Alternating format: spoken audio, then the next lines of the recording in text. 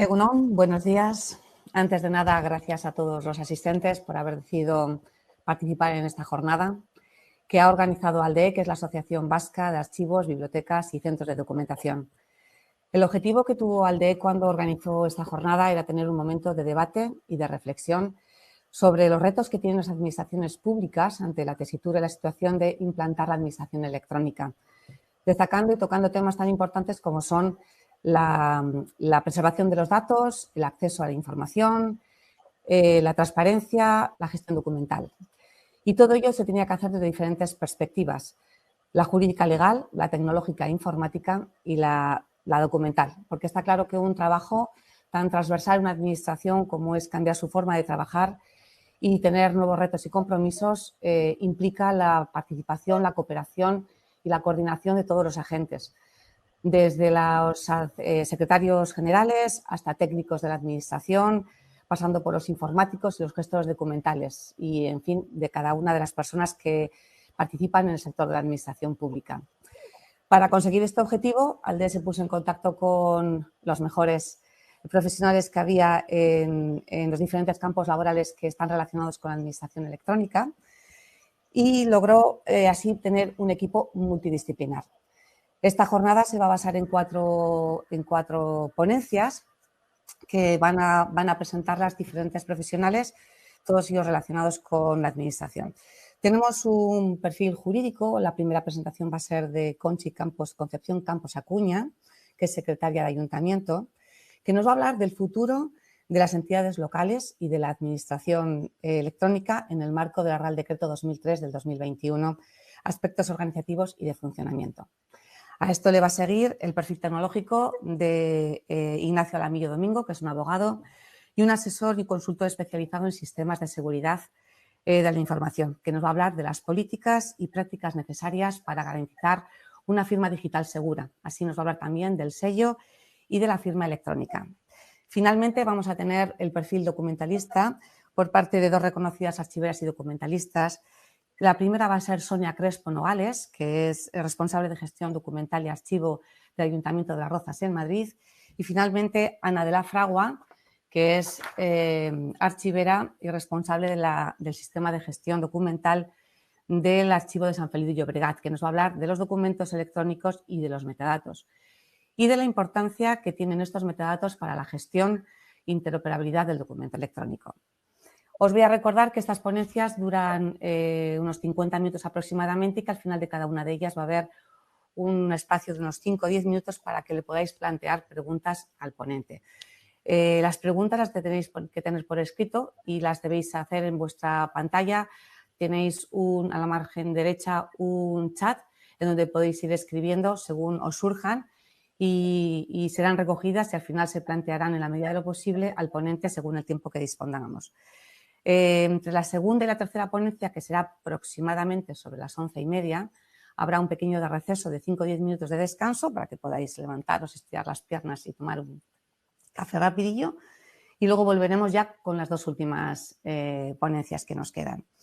Asimismo, os informo que en la columna de la derecha, que podéis ver, hay un pequeño link a un muy breve cuestionario que ALDE sí que os solicita que por favor rellenéis, porque nos va a servir para poder valorar esta jornada y también tomar información para mejorar en posibles intervenciones. Bueno, sin más dilación, voy a aprovechar para aprovechar al máximo el contenido de esta jornada. Vamos a empezar con la primera ponente, es Concepción Campos Acuña. Conchi es doctora en Derecho y secretaria de la Administración Local. Es codirectora de la Red Localis, que es un foro de reflexión sobre gestión del municipalismo. Es académica correspondiente de la Real Academia de Jurisprudencia y Legislación en España. Es asimismo asociada de número de la Academia Internacional de Ciencias Político-Administrativas y Estudios de Futuro de México. Es presidenta de la Asociación de Mujeres en el Sector Público y además es miembro de varios consejos editoriales, entre los cuales solamente destaco unos pocos de ellos porque tiene muchos: el Consejo Editorial de Actualidad Administrativa, el Consejo de Redacción de la Revista Vasca de Organización y Personas y el Consejo Asesor de la Ley Compliance Penal. Buenos días, Conchi, encantada de tenerte con nosotros y te dejo que expongas tu ponencia.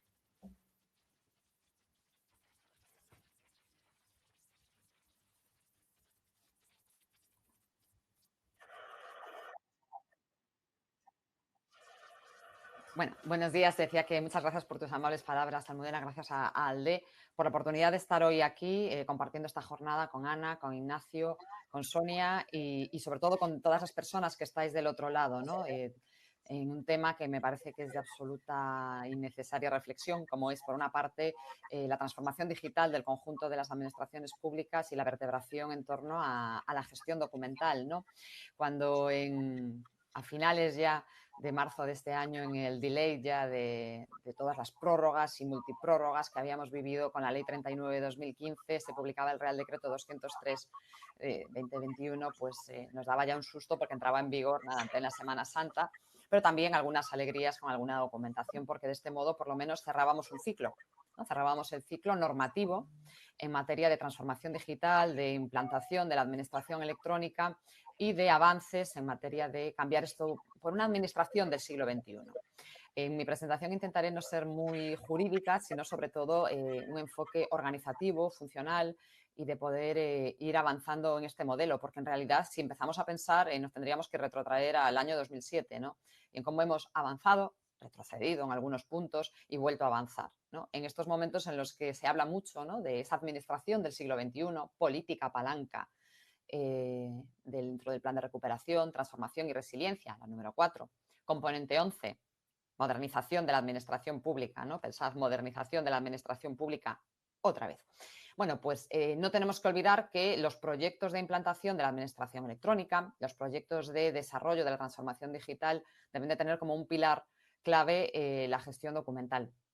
La gestión documental es absolutamente, si me vais a permitir la expresión, un problema de todos, ¿no? Digo por lo de un problema, porque en realidad es una solución a todos los problemas que tenemos en materia de administración electrónica.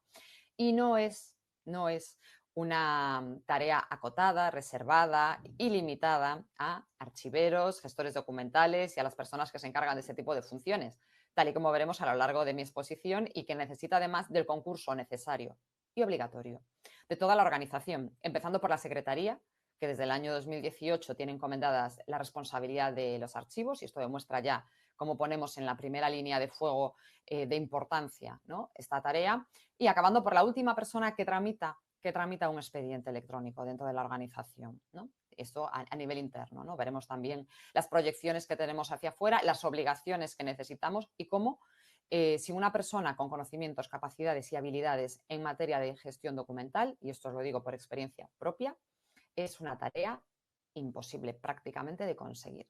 Por lo tanto, por eso os agradezco mucho estar hoy aquí, porque creo que en general no hay suficiente concienciación sobre la importancia que tiene este pilar, que bueno, cuando se publicó la Ley 39/2015 yo decía que ahora había 3 llaves, ¿no?, del procedimiento administrativo electrónico, que una era la jurídica, ¿no?, la que le da el enfoque normativo de cumplir la ley, la electrónica o la de los expertos, ¿no?, tecnológicos, como puede ser el propio Ignacio, y la de la gestión documental, que se había acabado este monopolio jurídico, ¿no?, dentro de la tramitación y de los procedimientos, y que a todos los efectos, ¿no?, de un modo muy señalado, como decía Almudena precisamente, pues por ejemplo en materia de transparencia, ¿no?, la gestión documental pasaba a entrar, ¿no?, en el podio de honor de las prioridades, o de las que deberían ser prioridades dentro de la administración electrónica, como veremos, porque alguien me contará cómo podemos cumplir las obligaciones legales de un catálogo de procedimientos, del Esquema Nacional de Interoperabilidad, de los metadatos, la remisión de documentos, de estar de alta en el SIA con todos los procedimientos, tener guías de tramitación, ofrecer toda la información codificada a la ciudadanía sin gestión documental. Alguien, si tiene la clave, pues por favor que la comparta, porque no tengan la menor duda de que es una gran clave, ¿no? Esto es así. Esto no es un problema, vuelvo a decir, es un problema hoy porque todavía, a mi modo de ver, no hemos interiorizado suficientemente ni desplegado operativa ni funcionalmente los medios y recursos necesarios para cumplir. Pero estamos en proceso, que es lo importante, ¿no? Lo importante es empezar el proceso de cambio.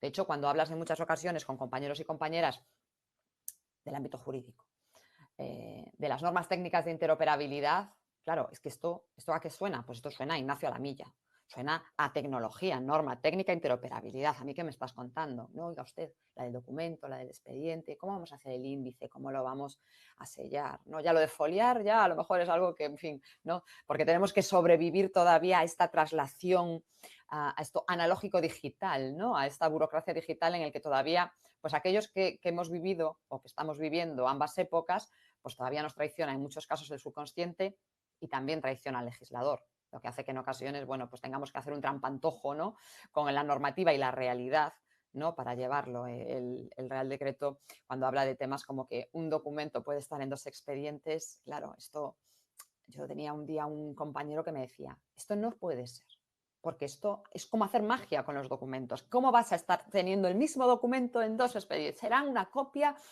compulsada? Bueno, ya sabéis nuestra terminología de compulsas, certificaciones. Bueno, claro, cambia, ¿no? Es decir, lo que hay que cambiar es darnos un giro, ¿no? Veremos también esto de los amontonamientos de PDFs y cómo hacemos expedientes digitales electrónicos estupendos, ¿no? O más bien, pues esto, trampantojos, ¿no?, por decirlo de una manera que pueda sonar un poco más interesante. Bueno, pues vamos a ver ahora a continuación un vídeo en el que se demuestra claramente que esto no es un problema de tecnología, sino sobre todo es un problema organizativo, de personas, de filosofía y de enfoque. Muy, muy de enfoque. Así que, dentro vídeo.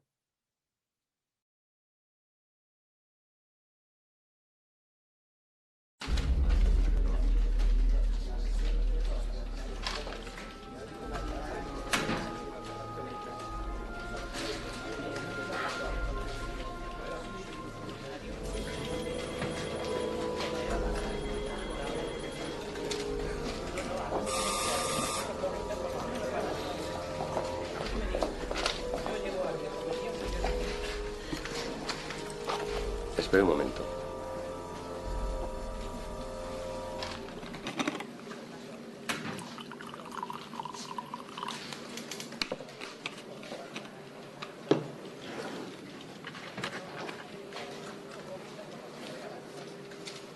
Quería darme de alta en autónomos. Ventanilla de información, modelo TA1. Lo cumplimenta en esa mesa y después... Lo he traído relleno.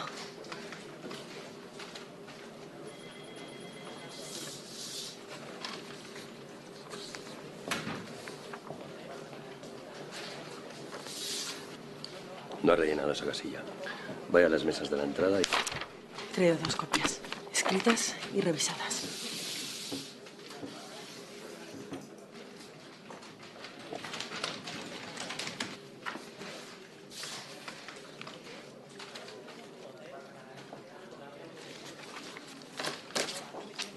Le falta el impreso de Hacienda. Y la fotocopia.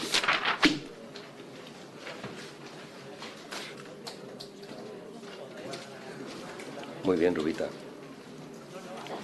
Tú lo has querido. Fotocopia del DNI. Número de cuenta. Fotocopia de la tarjeta de la Seguridad Social. Fotocopia de los impresos de Hacienda.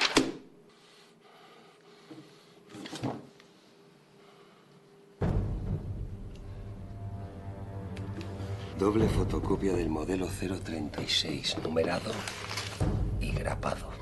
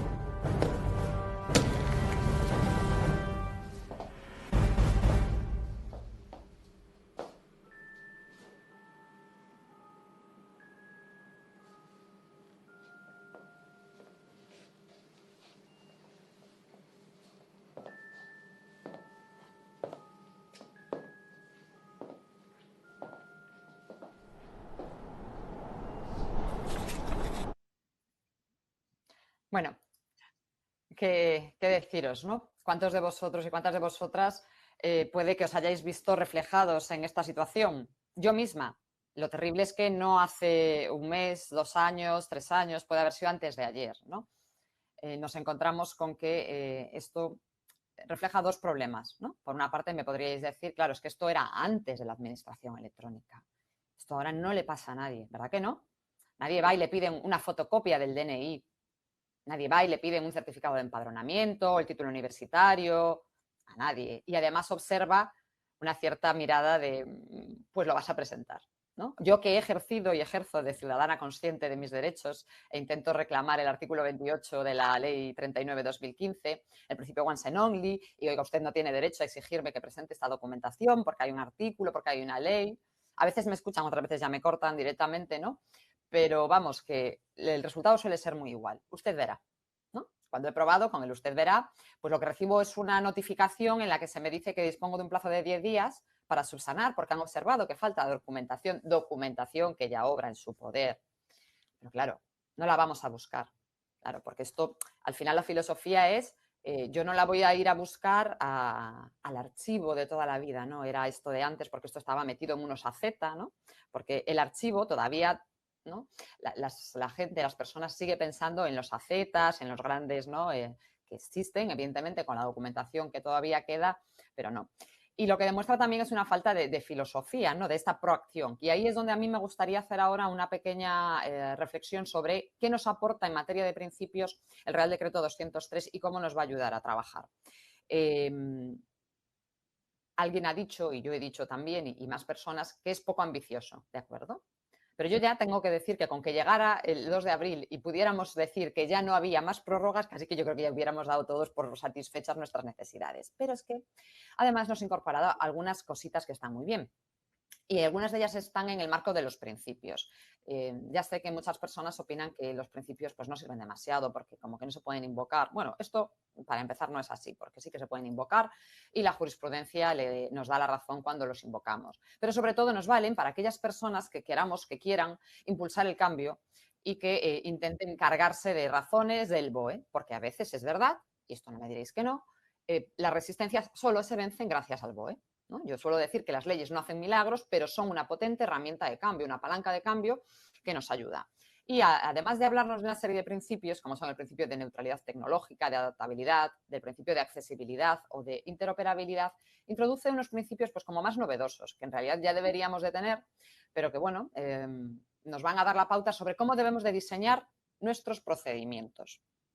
Ojo, que ahí es fundamental, como digo, la filosofía de la gestión documental, ¿no? Todavía vivimos en un país en el que en muchos sitios pues lo del metadato todavía no suena, no. Pero en un país en el que las capacidades, las competencias digitales de esos empleados públicos que a veces no les suena el metadato o de esos ciudadanos que tienen tantas dificultades, no las presentan para tramitar en la banca online, las compras en una gran distribuidora cuya inicial empieza por A, no digo más, o para sacarse los tickets de venta, un billete de avión, etcétera, etcétera. ¿Cuál es el problema? Aparte de las resistencias al cambio, que luego veremos y cómo se deben de organizar desde el punto de vista de medidas que nos ayuden a facilitar, a derrotar un poco este tipo de barreras, los principios que recoge el nuevo Real Decreto, el reglamento. Nos habla, en primer lugar, del principio de facilidad de uso. Oiga usted, no es burocracia. La transformación digital, la administración electrónica, la implantación del nuevo modelo, lo del nuevo ya empieza a sonar rancio, pero sigue siendo nuevo para muchos, es el principio de facilidad de uso. Facilidad de uso, ¿qué significa esto? Oiga, que hay que centrarlo en las personas. Que esto no significa que tengamos que estar diseñando complejos procedimientos endogámicos pensando en nosotros, ¿no? Oiga, pues vamos a ver cómo resulta más fácil, cómo podemos evitar que estén pues, brujuleándose, ¿no? Eternamente por nuestra sede electrónica sin encontrar nada. Y para esto es muy importante el orden. Que sepamos qué se puede hacer y qué no se puede hacer, cómo son nuestros procedimientos, qué procedimientos tenemos dentro de cada área, quién los tramita y cómo los tramita. Claro, recordemos, la ley 39 que nos dice que usted tiene que tener publicado el catálogo de procedimientos. ¿Cuántos? 8.131 municipios tiene toda España, más mancomunidades, más consorcios, más diputaciones, más comarcas, consels, cabildos. Bueno, ya no entremos en el resto de administraciones públicas. ¿Cuántos tienen un catálogo de procedimientos? ¿Cuántos la tienen publicado? ¿Cuántos tienen una política de gestión documental que se conozca? ¿Cuántos dentro de sus organizaciones han revisado las guías de tramitación de los procedimientos para saber si cumple el principio de facilidad de uso, para saber si estamos pidiendo documentación que no debemos, si podemos aprovechar otros documentos que tengamos, si podemos vertebrar la gestión sobre el dato, ¿no? Sobre el dato, que es algo tan importante, ¿no? Hablamos mucho de la era del dato, pero en realidad poco dato utilizamos, ¿no? Y aparte yo ya siempre digo que parece que esto es datos, datos, datos, no, datos para que se conviertan en información, para que se conviertan en conocimiento. Principio de facilidad de uso, por lo tanto yo mañana me pongo con mi catálogo de procedimientos, me pongo con la revisión de mis guías de tramitación y esto lo tengo que tener aquí. Y por escrito, y lo tengo que justificar porque está en el BOE. Ya no es solo algo que pues, intentamos pues, cultivar, ¿no? Pues doctrinalmente, en conferencias, en charlas, en corrillos, entre amigos. No, no, no. Oiga usted, me lo exige el BOE. El principio de proporcionalidad. Oiga, solo vamos a pedir lo que necesitemos. No seamos, pues como 80 documentos. Oye, fíjate. Yo creo que sería muy interesante el debate con los compañeros y las compañeras de ALDE de un modelo de tramitación que además yo creo que es como el paradigma, ¿no? De cómo no del ingreso mínimo vital. Me imagino que conocerán el impreso, sus páginas y páginas y páginas en letra muy chiquita, para unos destinatarios muy concretos, ¿no? Para un perfil de personas, pues yo creo que la facilidad de uso no estaba pensada en ello, ¿no? Pues cuando diseñemos un procedimiento, cuando estemos con los trámites, cuando estemos con las formas de llevar a cabo las distintas fases del procedimiento, pensemos también en quiénes son los destinatarios en la proporcionalidad. Pero es que introduce además un principio extraordinario. Bueno, en realidad son dos, pero se subsumen en realidad en una única filosofía. Personalización y proactividad. ¿Qué significa esto?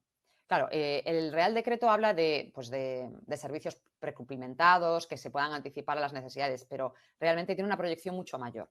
Primero, para que yo pueda hacer esto, tengo que efectivamente tener una gestión documental y que desde el primer momento yo esté metadateando toda la información que llega a mis manos. ¿Y esto dónde empieza? No en el final, no en el archivo, ¿no? Que como es el final, pues ya no le preocupa a nadie. Yo ya he acabado el expediente, le hago un RIP y se acabó. No, no, no. Esto empieza en la puerta, en nuestra ventana, en nuestra sede electrónica o en nuestra puerta física. Seguimos teniendo ciudadanos y ciudadanas que se pueden relacionar presencialmente con nosotros, pero no entra un papel, ¿no? Hoy en día, el único papel que debería llegar a nuestras organizaciones es el que entra por correo postal. No tienes forma humana de que no te llegue, ¿no? Pero efectivamente ya no sale de la oficina de asistencia a registro, de la oficina de atención ciudadana, de la que le corresponde realizar la tarea, ¿no? De metadatear esta información e introducirla en nuestro gestor de expedientes para que esté donde tiene que estar. Pues toda esta información que yo tengo, la tengo que aprovechar.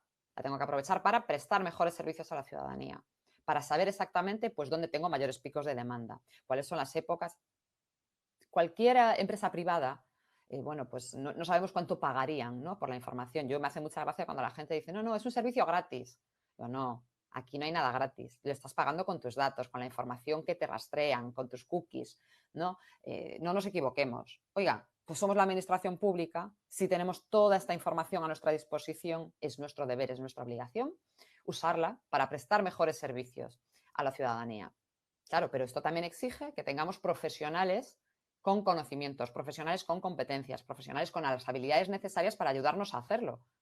Claro, esto implica cambiar la filosofía con la cual trabajamos dentro de la organización. Y esto importa también a nivel de la responsabilidad política, ¿no? En ocasiones nos puede parecer algo baladí, pero para hacer todo esto de lo que vamos a hablar y van a hablar los compañeros a lo largo de esta mañana y que vosotros y vosotras estáis intentando en vuestras organizaciones, pues son necesarios recursos económicos. Necesitamos personal, necesitamos pues, equipos, necesitamos, no como alguien me decía un día, un ordenador muy grande para poder archivarlo todo. No, no necesitamos un ordenador muy grande para poder archivarlo todo. Es otro concepto, de verdad que es otro concepto. Pues para eso también es muy importante el liderazgo político. ¿Dónde están las competencias asignadas dentro de nuestra organización? ¿No? Esto os puede parecer un tema que dice, da igual. Claro, pero cuando tú tienes que pedir recursos, no es lo mismo si tu concejal o tu concejala es alguien que tiene pues cierta capacidad también dentro de la organización para conseguirlos, para capitalizarlos y para promoverlos, ¿no? Yo también tengo que decir que desde ese punto de vista creo que a la gestión documental le hace falta un poco de marketing, porque es así. ¿no? Pero incluso marketing interno, no marketing de cara a la ciudadanía, sino marketing a nivel interno. Y yo creo que en este sentido el Real Decreto nos va a ayudar.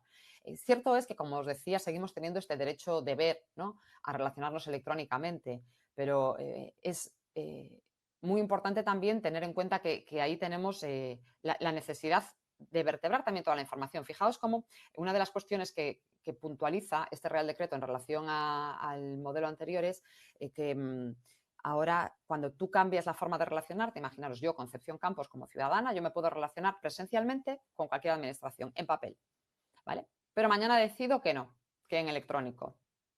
Y pasado mañana decido que sí, que venga, que en papel otra vez. La ley 39, que recogía esta posibilidad, no nos daba ninguna pauta. Esto ya nos lo da ahora, ¿no? Y por eso es tan importante, claro, en el momento en el que yo voy y presento este papel o presento a través de la sede electrónica el documento electrónico en el que digo, oiga, que no, que tengo mi derecho y quiero apelar a él y quiero volver a ejercerlo. Tiene que llegar a donde tiene que llegar y para esto tenemos que tener un circuito de información, de gestión, de tramitación perfectamente ordenado, ¿no? Y ahora nos dan este plazo de 5 días hábiles, ¿no? Es importante a efectos de tenerlo en consideración, ¿no? Y luego tenemos también, evidentemente, las resistencias internas desde ese punto de vista que podamos tener. ¿Cómo tenemos, gracias al Real Decreto, que conectar también otra pata muy importante? Desde el punto de vista de los canales de asistencia para el acceso a los servicios electrónicos, ¿no? Ahora mismo la ley ha incorporado, teníamos, bueno, pues nuestra sede electrónica, nuestros portales de internet, el presencial, evidentemente, y luego pues el de siempre, ¿no? El telefónico, correo electrónico y redes sociales que se incorporan ahora.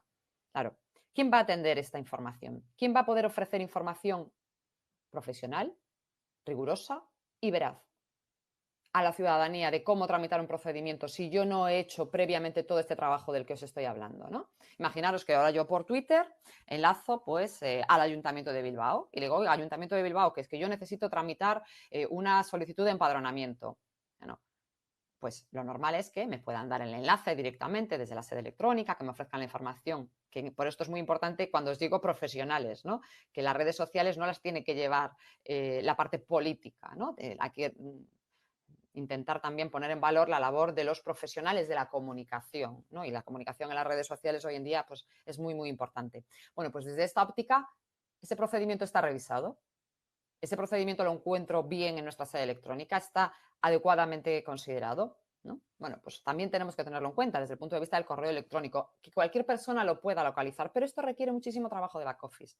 Esto, de verdad, identificar todos y cada uno de los procedimientos, que a veces aunque los identifiques, no son un procedimiento, son un matiz, ¿no? Porque a todo el mundo esto, yo no sé si en alguna ocasión habéis llevado a cabo esta labor, pero como que si te salen pocos procedimientos, alguien igual piensa que trabajas poco, ¿no? Entonces, aquí esto es que si me pueden salir 50 procedimientos, que no me salgan 20. Con lo cual, tenemos, de hecho, vais al SIA y hay millones y millones y millones de procedimientos. Esto es una cosa que dices, oye, pero por favor, a ver, si este es el mismo procedimiento, solo que tú lo tramitas en medio ambiente y el otro lo tramita pues en el área de residuos. Oye, bueno, pues también es muy importante ahí el asesoramiento, la labor, el apoyo por parte de las personas de gestión documental. Para mí es imposible hacerlo sin alguien que tenga estos conocimientos y esta capacidad, o sea, y lo digo por experiencia propia, no lo digo hablando de oídas, ¿no? Por lo tanto, si queremos tener esta información ordenada en nuestros canales para prestar la asistencia a la ciudadanía, que no es voluntario, que es nuestro deber prestar esta asistencia a la ciudadanía. Hemos tenido que trabajar esto previamente, hemos tenido que tener toda esta información y tener, por supuesto, también actualizada nuestra política de gestión documental. Yo, cuando imparto pues, cursos, ¿no? A veces un poco más de mayor duración y demás, y siempre hablo de la mochila, ¿no? Yo le digo, aquí ahora mismo vosotros, cuando acabéis esta charla, ¿no? O mañana, cuando lleguéis a vuestra organización, os tenéis que coger la mochila y ver si lleváis todos los materiales de trabajo.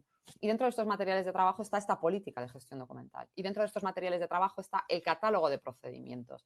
Es algo fundamental, ¿no? Y que tiene que estar disponible absolutamente en todas las puertas y ventanas que tenga nuestra administración.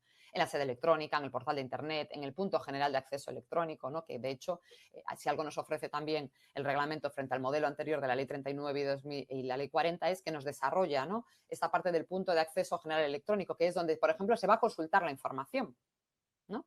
Que fijaos que ahora ya nos dice el Real Decreto que se puede consultar mediante que me ofrezcan directamente el dato. Claro, ¿cómo consultan la información? Le damos ahí un PDF estupendo, un trampantojo de PDFs, o cómo se la ofrecemos. Si no tenemos el trabajo hecho, si no tenemos documentos electrónicos, si no tenemos datos en los expedientes electrónicos que tramitamos, no vamos a poder avanzar. No voy a entrar en el expediente, en el documento, que seguro que tratarán las compañeras, pero este concepto es muy importante y el concepto del metadato en el documento, a nivel jurídico, de validez de los procedimientos, lo es todavía más. Pensad, artículo 26 de la Ley 39 de 2015. Dice, ¿cuáles son los requisitos que debe tener un documento para ser válido?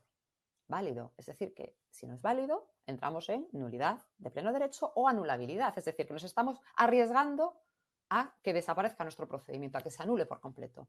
Y una de las prescripciones que nos dice desde 2015, estamos en 2021, es que tiene que contener los metadatos obligatorios.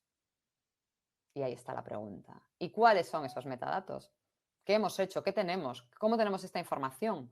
Claro, tenemos que ir a nuestra política de gestión documental, a nuestro catálogo, a nuestro trabajo con los archiveros, con los gestores documentales, bueno, para verificar que efectivamente los tiene. Porque mañana, cuando esto empiece a darle un poco más de importancia o empiece a dársele más importancia, puede que frustremos un procedimiento de extraordinaria importancia porque directamente no lo hemos hecho correctamente. Ni más ni menos, ¿no? Es lo mismo que cuando se remiten los procedimientos a través de Insight, ¿no? Y de la nube, que también aparecen ahora reforzados en el artículo 63 del reglamento. ¿Pero qué quiero decir con esto? Que para facilitar a través del punto general de acceso electrónico acceso a los trámites, a la información, a los procedimientos que tenemos en la sede electrónica, los tenemos que tener ahí y los tenemos que tener conforme al procedimiento legalmente establecido, porque sabemos que no somos Amazon, no somos Google, no somos un banco, somos una administración pública y estamos sujetos a un procedimiento administrativo, marco legal, y hay que tener los procedimientos tal y como se establece, ¿vale? Por lo tanto, no nos olvidemos de que esto, bueno, os digo y se lo sostengo en todas partes, que esto es un tema de una transformación cultural, de un cambio de modelo, ojo, pero también es una obligación legal. Por eso, si alguno de vuestros ayuntamientos o alguna de vuestras entidades está inmersa también en alguno de estos proyectos de transformación, resiliencia y recuperación dentro del marco europeo y dentro de las distintas posibilidades que ofrecen los componentes, en especial el componente 11, recordadles esta obligación y que quizás esos fondos que hay dentro de los proyectos, dentro de las manifestaciones de interés que fueron surgiendo desde que se aprueba el plan de recuperación, ha habido unas cuantas para digitalización de las entidades locales. Oiga, esta patita es fundamental. Sin esta, ¿no? Como os digo, esto para mí se articula ahora sobre estos tres ejes, ¿no? Sin este eje, el resto no va a salir. Puede parecer que lo tengo, porque tengo una sede electrónica extraordinaria, porque está todo muy bonito, muy intuitivo, estupendo, y dicen, yo, y esto por desgracia es así, en muchos casos cuando entras y observas, ves que esto no está andando así. ¿Por qué? Porque nos falta el alfa y el omega, que como yo digo es la gestión documental, como empieza y acaba. Por lo tanto, tengámoslo en cuenta también cuando diseñemos nuestros portales, cuando establezcamos cómo se va a acceder a la información y cómo lo vamos a llevar a término, ¿no? Y desde ese punto de vista es muy importante no confundir escanear documentos o tener PDFs con tener un expediente electrónico. El expediente electrónico que se define, como digo, bueno, no voy a entrar aquí porque tampoco quiero robar a las otras ponencias, pero cuando se definía, fijaos que la primera norma que establecía la definición del expediente electrónico fue el ROF. El mundo local ha sido desde siempre muy precursor, muy avanzadilla de todas las necesidades que nos soportaba la gestión. ¿Por qué? Porque estamos muy en la primera línea de fuego, a diferencia de lo que sucede con el resto de administraciones públicas. Bueno, pues lo que nos viene a decir el artículo 70 ya nos da esta pauta de qué es un expediente electrónico y qué no es. Oiga, pero luego también está el resto de la documentación que circula en el mismo, ¿no? Toda esta información de carácter auxiliar y demás. Pero bueno, ya habéis visto que tenemos de repente las sentencias y la jurisprudencia que nos dicen, oiga, usted me lo manda todo. También los correos electrónicos. También esos documentos que habían desaparecido, entre comillas, ¿no? Del expediente, ¿no? Ahora, lo que no hace usted es mandarme un amontonamiento de documentos. Tenemos una sentencia extraordinaria de 13 de mayo de este año, dictada en recurso 5011 de 2019, en el que el señor Tribunal Supremo, ni más ni menos que el señor Tribunal Supremo, nos dice que lo que no se le puede mandar es un amontonamiento de PDFs, pensando que le estamos mandando un expediente, ¿no? Pensad que si en teoría yo tengo ese expediente foliado, ya sé que el término foliado, pero lo conserva. El Real Decreto vuelve a hablarnos, ¿no?, del foliado, pero sobre todo con el índice, ¿no?, este índice del expediente que le dice que malamente se le puede llamar electrónico. ¿Por qué razón? Porque lo que dice es que lo único que se ha formado ese expediente es a modo amontonamiento. Es decir, han ido escaneando las hojas de papel del expediente administrativo original, pero claro, no han conformado un expediente electrónico, no tenemos metadatos, no puede buscar. En este caso, su señoría, la persona que le preparaba la sentencia, lo que no ha podido hacer es encontrar la documentación directamente, sino que se ha encontrado con que tenía pues 600 páginas a través de las cuales ha tenido que ir buceando para encontrarlo. Claro, pues esto nos viene muy bien, porque cuando cualquiera de vosotros os encontréis con que este es el modo archivo, ¿no?, el modo gestión documental que hay en vuestra organización, le podéis decir, oiga, Ley 39 de 2015, Ley 40 de 2015, Real Decreto 203 de 2021, pero también la jurisprudencia, es decir, poco a poco, cierto es que no han sido los más proclives, ¿no?, desde el punto de vista de la implantación de la administración electrónica, porque si hay alguno del caso escaso en los que todavía sobrevive algo de papel, es con relación con la administración judicial. Pongo por caso pues, los expedientes de matrimonio, por ejemplo, que en muchos casos, por lo menos por aquí, todavía exigen que se les envíe la documentación del expediente que se forme en modo papel. Pero también es verdad que cuando se ponen también son un gran aliado y desde ese punto de vista también forma parte de los objetivos de la administración pública del siglo XXI, que ya vamos un poquito tarde, ¿no? 2021, como que vamos yendo un poquito tarde, pues también forma parte del mismo. Pero es que nos encontramos, por lo tanto, que el hecho de contar con, no con una política de gestión documental, me vais a permitir, de postureo. ¿Qué significa esto? Que me voy al PAE y allí veo política de gestión documental y tenemos un modelito de entidades locales. Lo cogemos, lo aprobamos, lo publicamos en nuestro portal de transparencia, en nuestra sede electrónica y ya está. No, oiga, que tiene que ser algo que realmente sirva, que realmente implemente, ¿no? Desde ese punto de vista, también es muy importante que se trabaje directamente con el Comité Técnico del ENI, ¿no?, para poder ir llevando a cabo y garantizando que todas las guías de tramitación de todos los procedimientos que aprobemos se ajustan exactamente. Por lo tanto, tenemos esta dimensión interna, pero tenemos también la dimensión externa con la ciudadanía, pero tenemos una dimensión externa doble y son las relaciones con otras administraciones públicas. Tenemos algo que se llama principio once and only, que os citaba antes. Vale. ¿Cómo se nutre la plataforma de intermediación de datos? ¿Cómo funciona? ¿Qué significa este principio? Este principio significa, y está positivizado en el artículo 28 de la Ley 39 de 2015, que y si usted tiene el documento no me lo puede pedir.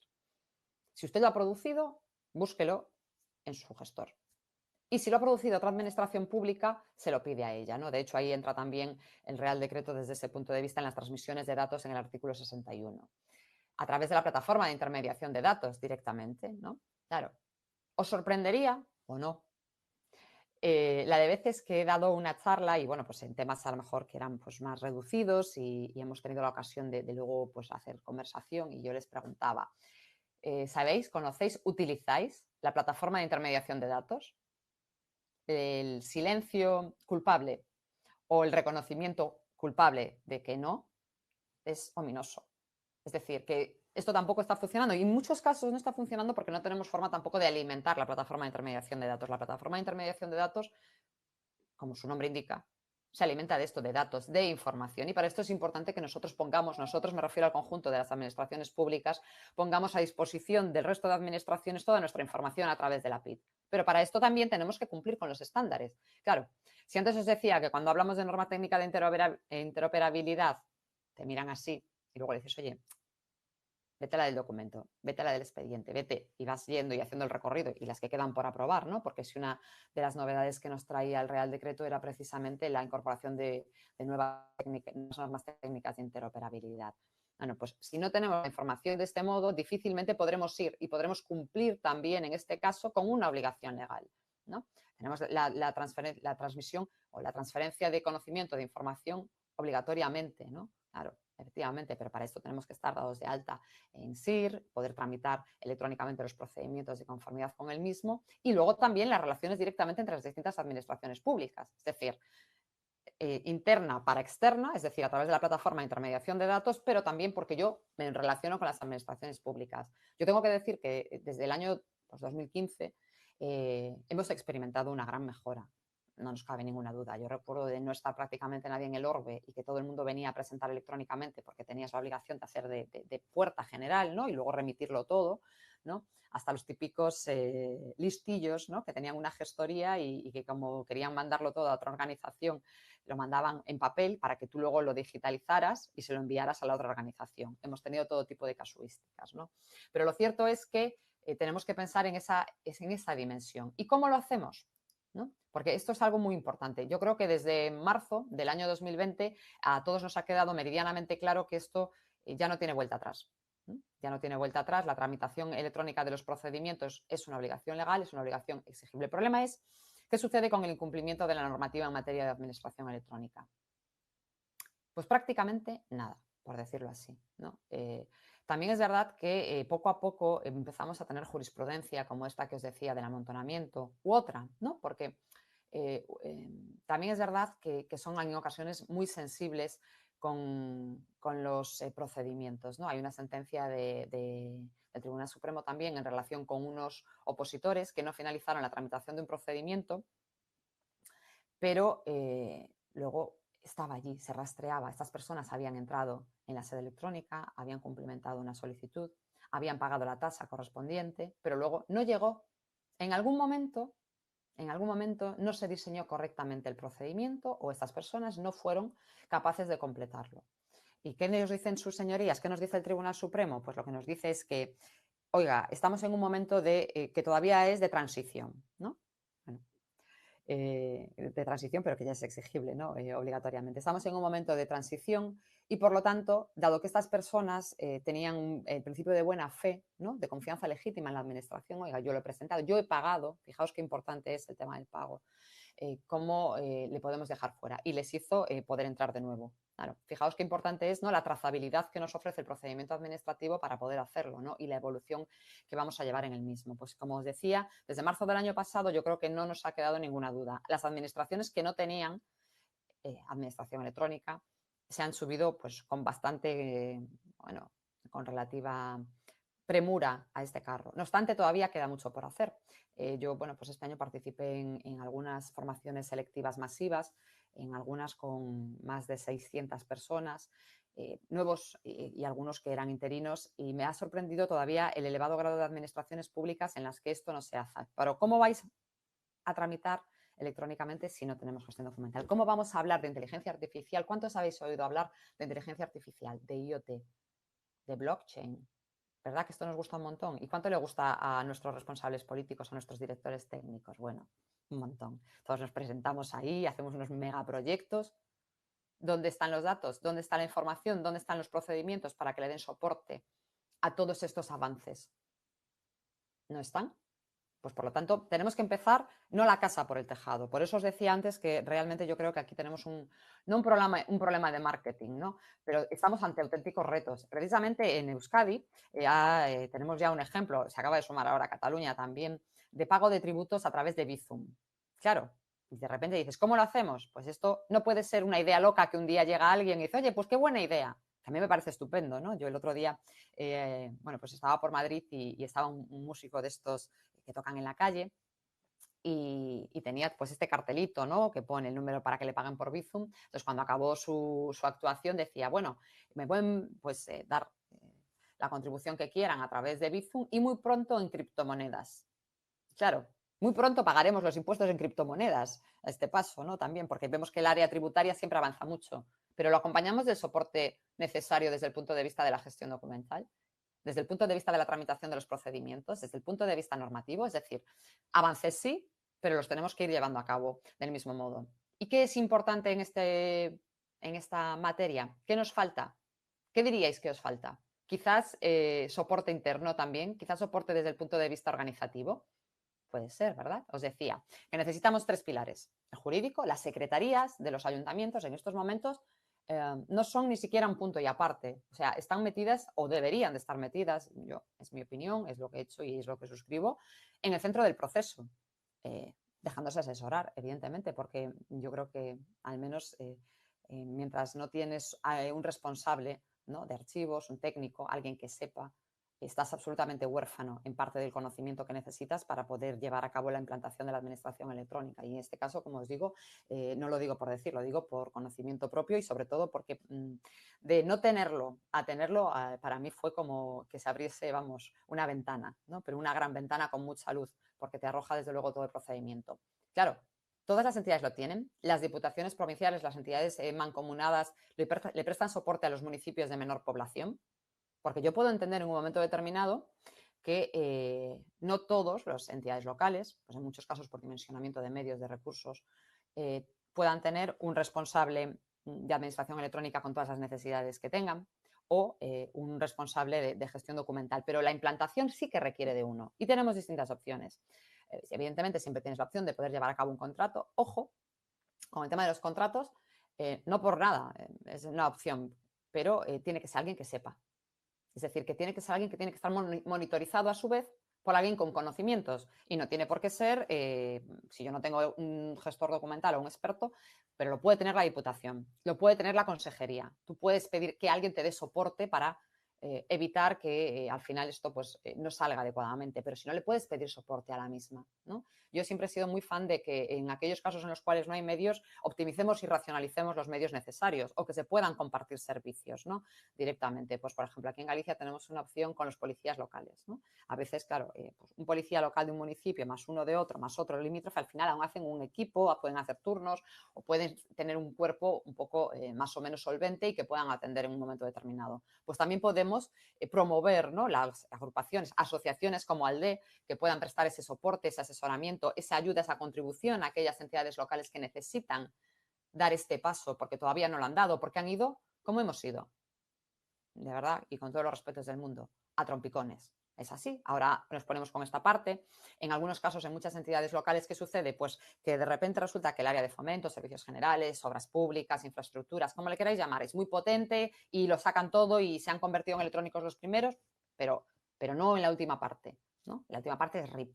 Se acabó, no pasa nada, ¿no? Ni tampoco en la primera. La primera es, venga, empezamos y ya está. Y tampoco tenemos la guía de procedimientos determinada y nos encontramos con fuertes asimetrías dentro de la organización. Esto es un tema de toda la organización. Esto es un tema que se debe de pilotar de una forma transversal y en la que hay que implicar absolutamente a toda la organización. ¿Esto qué implica? Implica que también tendremos resistencias al cambio, porque la propia implantación de la administración electrónica presenta muchas resistencias al cambio, ¿no? También tenemos que pensar, y es cierto que hay muchas personas que no se les ha ayudado en el proceso de cambio, ¿no? Yo he vivido lo que es un registro de poner los sellos de caucho a metadatear, ¿no? Es decir, el cambio de filosofía, pero a veces, y es algo muy comprensible, las resistencias al cambio que necesitan, información, formación, información, formación y personas que les ayuden, ¿no? Desde esa óptica y desde el punto de vista organizativo y de funcionamiento, yo también soy muy, muy fan de las instrucciones internas, circulares, como le queráis denominar, ¿no? Pues con pantallazos, con ayudas, ofreciendo, ¿no? Pues si ahora mismo tú abordas un procedimiento, ¿no? Un proceso de vamos a revisar, porque a lo mejor ya lo hemos hecho, pero a lo mejor no. El catálogo de procedimientos, ¿no? Vamos a decir que lo vamos a actualizar para que no nos quede que en el 2021 no lo tenemos todavía. Pues vamos a hacer nuestro catálogo de procedimientos. Oye, pues ¿cómo lo vamos a hacer?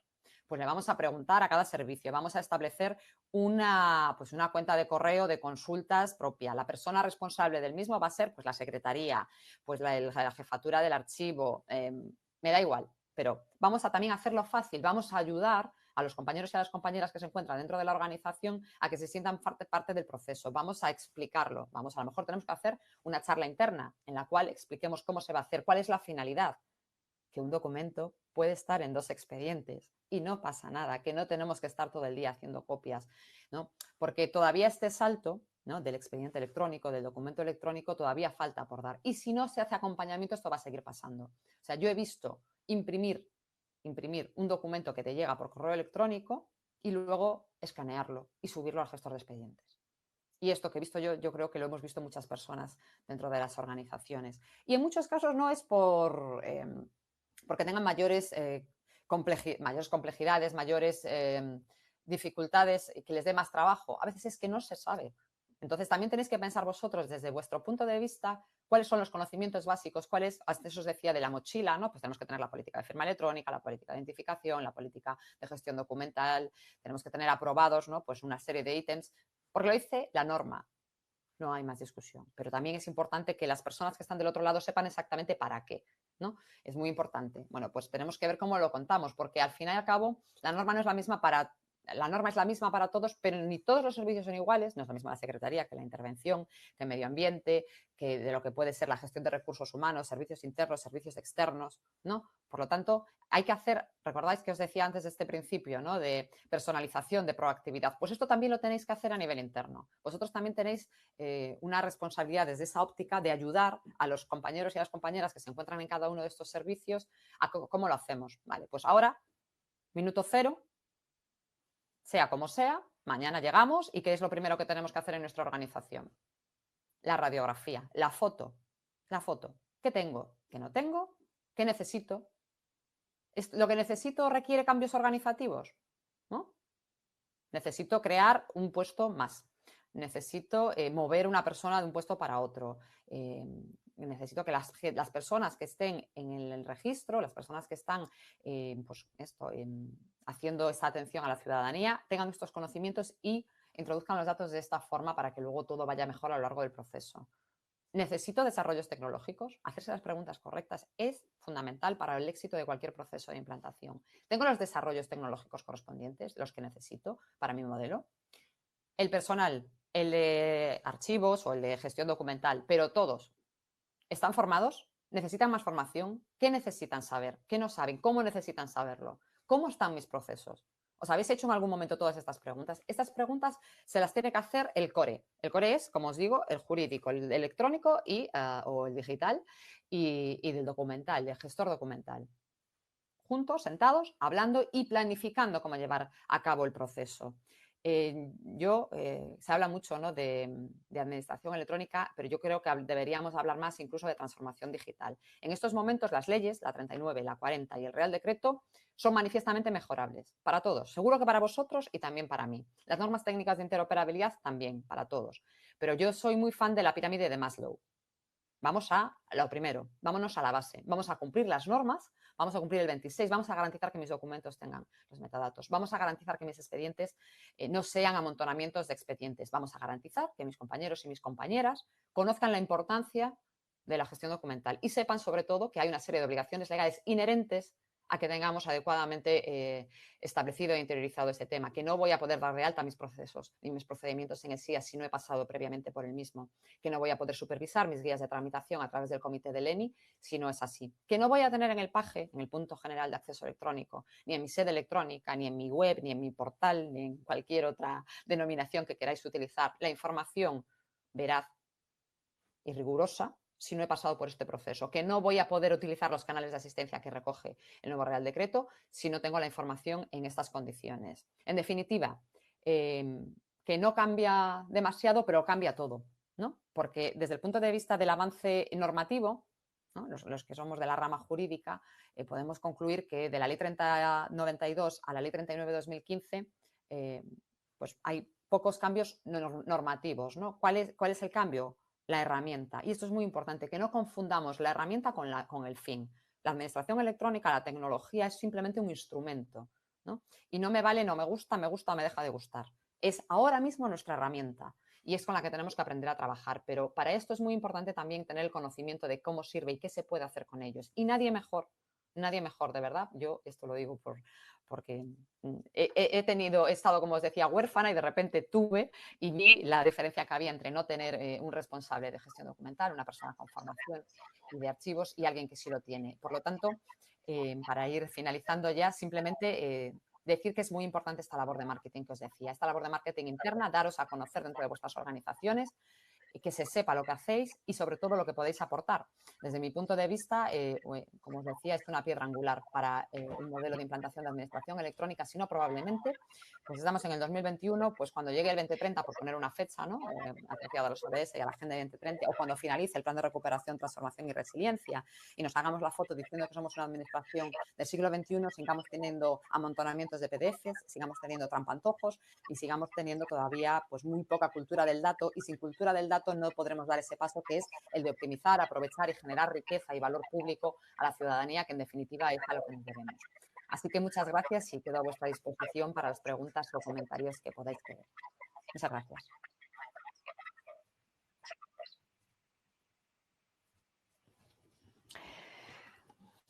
Hola, Conchi.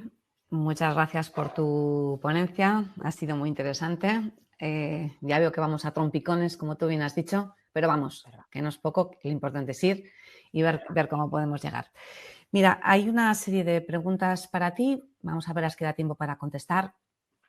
Nos preguntan sobre, has comentado al principio de la presentación de tu ponencia, de la obligatoriedad que marcaba de tener publicado el catálogo de procedimientos.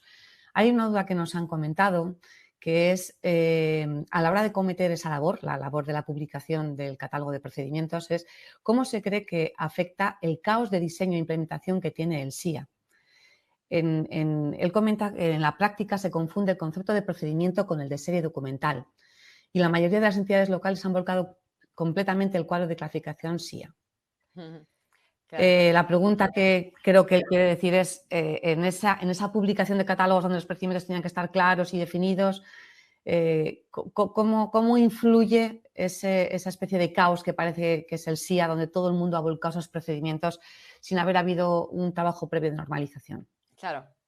Es que esto es uno de los problemas que se nos plantean, como os decía, que es las asimetrías y confundir, ¿no? Y la falta de claridad. Tenemos que pensar siempre para quién es la información.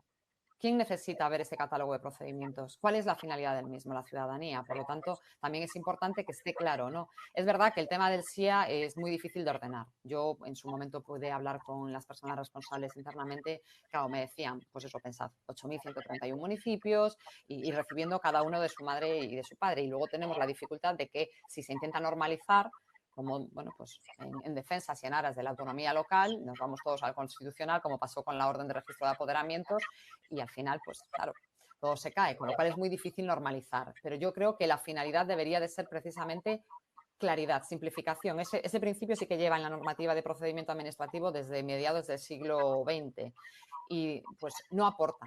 Por desgracia no aporta, y yo creo que esta labor de reducción y no seguir sumando millones y millones, yo os digo que ya dentro internamente es algo que tenemos que hacer nosotros. Es decir, no podemos aceptar que de repente hay que dar de altas todos los procedimientos que llegan. No, hay que, cuando uno hace el procedimiento del catálogo, o sea, la elaboración del catálogo, lo que tienes que tener muy claro cuáles son, qué define un procedimiento, qué es un procedimiento y lo que son ya variaciones. Y luego que el tema de las series documentales, evidentemente a la ciudadanía, que va a ser la receptora, la que va a querer saber exactamente cuáles son esos procedimientos y cómo van, pues con todos mis respetos, pues no le aporta probablemente demasiado valor. Entonces, una cosa es que tú quieras poner información adicional, pues por la riqueza que pueda aportar, y otra cosa es que, bueno, pues al final añadamos un plus de complejidad a algo que está previsto para simplificar.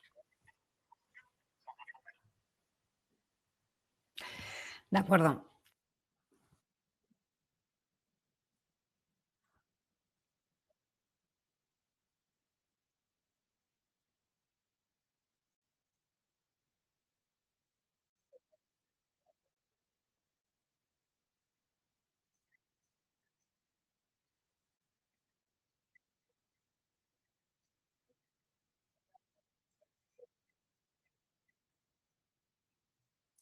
Sí, bueno, yo creo que ya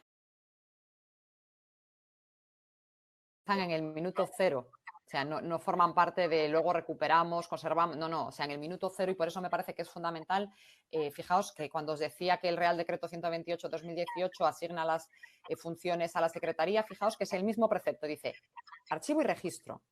Yo no creo que sea casualidad, igual sí, pero yo creo que no es casualidad, es porque precisamente se entiende que esto es todo una única función, un único desarrollo interno, y la trazabilidad ofrece desde luego todas las ventajas, desde el punto de vista jurídico, desde el punto de vista tecnológico y sobre todo desde el punto de vista también de la gestión documental y la conservación a largo y medio plazo. Pensad en la documentación, ¿no? Pues aunque no sea en electrónico, cuando de repente te vas y te coges los libros de actas pues del siglo XIX y de repente tienes que hacer una certificación, ¿no? Sobre esos libros de actas, por ejemplo, ¿no? Y desde el punto de vista también de las posibles problemáticas que puedan ir asociadas, ¿no? Ese índice del propio documento electrónico. Por lo tanto, para mí, como os digo, la labor o vuestra labor empieza en el minuto cero. No es la parte final y luego ahora lo recuperamos y ahora vemos cómo lo vamos a conservar para que si mañana, no. Es desde el minuto cero para garantizar precisamente la mejor gestión documental.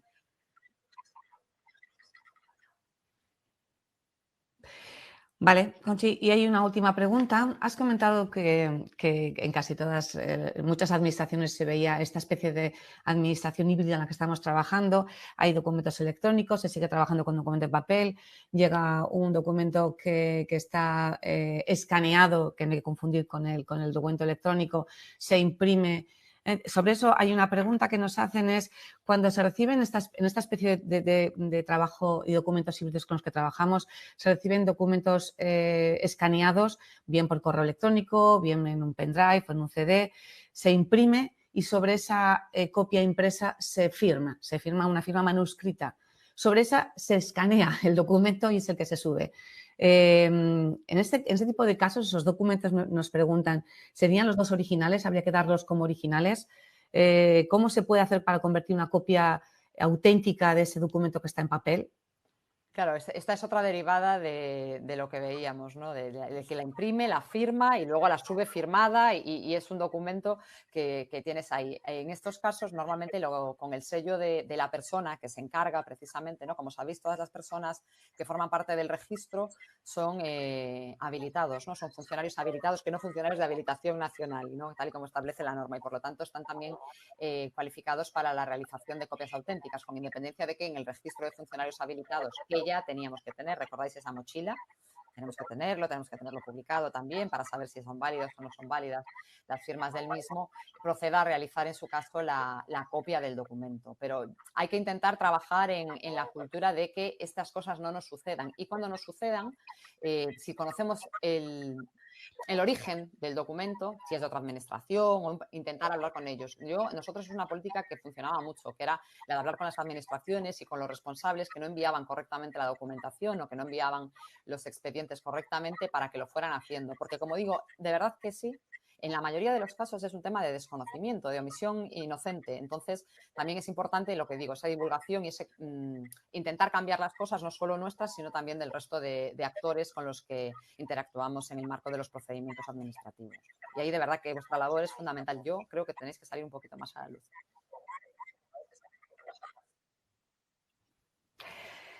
Vale, de acuerdo, Conchi, pues tenemos que pasar a la siguiente ponencia, si no se nos van un poco los tiempos de la jornada.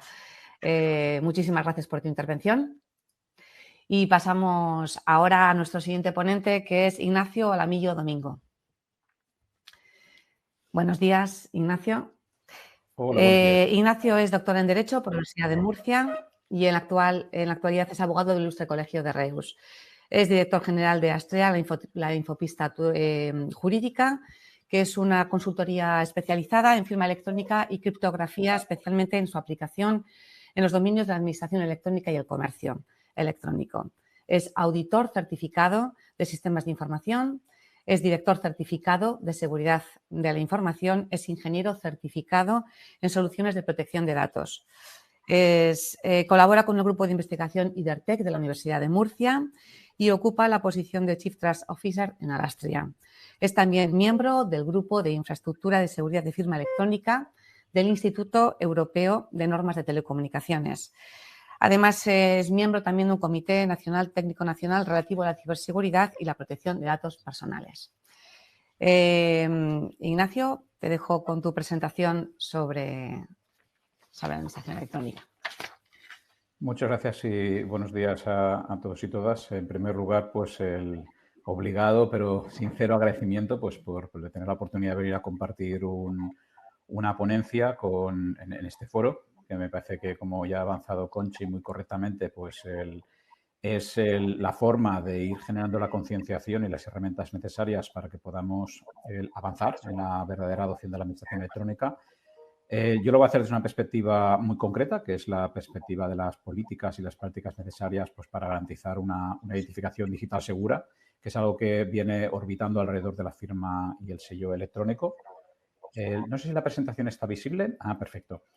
Y entonces lo que vamos a hacer pues estos aproximadamente 50 minutos, bueno, 45 o 50 minutos, pues va a ser repasar un poco cuál es el estado de la cuestión, porque esta es una de aquellas partes de la normativa que más fricción genera con los usuarios. Al final, la perspectiva que adaptamos nosotros desde la administración pública a la hora de pedir a los ciudadanos que se identifiquen cuando se relacionan con las administraciones o que firmen documentos, pues no es neutral, evidentemente genera un debate, se inscribe dentro de un marco concreto, con lo cual tenemos una libertad de movimientos limitada a los mimbres pues, que nos da el marco normativo y, como digo, un diseño apropiado es imprescindible para que haya la mínima fricción en la relación con el ciudadano, la interacción con el ciudadano, pero al mismo tiempo para que los documentos que generamos, que en definitiva forman parte del patrimonio documental, pues tengan las propiedades deseables, como por ejemplo pues los metadatos, pero también las técnicas criptográficas apropiadas para su conservación durante los plazos establecidos en las diferentes fases. Adelante, por favor. Lo que vamos a ver en esta primera parte, en esta charla, tiene una visión que procede de múltiples normas. Tenemos un marco jurídico aplicable al mundo de la identificación electrónica, la firma electrónica, que es, en cierto modo, complejo. Y no todo él proviene del derecho aprobado por el Estado. En realidad, la mayor parte del marco jurídico aplicable a la identificación electrónica, la firma electrónica, lo podemos encontrar en una norma de derecho de la Unión Europea, que es el reglamento que se puede ver en la transparencia, el reglamento 910-2014, relativo a la identificación electrónica, que realmente se va a centrar en un sistema para que los ciudadanos de la Unión nos podamos identificar en toda la Unión, en nuestras relaciones con todas las administraciones públicas y entidades del sector público de la Unión, con aquellos mecanismos de los que seamos provistos por el Estado del cual somos nacionales o en el cual residimos, porque la visión es la del interesado y, por tanto, cubre nacionales, pero también extranjeros residentes, obviamente con residencia legal. Esta es una primera parte. La segunda parte de este reglamento regula los llamados servicios de confianza para las transacciones electrónicas en el mercado interior, que es un nombre un poco extraño, pero que esconde realmente una caja de herramientas para la prueba electrónica. En este concepto de servicios de confianza encontramos todas las piezas, todos los bloques de construcción que necesitamos para hacer actuaciones jurídicas válidas, legalmente vinculantes y que tengan valor probatorio, como veremos al final de la presentación. Aquí es donde se regula la firma electrónica, que vamos a repasar sucintamente. Aquí es donde se regula el sello electrónico, que es una figura que a mi juicio se está utilizando muy poco y tiene un gran potencial transformador. Aquí es donde se regula también la garantía de la fecha y la hora de las transacciones y de los documentos que producimos, donde además podemos tener fehaciencia en cuanto a la fecha y la hora, cosa que tampoco se utiliza demasiado, lamentablemente, en el ámbito público. Aquí es donde, en definitiva, se regulan figuras como la entrega electrónica certificada, que es el equivalente, ¿no?, a las notificaciones electrónicas fehacientes, que actualmente no tenemos en la Administración Pública Española. No significa que no sean válidas, que no puedan funcionar y que incluso cuando se practican adecuadamente no sean útiles. Pero, como digo, tenemos un marco legal de la Unión donde sí que tenemos una serie de componentes para las transacciones del sector privado y del sector público que tienen un efecto jurídico muy bien definido, tienen en algunos casos una presunción de autenticidad y, por tanto, es un marco que debemos ir adoptando poco a poco. Todos los Estados de la Unión tienen una cierta resistencia a adoptar estas herramientas, porque todos tenemos una inercia de muchos años de hacer las cosas de determinada forma, pero lo cierto es que para poder obtener un nivel de confianza apropiado vamos a tener que ir a este modelo. Máxime cuando hablemos de transacciones transfronterizas, porque lógicamente el derecho español acaba en la frontera, igual que el derecho francés acaba en la frontera. Y por lo tanto, cuando entremos en procedimientos con componente transfronterizo, que cada vez más lo vamos a ir viendo, pues necesitaremos alinearnos con esta normativa. Por tanto, aquí tenemos la norma fundamental de firma electrónica, sello electrónico, sello de tiempo y también identificación, que es una norma del derecho de la Unión. Y esta norma realmente ya había desplazado, había inaplicado prácticamente la totalidad de la Ley 59/2003, que sin embargo todavía continuaba siendo citada sistemáticamente. Esta ley ha sido derogada finalmente por la Ley 6/2020 y, por tanto, pues ahora ya tenemos un marco armonizado. Adelante, por favor. Lo siguiente sería, sin embargo, la existencia de un marco sectorial, que es de lo que estamos hablando esta mañana. Porque, efectivamente, el hecho de que exista un marco general no impide o incluso no hace innecesario que exista también una norma sectorial que pueda establecer reglas particulares de uso de esas instituciones en un sector concreto. En este caso, la Ley 39 va a regular cómo se utiliza la firma electrónica en las relaciones, en este caso, basadas en procedimiento administrativo, relaciones formalizadas, mientras que la Ley 40 se va a ocupar del uso de estas herramientas cuando en el ámbito del funcionamiento electrónico ordinario del sector público. Y, de hecho, son dos ámbitos que no coinciden exactamente desde la perspectiva de algunos sujetos, pero que en general marcan la lógica de qué vamos a utilizar y cómo en la administración pública. Es donde se confiere un derecho al ciudadano, por ejemplo, para que pueda utilizar determinadas modalidades de firma electrónica que de otra forma no podría utilizar. Y, por tanto, debemos considerarlo. Evidentemente, como también se ha avanzado anteriormente, tenemos un Real Decreto que por fin desarrolla las dos leyes. Hay cosas de este Real Decreto que a mí me parecen muy interesantes, hay otras que me parecen francos errores y retrocesos absolutos, pero de eso no voy a hablar hoy. Estoy pensando, lógicamente, en el infame régimen de copias, que no me gusta nada, pero mientras no venga el derecho europeo a arreglar el problema, pues vamos a continuar utilizando lo que tengamos. Como pasa en los demás estados de la Unión, por cierto. Por supuesto, también la normativa de interoperabilidad, también la normativa de seguridad van a tener influencia y eso será importante cuando tengamos dentro del margen que nos da la ley definir qué queremos hacer nosotros como administración pública, tenemos que considerarlo, y por supuesto también la normativa de protección de datos de carácter personal, que siempre afecta. Por tanto, será relevante ver qué tipo de información tenemos en los documentos y en función de esa información puede que tengamos que pedir un nivel de identificación superior del que pediríamos o incluso un nivel de firma electrónica superior al que pediríamos. Adelante. Yendo a la cuestión, que al final es un poco el tema que tenemos, nos encontramos pues, que tendríamos que repasar sucintamente el régimen jurídico de la firma y del sello electrónico. Aquí quizás el primer mensaje es que, a diferencia de lo que ocurría con la anterior legislación, donde todo era firma electrónica, ahora el legislador de la Unión ha creado dos conceptos netamente diferenciados. Firma electrónica es algo que hacen los humanos y sello electrónico es algo que hacen las organizaciones. Quiero decir con esto que realmente la firma electrónica se define como algo equivalente a firmar, que esto lo veremos luego en una transparencia muy rápidamente, y por tanto es algo que el legislador de la Unión, después de discutirlo con los Estados miembros, ha reservado a las personas físicas. Es decir, no podemos continuar hablando de firma electrónica de persona jurídica. Esa es una figura que ha sido inaplicada con la entrada en aplicación del Reglamento eIDAS el 1 de julio de 2016 y finalmente derogado con la derogación de la Ley 59, en concreto el artículo 7º. Por tanto, firma electrónica persona física y algo necesitamos para persona jurídica. Ese algo que necesitamos para persona jurídica se ha dado en llamar sello y es una figura completamente diferente. Es decir, mientras que la firma electrónica es aquello que sirve para firmar, como dice la nueva definición legal, en cambio el sello electrónico no es aquello que sirve para sellar, viniendo a sustituir el sello de caucho, que no tenía un régimen jurídico en España y que a mi juicio hubiera sido un poco absurdo, sino que realmente va a ser una figura que tiene una definición legal y un efecto jurídico específico. A saber, y ya lo adelanto, que tenemos una garantía de que un mensaje o un documento proviene de una persona jurídica, esto se llama garantía de la corrección del origen de los datos. Número 2, que esos datos no han sido alterados, la propiedad de integridad. Y número 3, pues que esa empresa tiene un nombre que sabemos cuál es. Conocemos el nombre de la empresa, sabemos que su identidad ha sido verificada. Y, por tanto, el reglamento eIDAS lo que va a hacer, este reglamento 910-2014, lo que va a hacer es realmente darnos una herramienta nueva para relacionarnos con las empresas. Que, por cierto, la Ley 39 ha autorizado expresamente y que lamentablemente estamos utilizando poco. Por lo tanto, primer concepto, firma es para humano, sello es para organización. Segundo tema, tanto para firma como para sello siempre vamos a ver en la legislación que hay como niveles o tipologías. Se habla de firma electrónica a secas, ordinaria, se habla de firma electrónica avanzada y se habla de firma electrónica cualificada. Y en medio de la avanzada y la cualificada tenemos una particularidad que existe en algunos países, incluido España, que es la firma avanzada basada en certificado cualificado. Estas 4 tipologías son todas firma electrónica y todas las firmas sirven para lo mismo, que es para la declaración del consentimiento u otro propósito, como identificar al firmante, ¿vale? Por tanto, todo es lo mismo.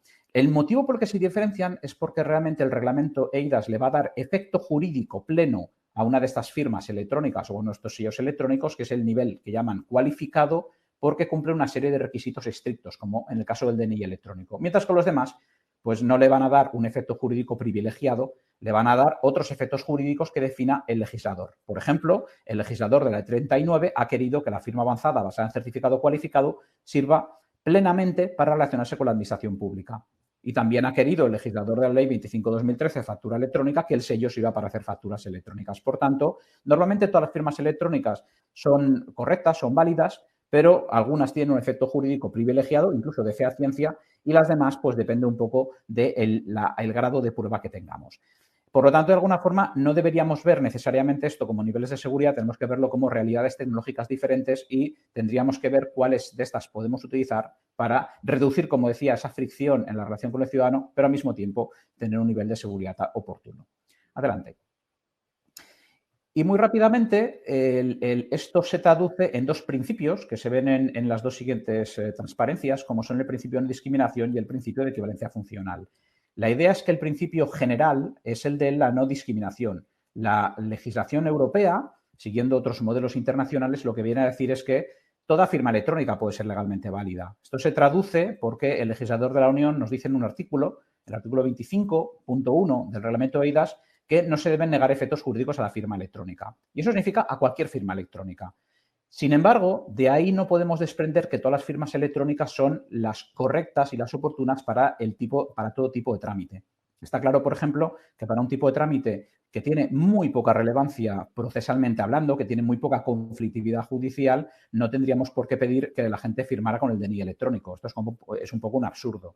Deberíamos pedir que pudieran firmar prácticamente con cualquier cosa. ¿Por qué? Porque no hay riesgo. Y efectivamente, el legislador, en general, el legislador de la Unión está abierto a que podamos utilizar todos los tipos de firma electrónica que queramos. Lo que pasa es que esto tiene 2 límites. El primer límite es que exista una norma formal, un requisito de forma en algún sector del ordenamiento jurídico que sí que nos limite esa libertad. Por ejemplo, en el ámbito de la administración electrónica no somos verdaderamente libres de aceptar cualquier tipo de firma electrónica que queramos. Nos viene pautado por el artículo 10 de la Ley 39/2015, que nos dice que firma cualificada siempre, firma avanzada basada en certificado cualificado siempre, pero que lo demás hay que regularlo y hay que obtener una autorización. Por lo tanto, aunque existe efectivamente un principio de no discriminación en el reglamento eIDAS, lo cierto es que si somos una administración pública tenemos que adherirnos, tenemos que cumplir con las exigencias particulares de forma, ¿no? Al que en el artículo 26 o artículo 36, ¿no? que nos marca el legislador para poder hacer un documento válido. Y si infringimos el requisito de forma, pues nos podemos encontrar efectivamente con un problema. Podría ser una simple irregularidad formal no invalidante, podría implicar la anulación de un acto o podría incluso conducir a la nulidad plena en caso, por ejemplo, de que haya vulneración de derechos fundamentales, cosa que podría pasar en función del mecanismo de identificación que utilizáramos en un procedimiento electoral, ¿no? De voto electrónico, donde la suplantación de la identidad afectaría a un derecho fundamental como es el del voto. Por tanto, no tenemos la libertad que queremos. Y normalmente, y si pasamos al siguiente, por favor, lo veremos enseguida, lo que va a suceder es que, además, la ley, en este principio de no discriminación, lo que va a hacer, y esto es muy interesante, es también combinar esta aceptación generalizada de todos los sistemas de firma o de sello electrónico con un principio que llamamos de equivalencia funcional, donde lo que nos dicen es que cierto tipo de firma vale para todo, siempre tiene valor. Esto es lo que pasa con la firma electrónica cualificada. Una firma electrónica cualificada se puede utilizar en cualquier caso de uso. Sirve para cualquier cosa. Por tanto, si yo como ciudadano quiero poder utilizar un mecanismo en todos los trámites y así no tener que tener ninguno más, pues tendré que decantarme, por ejemplo, por obtener una firma electrónica cualificada. Aquí no hay que modificar ninguna ley, aquí no hay que hacer ningún contrato, no hay que hacer ningún régimen jurídico específico, sirve para todo. ¿Qué es lo que sucede? Bueno, pues que como es cualificada, tiene una serie de requerimientos técnicos y de seguridad que la hacen particularmente rigorista. Y claro, los humanos pues no nos gusta que nos pidan el PIN cada vez, pero claro, eso es lo que nos protege. O sea, un sistema de firma que te pide el PIN una vez y luego puedes enviar cientos de documentos a firmar y ya no te pide nada, no es particularmente seguro, ¿verdad? Porque cualquier aplicación del ordenador podría ir enviando documentos sin enseñarlos y entonces igual estaríamos generando documentos firmados sin saberlo.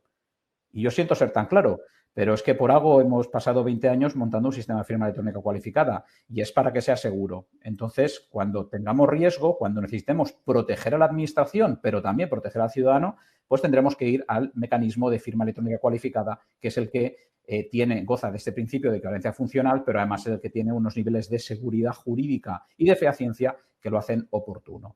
Y esto es importante porque cuando uno aborda la política de firma electrónica y la política de identificación digital que tiene que establecer en su página web, pues enseguida va a encontrarse con este dilema.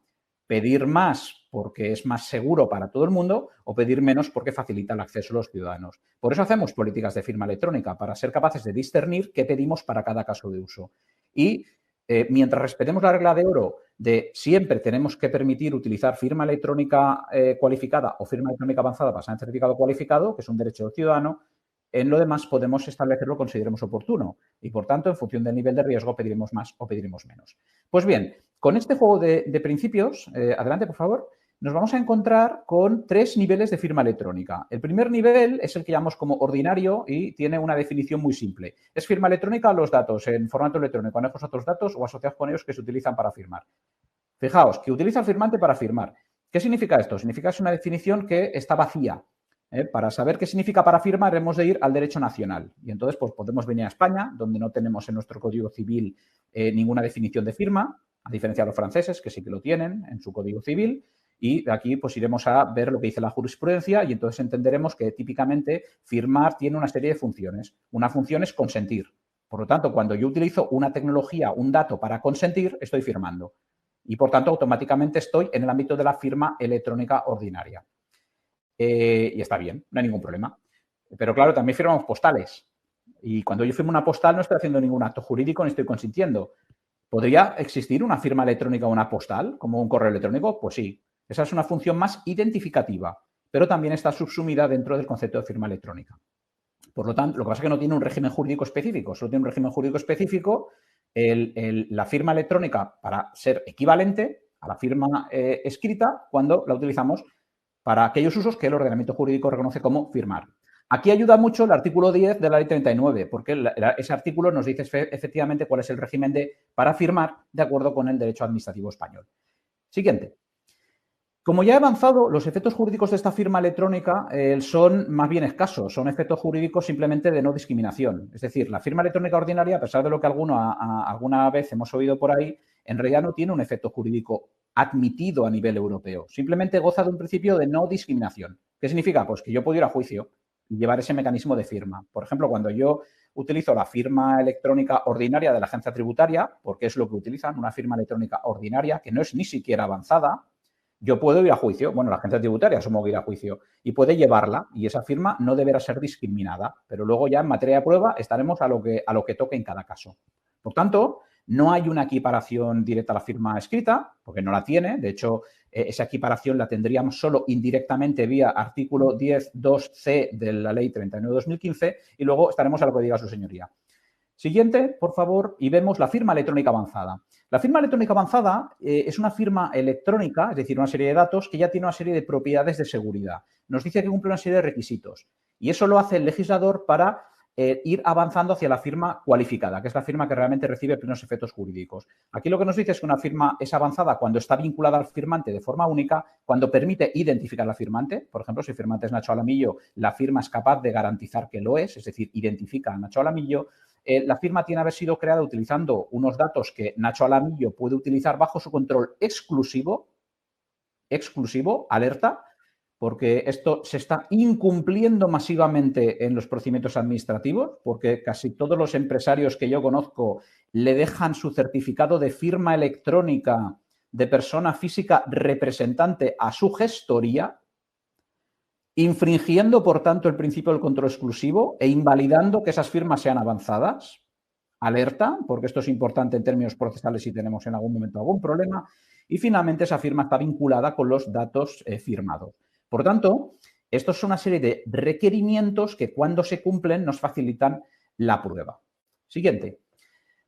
Sin embargo, como pasa con la firma ordinaria, tampoco la firma avanzada tiene un efecto jurídico bien definido en el reglamento EIDAS. Es decir, es incorrecto decir que el reglamento EIDAS hace que las firmas avanzadas sean equivalentes a las escritas. Esto simplemente no es verdad.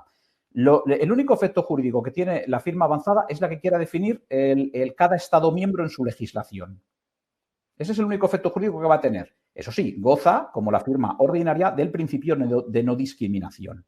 Y en este caso, yo ya voy avanzando, que es la Ley 39/2015, la que realmente nos va a permitir que algunas firmas electrónicas avanzadas, que son aquellas que se basan en certificado cualificado, sí que tengan efecto jurídico. Por tanto, es correcto decir que en España una firma electrónica avanzada basada en un certificado cualificado tiene un efecto jurídico. Lo que no tiene es ninguna presunción y, por tanto, no hay inversión de la carga a la prueba, como sí tenemos con la firma electrónica cualificada.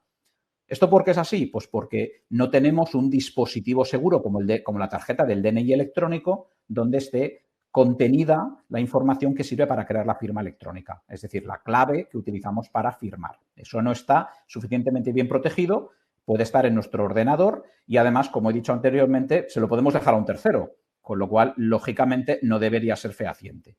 Y esto está bien, no hay ningún problema. Si queremos usar firmas electrónicas avanzadas, hemos de asumir pues, que no son tan buenas como las firmas electrónicas cualificadas. Pero en algunos escenarios de uso puede ser razonable esa utilización.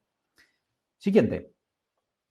Y vamos a ver la firma cualificada, que sería la que nos queda en este stack, ¿no? En esta pila de niveles y que luego vamos a ver que es mutatis mutandis aplicable al sello electrónico. En este caso, la firma cualificada se define como aquella firma avanzada.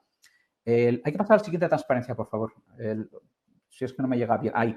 La firma electrónica cualificada es aquella que se define como avanzada más dos requerimientos. Uno es el del certificado cualificado de firma electrónica que identifica Nacho Alamillo, emitido por un prestador, y de estos hay muchos en España.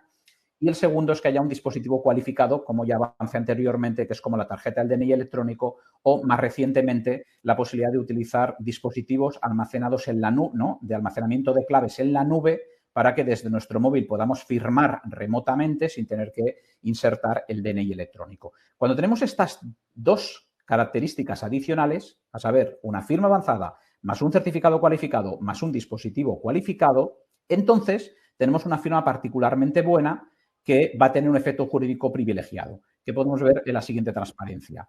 A saber, que esa firma electrónica cualificada tendrá un efecto jurídico equivalente al de una firma manuscrita. Y esto vale para toda la Unión Europea. Y esto es importante, porque si yo firmo un documento administrativo que tiene que producir efectos en otro país, muy posiblemente necesitaré una norma jurídica de cobertura que permita que esa firma pase la frontera sin perder eficacia y sin perder valor jurídico. Por lo tanto, para esto necesitamos firmas cualificadas.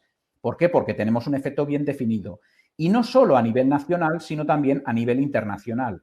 Dice efectivamente el reglamento EIDAS también que una firma electrónica cualificada basada en un certificado cualificado emitido en un Estado miembro será reconocida como una firma electrónica cualificada en todos los demás Estados miembros. Por lo tanto, mi documento administrativo que queramos que produzca efectos en Francia, donde la ley puede estar pidiendo firma electrónica cualificada, deberá también tener firma electrónica cualificada, porque si envío algo diferente, como por ejemplo un código seguro de verificación, que es una técnica que debería desaparecer cuanto antes mejor de nuestro ordenamiento jurídico, simplemente no va a tener ningún reconocimiento legal.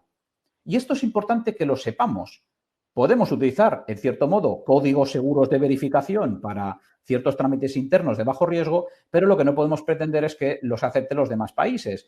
Aquí es donde entra el derecho europeo. Este es el motivo por el que tenemos normativa europea, para que las firmas electrónicas, los sellos electrónicos que sustentan la validez y la eficacia de los documentos realmente puedan circular por toda la Unión, dado que cada vez más tenemos elemento transfronterizo en nuestro procedimiento administrativo. Y a la ventanilla única de la Directiva de Servicios me remito como gran referente originario, pero teniendo en cuenta pues, que vienen muchos más detrás. Bueno, y la contratación pública, por ejemplo, también lo vemos. Siguiente. Yo quería comentar solo un elemento más de firma manuscrita, de firma electrónica, antes de pasar al sello, que es una modalidad que ha aparecido recientemente, que es la posibilidad de capturar firmas manuscritas en una tableta.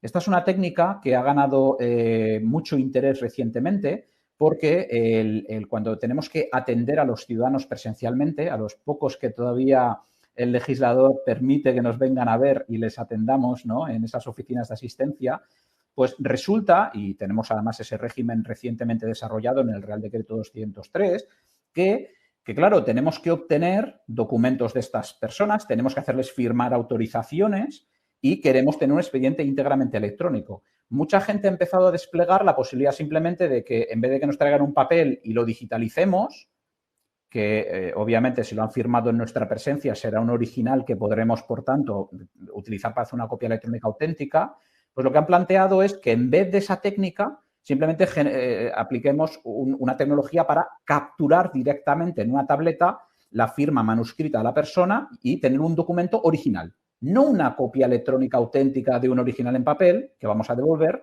sino un original electrónico. Claro, para esto lo que haces es poner en una oficina de asistencia una tableta donde se vea el documento y la gente lo pueda firmar. Claro, ¿esto qué calificación jurídica tiene? ¿Qué tipo de firma electrónica es? Bueno, yo lo que defiendo es primero una reflexión. Esto es una firma manuscrita que hemos capturado en una tableta, pero es una firma manuscrita, igual que lo es la firma de tinta, porque la firma manuscrita es un hecho biológico, que de hecho es biométrica también, ¿no? Se llama biométrica por este motivo, porque capturas cómo la persona firma, capturas la velocidad, capturas la inclinación, capturas, ¿no?, la dinámica de producción de la firma. Esto es lo que se conoce como un sistema biométrico de tipo comportamental, porque realmente cómo firmamos es un rasgo del comportamiento. Y es un tipo de firma que puede valer jurídicamente. ¿Pero qué tipo es? Bueno, pues en primer lugar es una firma manuscrita. Pero claro, también es una firma electrónica porque la hemos capturado en forma electrónica. ¿Qué sería jurídicamente esto? Bueno, pues una firma electrónica ordinaria seguro. Pero claro, una firma electrónica ordinaria que si te vas a juicio y tienes una buena pericia técnica, resulta que tienes un perito calígrafo diciendo que la ha hecho una persona. Con lo cual puede que sea el único caso de firma electrónica no cualificada que tiene el mismo efecto jurídico que una firma manuscrita, porque ya lo es. De hecho, yo siempre explico esto es una especie de paradoja del reglamento EIDAS. Es la única firma, la manuscrita capturada electrónicamente, que no tiene por qué ser cualificada para ser equivalente a ella misma, básicamente porque ya es manuscrita. ¿Qué pasa? Bueno, pues que hay gente que dice que no, que esto tendría que ser una firma avanzada. Yo sugiero no hacerlo, sugiero no ir por aquí porque es difícil cumplir con las exigencias del reglamento EIDAS para la firma electrónica avanzada, simplemente porque el reglamento EIDAS no es neutral tecnológicamente. Y el tipo de tecnologías por las que ha apostado son tecnologías que utilizan ciertos algoritmos matemáticos que son diferentes a estos. Entonces, es extraordinariamente difícil conseguir que esto sea avanzado. Siguiente, por favor. Y es más, quizás no tiene mucho sentido que sea además cualificado. ¿Por qué? Porque todo esto lo puedes teorizar, pero al final no puedes llevarlo a la práctica. Recordemos que una firma electrónica cualificada requiere un certificado electrónico de identidad. Ese certificado electrónico y ese dispositivo que siguen estándares, en el caso del dispositivo, que son legalmente obligatorios, por tanto, tienen la condición legal de reglamento técnico, simplemente utilizan otro enfoque técnico y, por tanto, no es posible jurídicamente cualificar esta firma manuscrita. Y, en mi opinión, no hace falta porque, como he dicho muchas veces, es ya una firma manuscrita. ¿Dónde está el tema? El tema realmente de valorar jurídicamente en uso este tipo de firma electrónica, ¿no?, la firma manuscrita capturada electrónicamente en una tableta, es el Reglamento General de Protección de Datos. ¿Por qué? Porque estamos capturando datos biométricos. Y datos biométricos se pueden ser sensibles. Si alguien captura la dinámica del movimiento de mi firma y lo almacena, puede reproducir mi firma en las relaciones con cualquier tercero. ¿Esto qué significa? Que es un dato sensible.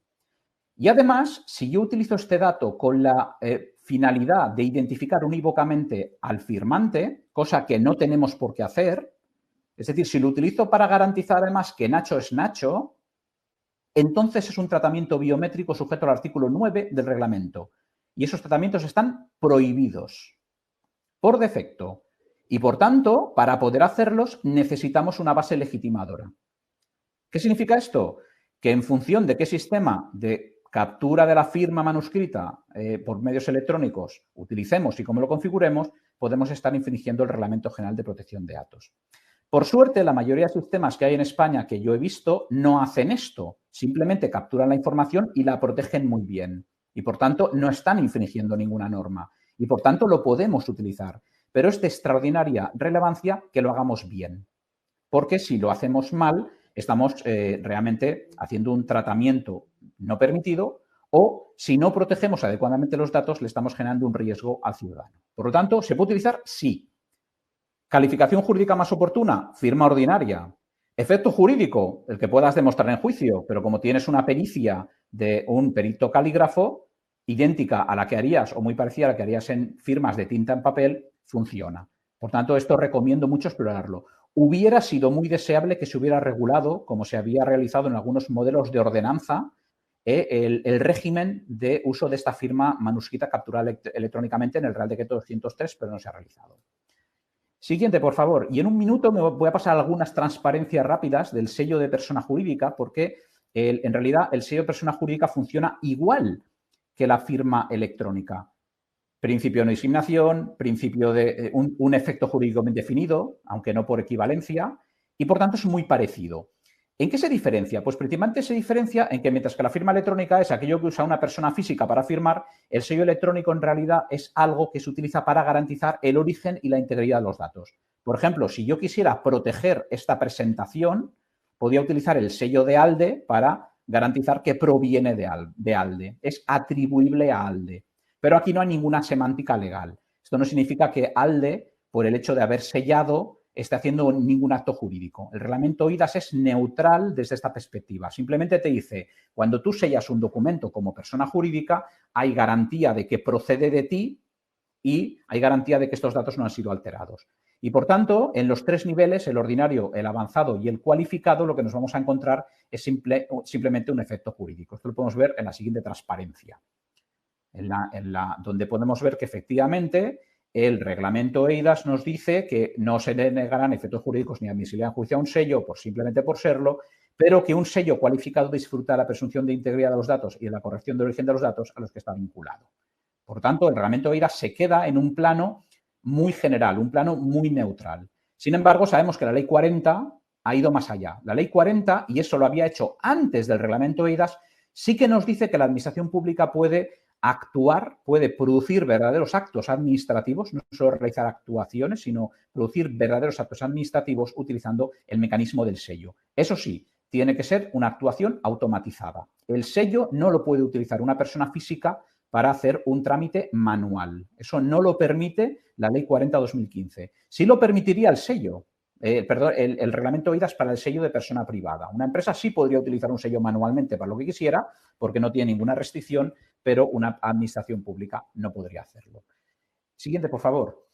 Y de hecho, lo que es interesante, y todavía no está pasando, pero vamos por buen camino, es que en general el uso de un sello no sustituye a la representación. Es decir, que donde la ley exige que una empresa haga un acto jurídico, típicamente vamos a necesitar la firma electrónica de un representante.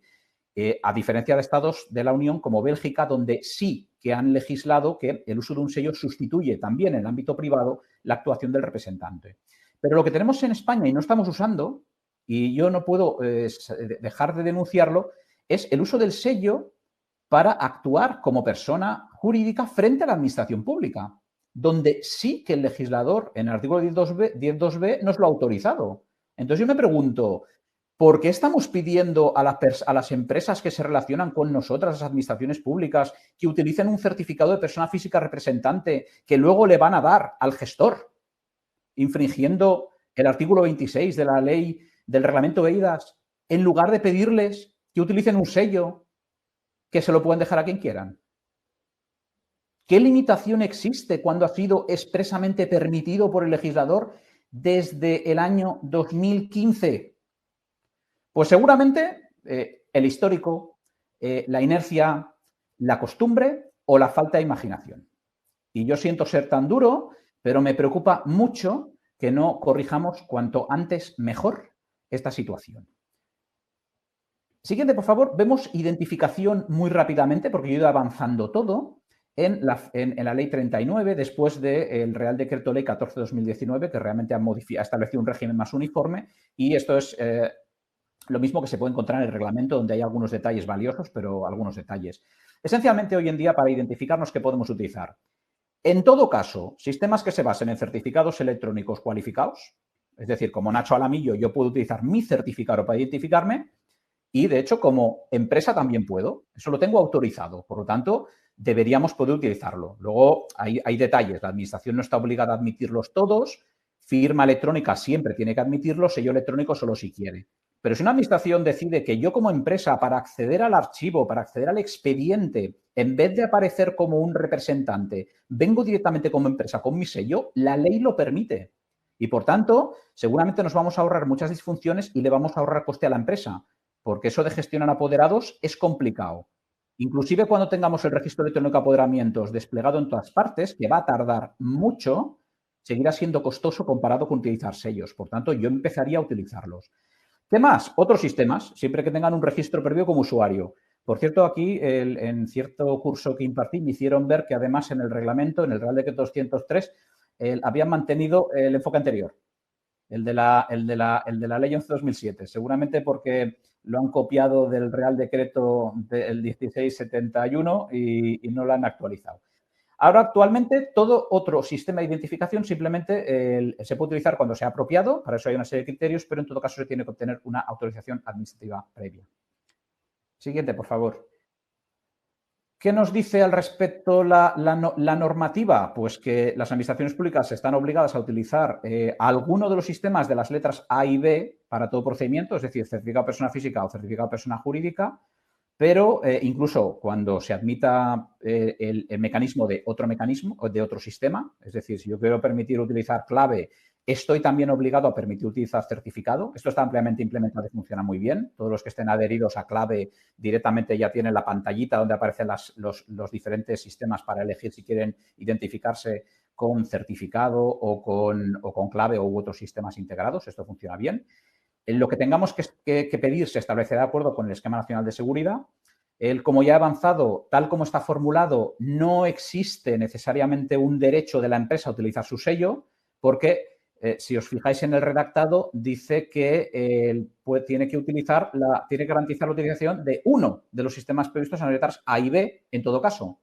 A es persona física, B es persona jurídica. Si yo estoy obligado a permitir uno de los dos en todo caso, ya sabemos que siempre va a ser el de firma electrónica, porque no voy a restringir el acceso de los representantes de empresas al procedimiento administrativo, ¿verdad?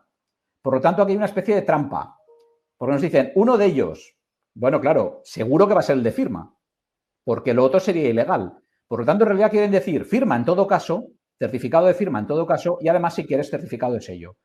Por tanto, es voluntario para la administración. ¿Cuál es mi recomendación? Admitirlo siempre.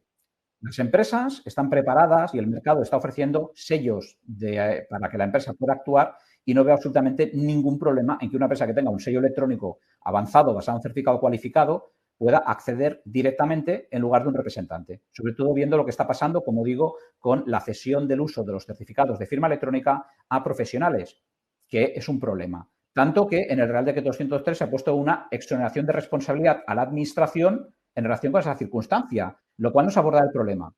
Es hacer el avestruz y poner la cabeza debajo del suelo, que no nos arregla el problema ni a nosotros como administración ni a las personas jurídicas que tienen la carga de relacionarse con nosotras.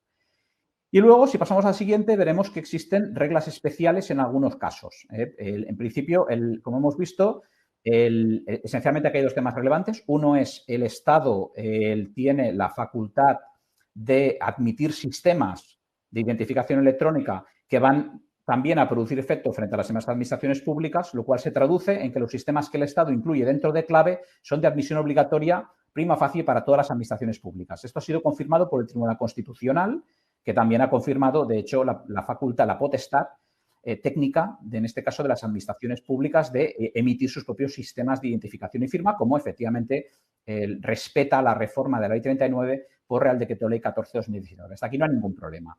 ¿Dónde está la única limitación fuerte que tenemos? Bueno, pues la primera, que ciertos sistemas tienen que tener los datos localizados en territorio europeo o incluso en suelo nacional.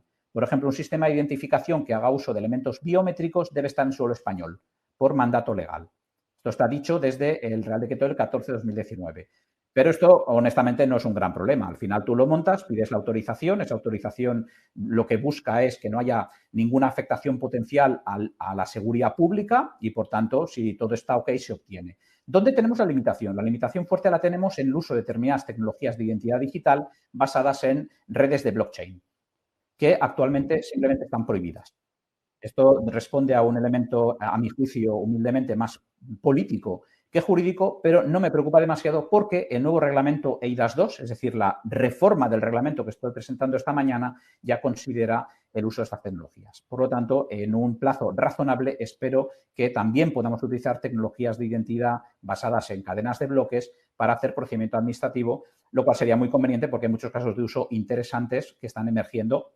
Y, de hecho, España lidera algunos de ellos en la Unión Europea, como la emisión de títulos académicos en Internet. Siguiente, por favor. Muy rápidamente ya. En principio, la firma electrónica tiene el mismo régimen porque ha sido unificado. O sea, todo lo que he hecho para identificación electrónica vale exactamente igual para firma. Y lo único que sucede es que tenemos un régimen un poco más flexible que el anterior. Desde la Ley 39 ya no se impone obligatoriamente el uso de la firma electrónica para todo. Bueno, antes tampoco se imponía realmente, pero como lo histórico que llevábamos era que solo sabíamos hacerlo firmando papeles, pues cuando empezamos a ir al mundo electrónico, todo el mundo empezó a firmar digitalmente todo. Entonces, el legislador de la Ley 39, de las cosas que hace muy bien, en mi opinión, porque igual que digo cosas que critico, también digo las cosas buenas, una cosa que hizo muy bien fue delimitar aquellos casos de uso que requerían firma electrónica de forma obligatoria. Y, por tanto, pues significa que en los demás casos no. Por ejemplo, con la formulación actual de la ley, no es obligatorio firmar electrónicamente el acuse de recibo de una notificación. Y esto es consistente con el reglamento eIDAS. Lo que tú necesitas cuando haces una notificación es saber a quién le estás notificando. Que firme un sobre o que firme un papel antes de darle un sobre que no ha leído no tiene mucho que ver con firmar, porque ¿cómo va a prestar el consentimiento a un texto que aún no ha conocido? Porque no ha abierto el sobre. ¿Me explico? Entonces, claro, en papel firmamos los acuses de recibo, pero en electrónico no tiene ningún sentido. Y, de hecho, la legislación europea, cuando regula el equivalente a las notificaciones electrónicas en el reglamento eIDAS, solo habla de la identificación del destinatario. Por tanto, esto nos ayuda bastante. Luego, evidentemente, hay otras leyes que establecen otras reglas específicas. Siguiente, por favor. Esto es el artículo 11. Artículo 10, básicamente, lo que hace es como lo mismo que pasa en firma electrónica. Por tanto, podemos pasar directamente a la siguiente, donde se nos dice pues, que se tiene que utilizar como mínimo un sistema de firma electrónica avanzada para cada procedimiento administrativo, cosa que la agencia tributaria está incumpliendo. La agencia tributaria no hace uso de ningún sistema de firma electrónica avanzada, lo cual significa que está en incumplimiento del artículo 10.2. Supongo que no les importa mucho porque tienen su propia normativa y como al final ya sabéis todos que la Ley 39 se dedica al final a excluir un montón de tipos de procedimientos de su ámbito de aplicación, con lo cual siempre tenemos este debate acerca de realmente qué grado de cumplimiento tenemos que exigirle a la Seguridad Social, a la Agencia Tributaria, a Extranjería y a Tráfico, que es un debate de estos fascinantes. Pero todos los demás que estamos sujetos y no nos vamos a poder librar, como mínimo a poner firma electrónica avanzada de persona física, incluyendo firma electrónica de representante, muy bien regulada, por cierto, en el nuevo Real Decreto 203, y a partir de allí, si queremos admitir firma electrónica a persona jurídica, por favor, recomendaría hacerlo mejor porque nos vamos a ahorrar apoderamientos, nos vamos a ahorrar validaciones de apoderamientos, vamos a permitir que la empresa sea más eficiente económicamente. El resto, en realidad, aplica exactamente igual, con lo cual podemos irnos directamente a dos transparencias, podemos irnos a la de identificación y firma de la administración, una más, aquí. Y podemos ver básicamente el que hay un sistema específico, pero que tiene muy pocas particularidades para la propia identificación y firma de la administración. En este caso, en materia de identificación, existen reglas específicas para la sede electrónica que básicamente son del tipo, si usted tiene una sede electrónica, y debe tenerla, debe comprar un certificado cualificado de autenticación de sitio web. Esencialmente, esta es la regla de oro. Se pueden utilizar otros, pero este que está regulado y que es una cosa que vamos a buscar en el mercado y que no plantea ninguna dificultad, nos funciona. Y luego tendríamos, obviamente, la posibilidad de identificarnos con sello, pero en este caso como administración pública, y la posibilidad de utilizar un sistema de sello electrónico u otro avanzado o incluso cualificado para actuar electrónicamente. Yo lo voy a dejar aquí. En las transparencias que entiendo que serán compartidas, veréis que he dejado 3 transparencias para repasar simplemente que existe un nuevo régimen jurídico a nivel probatorio de todos los servicios de confianza y básicamente por no consumir tiempo y que haya espacio de preguntas, lo dejo para lectura, pero solo se resume muy rápidamente. Básicamente, la primera regla es todos los servicios de confianza pueden asistir a juicio, de hecho ya lo sabemos, y sobre todo ellos se pueden practicar pruebas. Para esto lo que se ha hecho es modificar la ley de enjuiciamiento civil básicamente para establecer pues, que hay un régimen de prueba que conduce a la prueba informática. Primer punto. Segundo punto, se ha dicho que cuando estemos ante un servicio de confianza cualificado, firma electrónica cualificada, sello electrónico cualificado u otros, lo que va a ocurrir es que se entiende auténtica la transacción. ¿Qué significa eso? Que se invierta la carga a la prueba y que, por tanto, si yo soy la administración y he recibido un documento con sello electrónico cualificado de una empresa, eso se presume que procede de esa empresa y que es auténtico. Por tanto, si la empresa lo discute, va a ser la empresa quien va a tener la carga a la prueba. Desde este punto de vista, es extraordinariamente relevante que nos vayamos moviendo cada vez más hacia mecanismos de firma electrónica cualificada y de sello electrónico cualificado, por supuesto también de sello de tiempo electrónico cualificado y de entrega o notificación electrónica cualificada para tener fehaciencia en nuestra actividad. Yo lo dejaría aquí, creo que eso nos deja 5 minutillos o 6 para preguntas y simplemente pues me queda daros las gracias de nuevo por la invitación.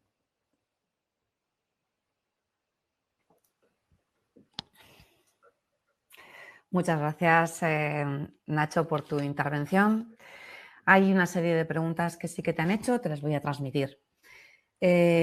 Nos preguntan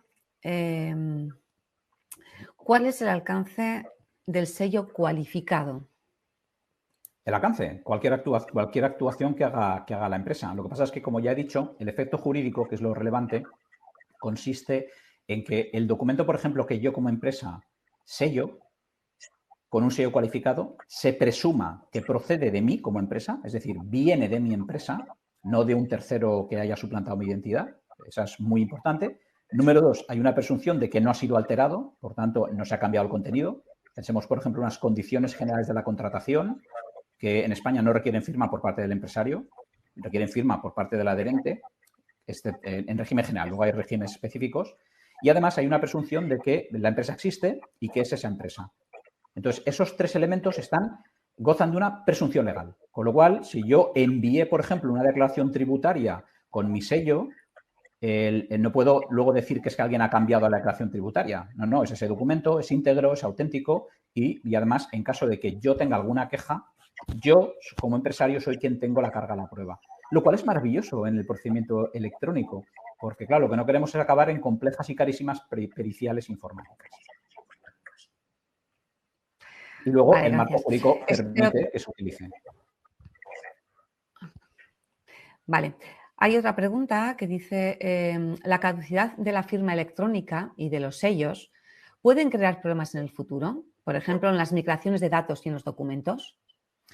Bueno, aquí hay 2 temas, ¿vale? Una cosa es la caducidad de las técnicas matemáticas, ¿no? Y los algoritmos que sustentan la seguridad de la firma y el sello electrónico, que es un problema, y luego hay el problema de la migración. Entonces, muy rápidamente, sí, evidentemente, si tú haces una firma electrónica o haces un sello electrónico, tienes que hacer mantenimiento técnico, porque al cabo de un tiempo se estropea. Entonces, yo a veces explico que esto es como la fruta, ¿no? Que se va degradando con el tiempo, ¿no? Se va pudriendo. Pues podemos decir, y a mí me gusta ser polémico, que las firmas se pudren, efectivamente.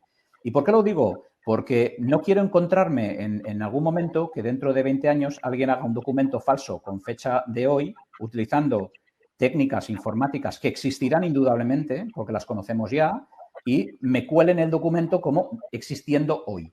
Esto, aunque parezca mentira, ya ha ocurrido en algunos casos. No es un imponderable técnico, no, es una cosa que ocurre. ¿Y cómo se resuelve el problema? El problema se resuelve mediante el servicio que está legislado de conservación de la firma o el sello electrónico, que es un servicio tecnológico en el cual tú vas reprotegiendo el producto, es decir, la firma, para que no pierda, no se degrade. Es como congelar la fruta, vamos a decirlo así, por utilizar la misma analogía, de forma que dura mucho tiempo más. Pues esto existe, está estandarizado, se puede ir a comprar al mercado, es decir, el mercado lo ofrece de forma regular y se tiene que utilizar. Pero claro, hay que ir más allá. ¿Por qué? Porque no solo necesitamos preservar la firma, en realidad necesitamos preservar el documento. Para esto, en el borrador del reglamento eIDAS 2, que ha sido publicado el 3 de junio por la Comisión Europea, se legisla por primera vez y para toda la Unión Europea el servicio de confianza de archivo electrónico de documentos, que es solo la visión técnica, ¿eh? No es la visión archivística. Eso es además de... Pero a nivel técnico, ese servicio va a cubrir la migración de los documentos, que es un problema de corte diferente y que es un problema interesante porque el documento migrado ya no se puede validar con la firma del documento anterior. Es decir, el nuevo objeto que generamos documental no es verificable matemáticamente con una firma del viejo objeto, lo cual nos lleva a que el nuevo objeto, es decir, el resultado de la migración, adquiera inmediatamente la condición de copia electrónica auténtica si queremos que continúe formando parte del patrimonio documental y que el siguiente sello, es decir, el del nuevo objeto, como también se pudre, sea protegido adecuadamente. Y así ad eternum. Mientras no cambiemos las matemáticas que usamos, claro, que todo podría pasar. Pues hay un trabajo para mantener esas firmas. Ha entrado también otra pregunta que nos dice... Un momentito.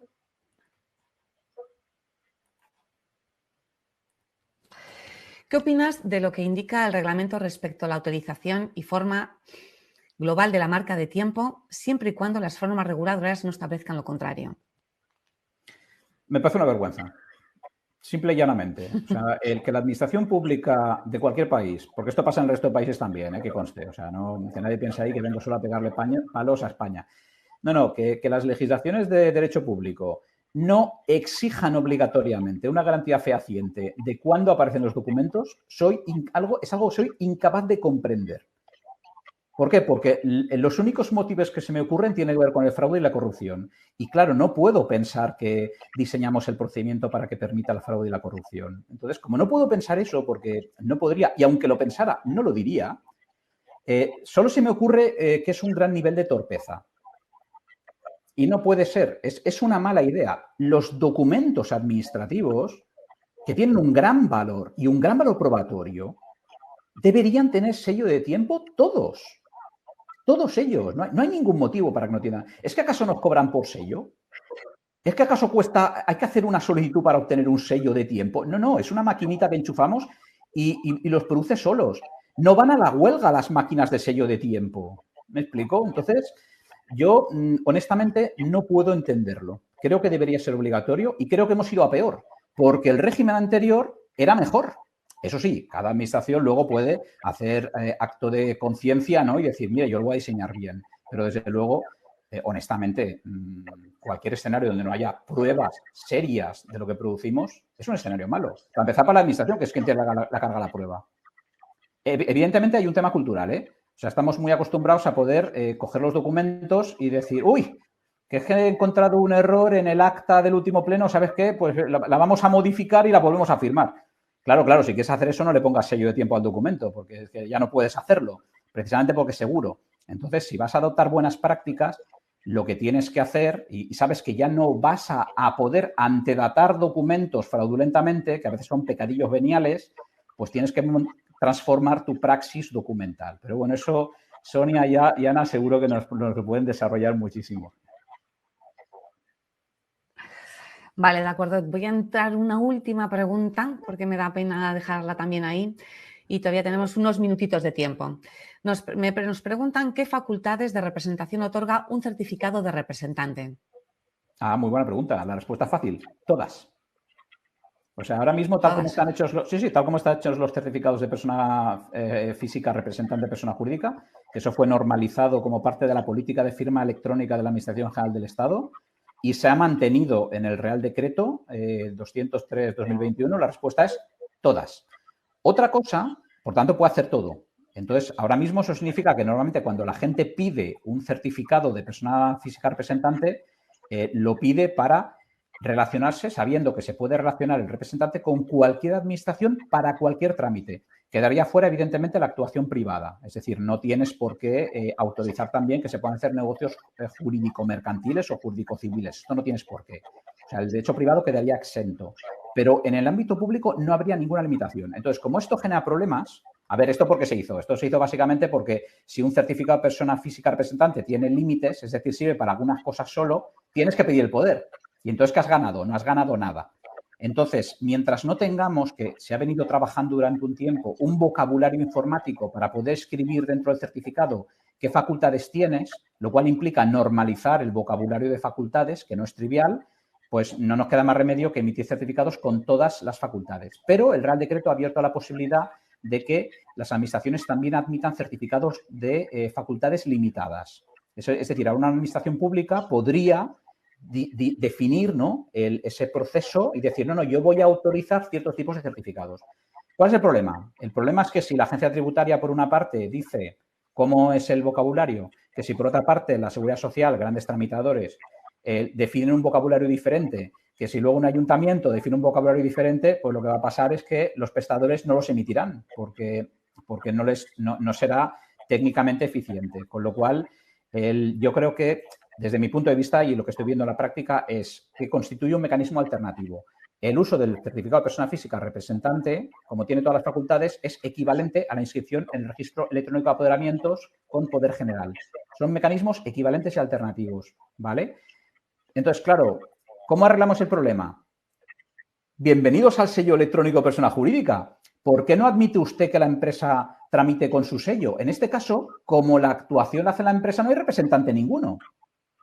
Entonces, claro, no habilitar el uso del sello para resolver este problema lo que hace es perpetuar una situación que es mala, en mi humilde opinión, para todas las partes. Porque los empresarios no están cómodos con certificados que sirven para todo porque ellos quieren limitar las facultades. Y tampoco están cómodos en el fondo, aunque se fían mucho, con la idea de cederlo a un tercero. Y claro, la administración, si al final en un conflicto se quedara claro que ha habido una cesión del certificado, lo que podría llegar a decir es que esto no era una firma electrónica avanzada. Y eso afectaría la validez formal del documento y quizás no sería una irregularidad no invalidante, igual implicaría la anulación del acto. ¿De verdad queremos vivir así? Yo no. Entonces, ya que desde hace 6 años tenemos el sello, ¿cómo es posible que no se use? Pues eso. Vale, de acuerdo. Muchas gracias, Nacho, por tu intervención. A vosotros. Y ahora vamos a hacer un pequeño receso. Son ahora -25. Dejamos 10 minutos y a -15 empezamos con la segunda parte de la jornada, con las 2 ponencias de Sonia Crespo y Ana de la Fragua, que nos hablarán también de cosas muy interesantes. Nos conectamos de aquí. Os espero a todos a -15, 12 menos cuarto. Gracias.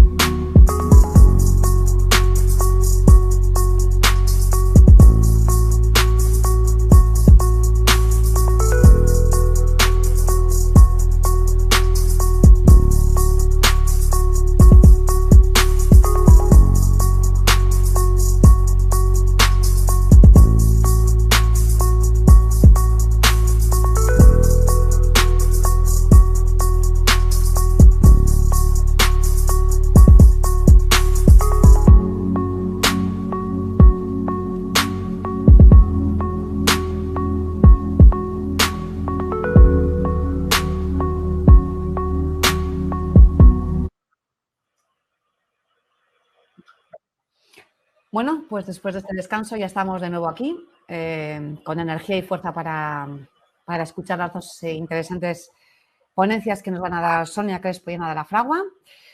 Antes de dar paso a Sonia, que es la primera ponencia de esta segunda parte, os voy a recordar que tenéis a la mano derecha un chat para poder hacer preguntas, que no tenéis por qué esperar al final de la ponencia para plantear las preguntas que os surjan, las podéis ir haciendo a lo largo de la ponencia, porque además así las podemos recoger mejor y con más tiempo. Y que no os olvidéis, por favor, de rellenar el cuestionario para el DE, que va a ser de suma importancia para nosotros. Bien, paso a presentar a Sonia Crespo Nogales, que es nuestra siguiente ponente. Sonia fue archivera del Ayuntamiento de Rivas Vacia, Madrid, pero actualmente es responsable de la gestión documental y del archivo del Ayuntamiento de Las Rozas. Es miembro del Grupo de Archiveros de Madrid, Municipales de Madrid desde el año 2004 y vocal del Consejo de Archivos de la Comunidad de Madrid. Es docente vocacional tanto en la universidad como en asociaciones personales y en administraciones públicas. En la actualidad es profesora asociada de la Universidad Carlos III de Madrid, de las diversas asignaturas relacionadas con los documentos y la gestión documental en la diplomatura, grado y máster que se imparten en esta universidad. Es representante de Rivas en el proyecto piloto de integración del archivo electrónico como herramienta con la herramienta Archive dentro del grupo de trabajo de documentos, expedientes y archivo electrónico del Comité Sectorial de la Administración Electrónica. Fue premio del Congreso Nacional de Archivo y Documento Electrónico en el año 2018 por el liderazgo e innovación que despliega en su carrera profesional. Es experta en innovación pública, que ha trabajado más de 15 años en proyectos municipales de innovación y transformación digital. Además, tiene un canal YouTube llamado Archielectronic y es fiel defensora del coaching archivístico. Buenos días, Sonia. Encantada de tenerte con nosotros y te dejo todo el espacio para ti. Buenos días, Almudena. Buenos días a todos los que estáis al otro lado de la pantalla. Y, bueno, lo primero, obligado, por supuesto, y también absolutamente voluntario, el daros las gracias al DE por contar conmigo en este caso y por hacerme formar parte de este elenco de compañeros que comparten la mañana hoy con nosotros, ¿no? Decía Almudena que en esta segunda parte de las jornadas aterrizábamos un poco en la realidad archivística. Yo creo que la pretensión que tiene tanto Ana como yo es esa, ¿no? Aterrizar un poco todo este contexto, esta situación que tenemos pues últimamente mucho más en boga por el tema del Real Decreto, en pues la realidad de la gestión documental, ¿no? Yo os he hecho una presentación en la que pretendo, sobre todo, pues no escandalizaros, pero sí removeros, invitaros a la reflexión, a que tendamos esa línea que a veces es difusa entre el tipo de profesión que hemos sido siempre y el que seguramente se necesita hoy en día en las administraciones públicas, y que seáis capaces, pues bueno, de por lo menos pararos y decir qué quiero hacer, cómo lo voy a hacer, cómo es la organización en la que yo quiero trabajar y, bueno, una serie de preguntas que seguro que os hacéis, lo que os digo, con la situación y el contexto que tenemos actualmente, ¿no? Veis que he dividido cuatro grandes grupos, digamos. Por un lado, los de arriba, que son la misión y el contexto que he llamado yo, y por abajo lo que es la estrategia y el plan. Digamos que en la primera parte de la presentación lo que quiero es que veamos un poco ese cambio que se ha producido a nuestro alrededor en la manera en la que gestionamos la documentación y en cómo trabajamos desde las áreas de gestión documental. Y por otro lado, que luego trabajemos directamente una estrategia, ¿no? Estoy completamente de acuerdo con Conchi esta mañana la necesidad de marketing interno y externo que tenemos desde la profesión, en que se nos conozca, en que se conozca el tipo de trabajo que podemos hacer, lo que podemos aportar, y para eso hace falta, es obligatorio que diseñemos un plan, que tengamos una estrategia, que pensemos qué es lo que queremos hacer, ¿no? Entonces, bueno, yo ya os digo que voy a intentar darle un estilo práctico, rápido, digamos, a lo que os quiero contar hoy. Bueno, vamos con la misión. Os he puesto además este dibujito que es como muy Smart City, que es el mundo en el que estamos realmente, ¿no? Es ese mundo de interconexión y de vinculación de unas cosas con otras. Veis que la misión, seguramente que los que tenéis el perfil archivístico veis estas tres palabras seguidas y las reconocéis absolutamente, ¿no? Reunir, conservar, servir, la famosa definición de Vicenta Cortés de los años 70 o casi 80, que a su vez venía de una más antigua todavía de Tanodi, ¿no? De los años 60, y al final no deja de estar ahí nuestro objeto. Al final, la parte de gestión documental, en todo lo que es un proyecto de transformación digital, no deja de estar centrada exclusivamente en estas tres funciones básicas. reunir documentación, información, expedientes, datos, conservarlos y servirlos. Y estas tres cosas tan sencillas son absolutamente complicadísimas en el entorno en el que trabajamos en la actualidad, ¿no? Y con el tipo de soportes, la variedad y la implicación que tiene lo digital, lo electrónico en nuestro mundo, en nuestro asunto de trabajo, ¿no? De estas tres funciones básicas, yo os pongo tres objetivos, ¿no? Lo desarrollamos todavía un pelín más para abajo, lo que os digo, con el objeto de tender ese hilo entre qué era el archivero ese clásico que veíamos en esa parte final del recorrido del expediente, etcétera, y lo que seguramente es útil o necesario en cada una de las organizaciones en las que trabajamos ahora. En primera instancia, el objetivo 1 es que tenemos que tener la capacidad de ser unos buenos administradores y unos buenos gestores, ¿no? Porque todas las funciones que se despliegan al lado de la gestión documental siguen estando implícitas en este primer objetivo, es decir, seguimos necesitando organizar y poner en marcha un servicio, seguimos necesitando hacer quizás ese paso de ciclo vital a través de las transferencias o llamémoslas X, ya veremos más adelante cómo abordamos eso, seguimos teniendo la necesidad de la valoración, de la selección, de la eliminación, seguimos necesitando una descripción, seguimos necesitando unas normas que sustenten todo esto con lo que tenemos que trabajar, seguimos necesitando una adecuada instalación, conservación. Fijaros que todas esas funciones de este objetivo 1 de gestión, seguro que desde el punto de vista, incluso los que no seáis de nuestro gremio, se os ocurren cosas rápidamente, ¿no? Se os viene a la cabeza, pues necesito instalar adecuadamente un documento y todos vemos un armario y vemos una caja y vemos un compacto, ¿no? Pero claro, instalar un documento electrónico no requiere de caja, ni de compacto, ni de armario, ¿no? Ese es el gran problema, el gran salto al que nos enfrentamos en la actualidad, ¿no? Por otro lado, se ha comentado también en las dos anteriores ponencias, yo creo que especialmente en la de Nacho, hay una necesidad absoluta de formar parte, de compartir, porque no es una voluntad exclusiva del gremio, por decirlo de alguna manera, sino que la propia ley nos está hablando continuamente de interoperabilidad. Y esa es realmente la clave, la palabra fundamental que viene detrás, ¿no? Si queremos ser interoperables, si queremos ser capaces de compartir este gran volumen de información, de datos, de expedientes, tenemos que ser capaces de normalizar lo suficiente como para adquirir ese nivel necesario de integración, ¿no? de compartir información. Este sería el objetivo 2.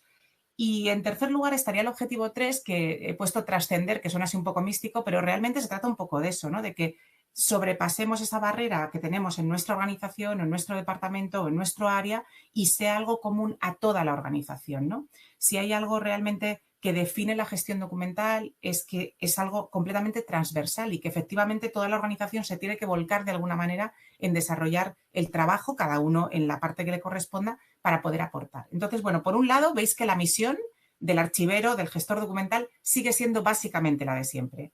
Reunimos documentos, expedientes, datos, conservamos esa información y la servimos, la difundimos, la ponemos a disposición. Hasta ahí, aparentemente sencillo y sin ningún tipo de cambio.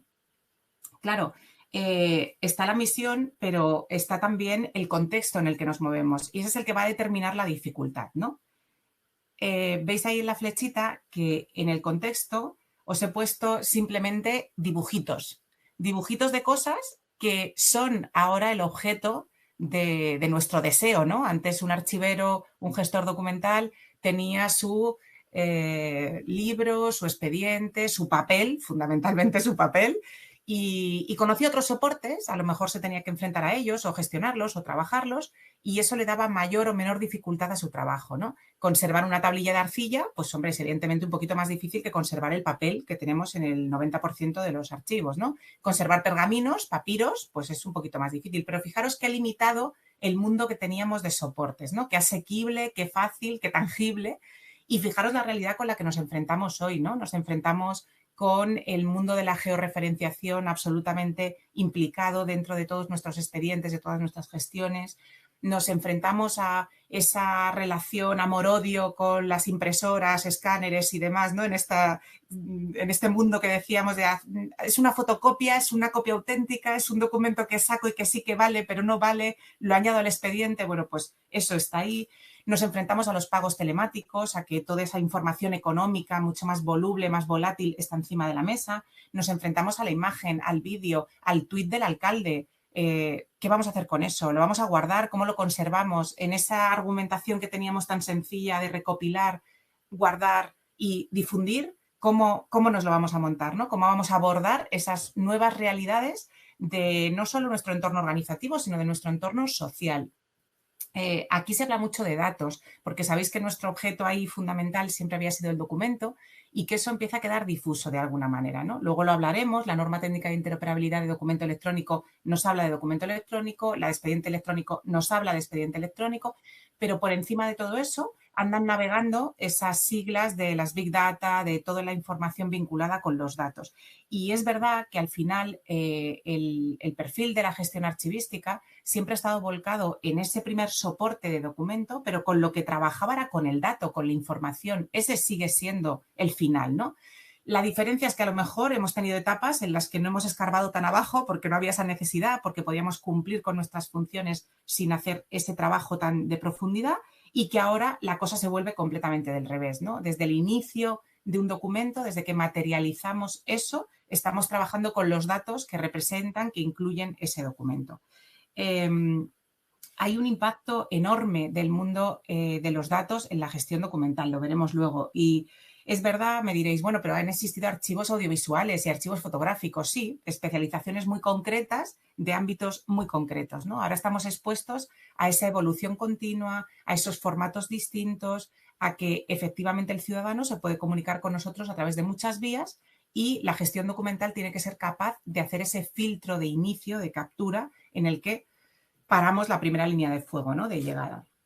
Claro, la cosa se complica porque hemos visto una misión muy clara, pero un contexto muy complejo para el que seguramente pues, nos hace falta formación o nos hace falta acompañarnos de otros profesionales que tienen que aportar su visión o su particular perspectiva para que podamos hacer un trabajo, ¿no? Y por eso yo hoy os quería contar un poquito de estrategia. ¿Qué podemos hacer para abordar una situación como la que tenemos seguramente en el 90% de los archivos? Yo siempre digo municipales porque es el ámbito en el que yo siempre he trabajado y me considero muy municipalista además, y que es perfectamente extrapolable a cualquier otra realidad, ¿eh? Yo creo que en el ámbito municipal se ven todas las variedades de situaciones que puede haber. Entonces, bueno, sí, vamos a la estrategia, que tenemos ahí ese ayuntamiento, esa organización, y os he querido dividir pues 4 partes. Por un lado vamos a hablar de trámites y de datos, porque ya veréis que esa dificultad entre lo que son la información estructurada y la información no estructurada está encima de la mesa y tiene mucha complejidad a la hora de abordarla y de gestionarla.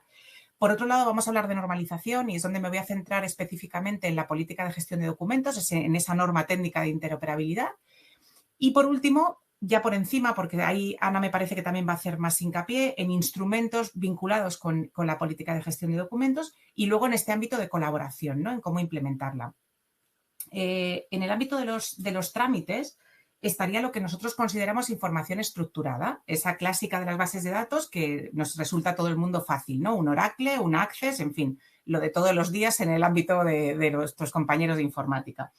Esta información estructurada es relativamente fácil de analizar. Lo que nos falta muchas veces es tiempo, nos falta recursos, nos falta personal, en fin, todas estas cosas que ya sabéis todos. Pero sí que es verdad que a la hora de diseñar un procedimiento, un trámite, tenemos más o menos claro qué es lo que tendríamos que hacer, ¿no? Claro en el sentido de la secuencia en la que se producen una serie de actuaciones, qué documentos van a garantizarnos o acreditarnos esa serie de actuaciones y esos documentos cómo tienen que ser, en qué tienen que consistir para que sean realmente documentos. Lo que os digo, Ana luego habla más en detalle del documento electrónico, del expediente electrónico y de esas necesidades, esas características que tiene que tener para que cumpla con esa realidad, ¿no? ¿Cuál debe ser la manera en la que nosotros abordamos la información estructurada? Pues obviamente un análisis multidisciplinar. Tenemos que trabajar como mínimo con las áreas que gestionan, desarrollan, tramitan, archivan finalmente ese tipo de documentos. Y esto se volcará seguramente en un catálogo de trámites y esto a su vez estará vinculado y relacionado con el famoso Sistema de Información Administrativa, SIA, del que ya ha abierto la veda Conchi y seguiremos por ese caminito tanto Ana como yo, ¿no? SIA no nació pensando en ser lo que es ahora, ni muchísimo menos. Eso estaba muy lejos de lo que es ahora, ¿no? Pero al final, pues quiero pensar, a lo mejor ilusa de mí, como la gestión documental se ha ido posicionando en el centro de la película, ¿no? De repente era el elefante en la habitación. ostras, pues parece que si esto estuviera mejor organizado, pues funcionaría mejor, ¿no? Pues sí, mira, oye, parece que si tuviéramos normalizados los tipos de documentos, la cosa, pues oye, sería mucho más fácil. Oye, pues sí, mira, parece que si hubiésemos decidido los metadatos que tiene cada documento y establecido que tiene que tener esta información, esta y esta, obligatoria, y si no, no se conforma el documento, oye, nos podría haber ido mejor. Pues mira, a lo mejor sí, ¿no? Esta es la situación un poco que tenemos respecto a los procedimientos. Yo siempre soy un poco naif en las presentaciones, pero porque lo soy también de carácter, y os pongo aquí lo de la perspectiva constructiva, porque llega un punto en el que analizar procedimientos parece que es ir a echarle la culpa de lo mal que lo ha hecho la oficina X o el servicio X, o a que el archivero, fíjate tú, no nos lo dijo esto, que teníamos que hacerlo y tal, ¿no? Entonces, siempre, como es un trabajo en grupo, como vamos a necesitar juntarnos con muchos otros profesionales, vamos a intentar tener una perspectiva siempre constructiva. ¿Qué podemos mejorar? Porque el margen de mejora es inmenso, inmenso. Esto que comentaba Conchi también al principio, oye, yo como ciudadana voy, bueno, es que claro, de la situación que tú te encuentras a la hora de ir a tramitar como ciudadana y todos los pasitos que podrías solucionar, tenemos lo que os digo, un margen de mejora tremendo para decir, oye, no te pido la documentación. Oye, lo que decía Nacho, no te hago ni que tengas firma, vienes con una biométrica y te lo soluciono, porque lo puedes hacer en el acto. Oye, te doy la opción de que este trámite sea casi automático. Oye, te has venido a vivir a mi municipio, soy proactivo y te digo qué es lo que tienes que hacer y en qué tipo de procedimientos tienes que comenzar a actuar. Oye, te relleno automáticamente los datos porque los tengo de tu información para este tipo de procedimiento. Todo eso son pequeñas cositas que podemos ir incluyendo en el margen enorme que tenemos a la hora de hacer la tramitación. La parte de gestión documental yo os la voy envolviendo, ¿no? Con esto que vamos hablando, pero para mí lo que os digo, creo que es un punto que va siempre poniendo el lazo, ¿no? Cerrando esa parte para que podamos ir manteniéndolo en el tiempo. La archivística, que suena tan antigua, porque gestión documental suena como más moderno, ¿no? Pero archivística siempre parece como que suena tan antigua, hablaba mucho siempre del nivel funcional, ¿no? De las cosas y de los procedimientos para que estos fueran atemporales, para que pudiéramos clasificar y organizar sin tenerlo que cambiar cada vez que cambiaba la corporación, los concejales, el reparto de las funciones, etcétera, etcétera. Y eso hoy yo creo que está más vigente que nunca. O sea, es un cambio otra vez, volver para arriba y decir, oye, nosotros vamos a seguir haciendo como organizaciones seguramente lo mismo durante muchísimos años, igual que lo venimos haciendo durante los pasados. Pero esto va a ir cambiando de protagonistas, de sitios, de facilidades. La función va a seguir siendo exactamente igual. El Real Decreto, el 203, hace otra vez revisión, hincapié en inventarios de información administrativa, en la actuación administrativa automatizada, en sistemas de identificación, en documento electrónico y copias, en archivo electrónico de documentos. En fin, nos la podían haber dedicado, os quiero decir, así en dedicatoria. Venga, chicos, animaros, este es el momento, nos tenemos que poner las pilas de verdad porque ya no hay prórroga, ¿no? No hay posibilidad de irnos más allá. Pero bueno, os decía, esta sería la parte de trámites y el abordaje de trámites dentro de una organización desde la perspectiva de gestión documental, que es la relativamente sencilla, porque al final un procedimiento me lo marca la ley, yo voy y le digo a los de medio ambiente, oye, ¿vosotros qué hacéis? Y ellos me saben decir, nosotros nos avisan de la tala de árboles, hacemos el desbroce no sé cuántos, hacemos y yo tengo un listado de procedimientos que hay que pulir, que hay que hacer reingeniería, revisar, etcétera, pero que es más o menos obvio, claro o evidente, ¿no? Más o menos fácil. Claro, os decía que por otro lado tenemos esa información que es desestructurada, que es la de los datos.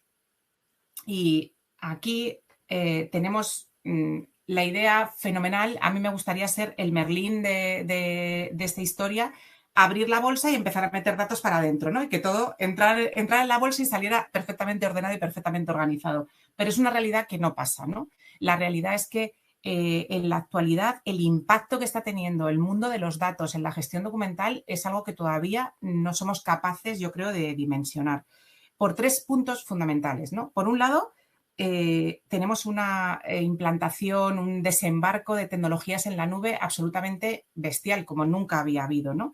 Y esto implica que haya un cambio radical en la manera en la que se plantean las infraestructuras tecnológicas, en la manera en la que se plantea dónde guardamos nuestras cosas, ¿no? Esto que antes os decía que nos evocaba la caja, el espacio, la estantería, ahora es completamente diferente, es un mundo complejo en el que tenemos que intentar entender y saber pedir qué es lo que tenemos que tener, dónde lo tenemos que tener, y ese espectro, digamos, que abre la nube es completamente distinto al sistema de conservación o a las vías de conservación tradicionales que habíamos tenido, incluso con la documentación electrónica, ¿no? Yo siempre que hablamos de tecnología recuerdo una ponencia hace muchos años, y es que no recuerdo ni quién fue, sé que la abrió diciéndonos: pensáis que la tecnología ha ido rápido en los últimos años, ¿verdad? Pues esto ha sido una broma, efectivamente, ¿no? Y cada año irá yendo muchísimo más rápido. Bueno, pues con la tecnología del almacenamiento en la nube nos ha pasado un poco lo mismo. Este sería el primer factor, esas tecnologías colaborativas que cambian los espacios de conservación habituales que habíamos tenido.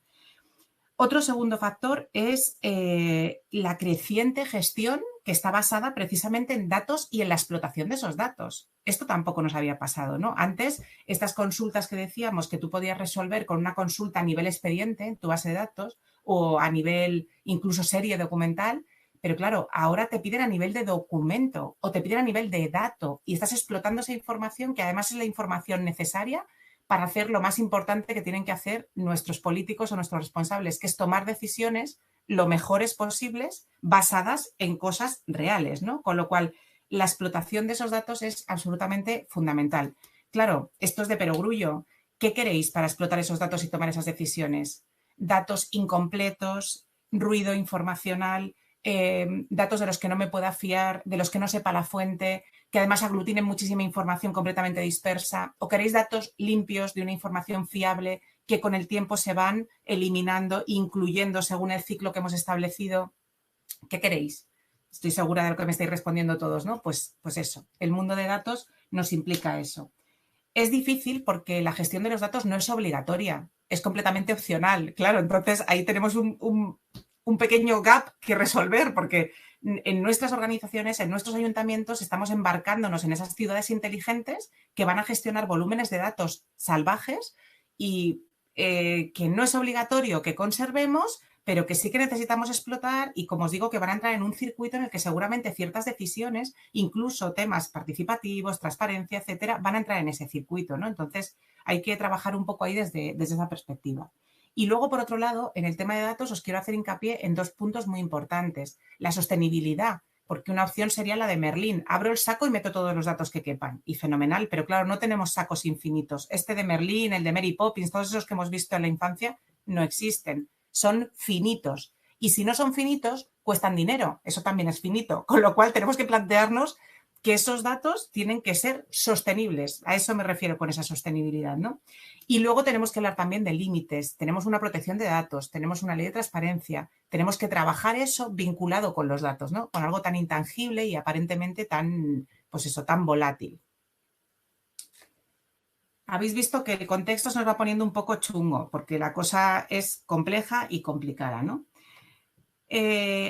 Desde la 11-2007, que ahora parece como que era así, pues muy inocente, ¿no? A mí es una ley que me gustaba mucho, pero claro, ahora la vemos con perspectiva y decimos, madre mía, hay cosas que sí que se han cumplido. Afortunadamente sí, hemos ido avanzando, ¿no? Y hemos conseguido un montón de cosas, pero yo creo que lo más importante de esa etapa es que aparecen las normas técnicas de interoperabilidad, ¿no? Insisto ahí con mi amor a la interoperabilidad, que me parece fundamental, y a la seguridad también, ¿eh? Lo que pasa es que ahí reconozco que tengo muchísimas menos herramientas y menos conocimiento porque es un mundo mucho más complicado. Pero las normas técnicas de interoperabilidad son un paso fundamental. Y de entre todas ellas, la madre del cordero, la que más nos gusta a los archiveros, la más bonita, es la política de gestión de documentos, ¿no? La que por fin decía, oye, en las organizaciones tenéis que tener una política de gestión documental. Qué bonito que nos lo pusieran así por escrito en la norma y qué triste que nos lo tuvieran que recordar. Y qué triste que estemos a 2021 y haya muchísimas organizaciones que no tienen política de gestión de documentos. Y qué triste que incluso nosotros, como grupo profesional, estemos tan reduciditos y tan en los huesos que, fijaros, creo que es la única norma técnica de interoperabilidad que tiene dos modelos a los que puedes adscribirte. Uno planteado desde el perfil más jurídico y otro planteado desde el perfil archivístico. Por supuesto, me voy a mojar. Si tenéis que elegir alguna, meteros en la de perfil archivístico de gestión documental, ¿no? Pero bueno, sí que quería hacer hincapié también en que sabéis que en el portal de Administración Electrónica está acceso a la política de gestión de documentos y varios ejemplos de políticas de gestión documental, ¿no? Efectivamente, claro, te dan una política, te proponen una guía. Ojo, la política de gestión documental aparece planteada para documentos electrónicos. Los otros ni son gestión documental, ni hace falta que aparezcan por ningún sitio, ¿no? Esto os lo dejo también para que reflexionéis. Y básicamente lo que hace es dividirse en 3 secciones, una muy vinculada con esa asunción de responsabilidades y de roles frente a la gestión documental en las organizaciones, otra que abarca lo que son las funciones o los procesos, vamos a decir, de gestión documental y la normalización de los mismos, y otra última en la que nos recuerda pues, la necesaria revisión y recopilación, digamos, evaluación continua de la política. Si vamos a normalización, dentro de los triangulitos, ahí tenemos lo que son los procesos elementales o básicos que reconoce la política de gestión documental. Cada uno de ellos nos daría para una ponencia completa, ¿no? En cómo afecta este proceso en distintas áreas. Bueno, aprovecho aquí para hacer ahí un poco de publicidad.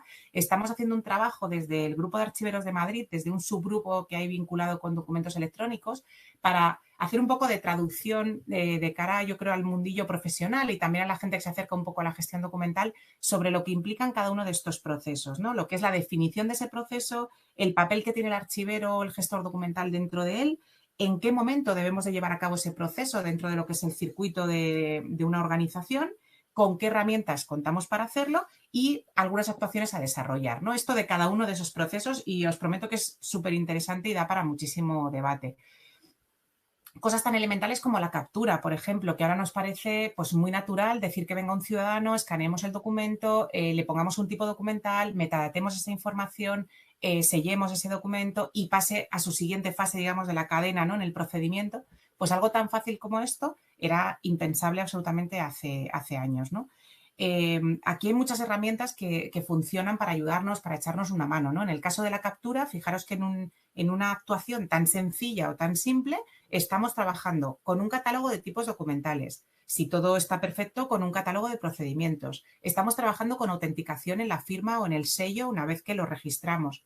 Estamos trabajando con un vocabulario de metadatos que hemos vinculado a los tipos documentales que estamos registrando por cada procedimiento. Esto es como las muñecas rusas, ¿no? En cada una de estas partes vamos como encontrando cada vez más el detalle del tipo de trabajo, de herramientas que hemos puesto encima de la mesa. Entonces, pues como os decía, los procesos de captura, procesos de registro ya tienen un elenco bastante importante de herramientas vinculadas con la gestión documental.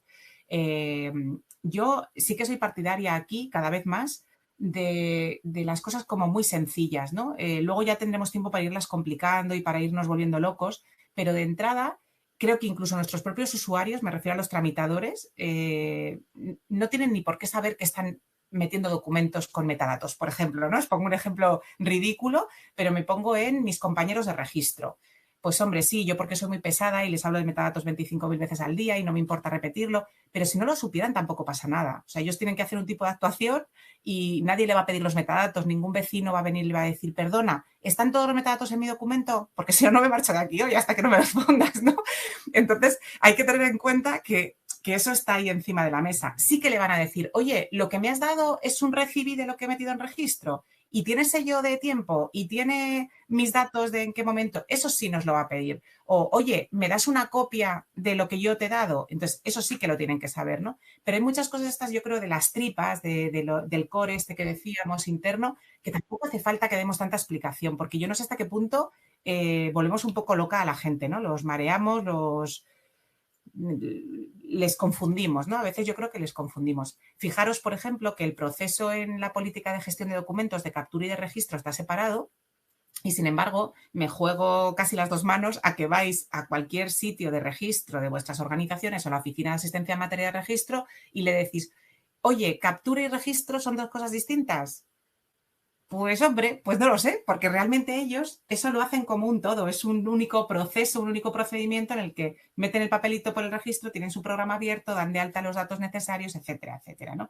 Con lo cual, bueno, veis que lo que os digo, que la normalización a la que nos lleva la política de gestión documental abarca muchísimos aspectos, muchísimas áreas y muchas de ellas a la hora de la práctica se hacen de manera simultánea, no tienen una división real. Por otro lado, otro de los caballos de batalla en el tema de la documentación electrónica y que plantea la política de gestión documental es el acceso, ¿no? El control de los accesos.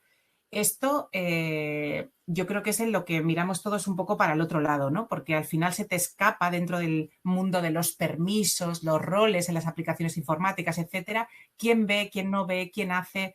todo ese tipo de información que en la política de gestión de documentos electrónicos establece como muy rigurosa, muy adecuada para saber realmente qué es lo que está pasando con cada uno de nuestros documentos, ¿no? De nuestros expedientes. Habla también de clasificación y de descripción. La clasificación, el famoso cuadro que tantas vueltas ha dado. Ana también hablará del cuadro de clasificación y de esta polémica, ¿no? De cómo nos pusimos ahí muy nerviosos los archiveros en un momento dado, porque claro, el cuadro no son los procedimientos y los procedimientos no es el cuadro, y si yo hago los procedimientos igual que el cuadro, soy menos archivero que tú o no. Pues todo esto que nos revolucionó mucho y que al final, lo que os digo, yo creo que en el ir avanzando hacia la sencillez y hacia las funciones es lo que nos va a dar un poco de claridad mental, ¿no? Ahora sabéis que tenemos en el SIA estas famosas funciones genéricas, las 59 me parece que son en el caso de las administraciones locales, con sus subdivisiones y oye, pues ni tan mal, bastante completito. Vamos a conseguir que estos 8.000 y pico municipios y de diversas entidades que daban de alta esos procedimientos de mi obra menor, la de Villarriba de abajo, y mi obra menor, la de Villabajo de arriba, pues eran completamente distintas, ¿no? Pues yo creo que todo eso vamos a conseguirlo irlo evitando. La descripción es un mundo que yo creo que ha cambiado muchísimo y que a nosotros nos viene a favor, ¿no? Como vamos a tener muchas otras cosas que hacer, ya lo estáis viendo, que se nos van acumulando las tareas y los trabajos, la descripción va a ser algo que se va a ir haciendo por el camino, debería de irse haciendo por el camino, ¿no? Y que cuando llegue a la fase final de su vida, pues el documento que nació ya con unas premisas determinadas que establecimos en la política de gestión documental, pues va a tener una fase de descripción muchísimo más sencilla, más breve por parte ya de lo que es la gestión documental, ¿no? Donde está mirando todo el mundo ahora es hacia la conservación y hacia la destrucción, ¿no? Por esto que os decía, porque ha llegado un punto en el que ya nos damos cuenta de que esto no es sostenible, de que no podemos conservar eternamente, de que tenemos firmas que se caducan. Todas esas realidades ya están pasando, porque al final, quien más, quien menos, desde 2007, pero creo que en 2003 fue la legislación vinculada con firma electrónica, empieza a haber documentos híbridos, engendros a lo mejor, pero que tienen esas características un poco electrónicas, ¿no? Entonces ya estamos en esa tesitura en la que decimos, oye, lo más importante es tener encima de la mesa calendarios de conservación, estructuras claras de cómo vamos a hacer una valoración y cómo vamos a hacer una destrucción para que pueda ser sostenible y siga siendo sostenible el sistema. Y todas estas que os he venido contando están vinculadas absolutamente con la trazabilidad, con que seamos capaces de saber qué pasa con un documento a lo largo de su vida en cualquier momento. Y, por supuesto, con la calificación, ¿no? Con el tema de documentos esenciales que está directamente vinculado con el esquema nacional de seguridad y con esa necesidad de protección extraordinaria sobre ciertos tipos de documentos estratégicos, claves para que una organización siga funcionando. Ahí es otro de los focos fuertes, ¿no? Se me ha quitado a mí... Uy, perdón, que se me ha quitado a mí el ordenador y ahora no me veía aquí. Bien, como os digo, esta sería un planteamiento de normalización que nos hace la política de gestión de documentos electrónicos. Claro, que como profesionales, ¿cuál es nuestro papel aquí? Que nos digan, oye, escríbeme la política de gestión de documentos electrónicos. Y ahí tenemos lo que decía Conchi, ¿no? La opción A, anda, pero si hay una guía que me deja unos campitos en gris que tengo que rellenar. Pues nada, me pongo a rellenar los campitos en gris y tengo una guía de la política de gestión de documentos electrónicos. Mala opción, no la hagáis, porque no se trata de eso, se trata de que reflexionéis sobre la organización y hagáis una guía adecuada, pero fijaros sobre todos los aspectos que tenéis que hacer una verdadera labor de análisis, de trabajo, de descripción para poder definir una política de gestión documental que realmente sea útil y se plantee como algo importante en la organización. Siempre yo pienso que la perspectiva actual es de la de nada es definitivo, es decir, hay que hacer el mejor trabajo posible, por supuesto que sí, intentar buscar la perfección, pero teniendo en cuenta que estos documentos tienen que estar en continua evolución, que van a ser continuo objeto de trabajo, de revisión, etcétera, ¿no?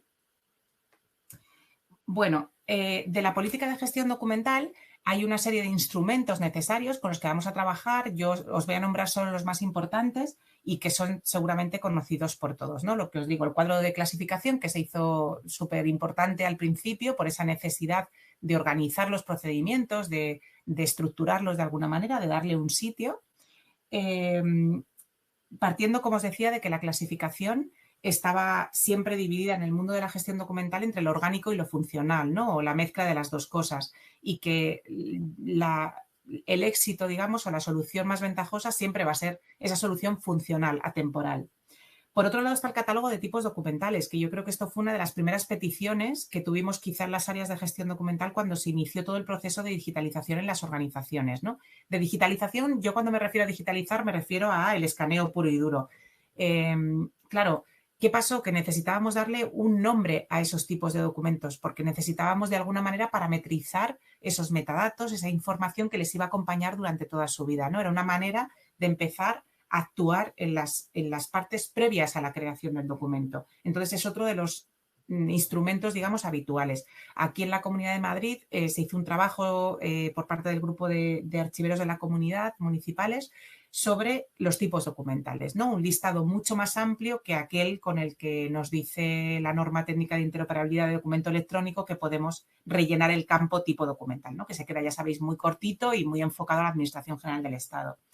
Luego, por supuesto, un instrumento fundamental es esta política de gestión de documentos, una política de seguridad, un esquema de metadatos. No tenemos por qué tirar por tierra los catálogos, guías, censos, esos instrumentos tradicionales que teníamos en los archivos son perfectamente válidos, pero no están ahora mismo en la primera línea, ¿no? de batalla. Y, por supuesto, el catálogo de servicios. Es muy importante cuando trabajáis con instrumentos o con herramientas de gestión documental que tengamos en cuenta los procesos de aprobación de las mismas, por dónde tienen que pasar, qué tipos de informe tenemos que hacer, ¿no? Porque eso va a marcar mucho el cómo los diseñemos. Y luego también tener en cuenta que de estos que veis aquí, el 50% o el 60% no son instrumentos que solo tengamos que hacer nosotros. Esto es fundamental. Tenemos que buscar esa colaboración con otros agentes, con otros responsables que tienen mucho que decir, ¿no? En la política de seguridad, pues somos nosotros los que tenemos un porcentaje muy pequeñito. En la política de gestión de documentos tiene que ser algo que toda la organización conozca, ¿no? De hecho, la guía establece esa metodología, ¿no? Que se conozca, que se haga público.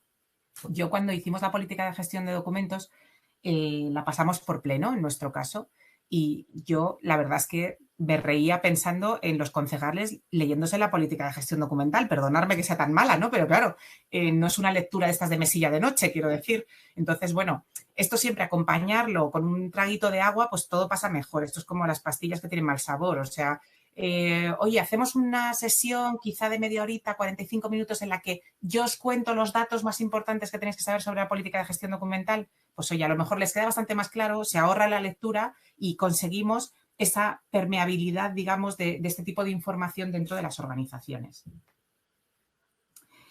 Bueno, y además de los instrumentos, yo os decía que en la estrategia tenemos que contar, importantísimo, con la colaboración, ¿no? Con los equipos que tenemos alrededor. Y yo aquí ampliaría un poco el ratio. Es verdad que estamos con la parte jurídica, con los secretarios, los habilitados, etcétera, pero además hay nuevas figuras súper importantes que tienen que trabajar con el archivo mano a mano. En algunos casos concretos es el archivero el que está ocupando esas figuras, de hecho, ¿no? El perfil de gestión documental. El tema de protección de datos, esos delegados de protección de datos que por fin tenemos en las organizaciones. El tema de transparencia, se han creado departamentos o por lo menos técnicos de transparencia que se encargan también de trasladar esa realidad y ese cumplimiento legal a las organizaciones.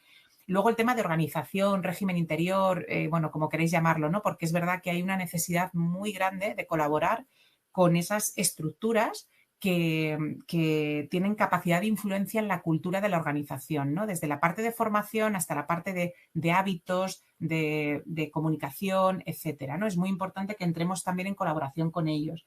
Y luego se ha puesto un poco la parte esta de innovación, de informática, de tecnologías, que bueno, también en cada casa se llama de una manera distinta, pero para mí este sería como el Dream Team, ¿no? Que estuviéramos juntos todos los agentes vinculados con este tipo de cosas. Como os digo, a medida que abordamos temas, algunos tienen más peso y otros tienen menos, pero todo está al final muy vinculado con esto. O sea, si yo quiero hacer un buen trabajo en gestión documental y eso va a repercutir en que jurídicamente no tenga que pedir los documentos, pero al mismo tiempo en que en transparencia, cuando accedan a la carpeta ciudadana, vean su información y no vean la del otro, y al mismo tiempo esto está vinculado con la protección de datos. Ese es el ideal, ¿no? Lo perfecto. ¿Quién lidera esto? Porque eso ha sido una de las guerras también, ¿no? Yo creo que es una de las cosas que está ahora encima de la mesa. Pues entonces, venga, nosotros por delante y tal. Yo, fijaros, ahí cada vez tengo más claro, o por lo menos en la experiencia que yo he vivido en los ayuntamientos, que eso es algo ya muy personal, ¿no? Buscar un buen líder es un trabajo importantísimo en las organizaciones, importantísimo, que no se debe de dar por pequeño.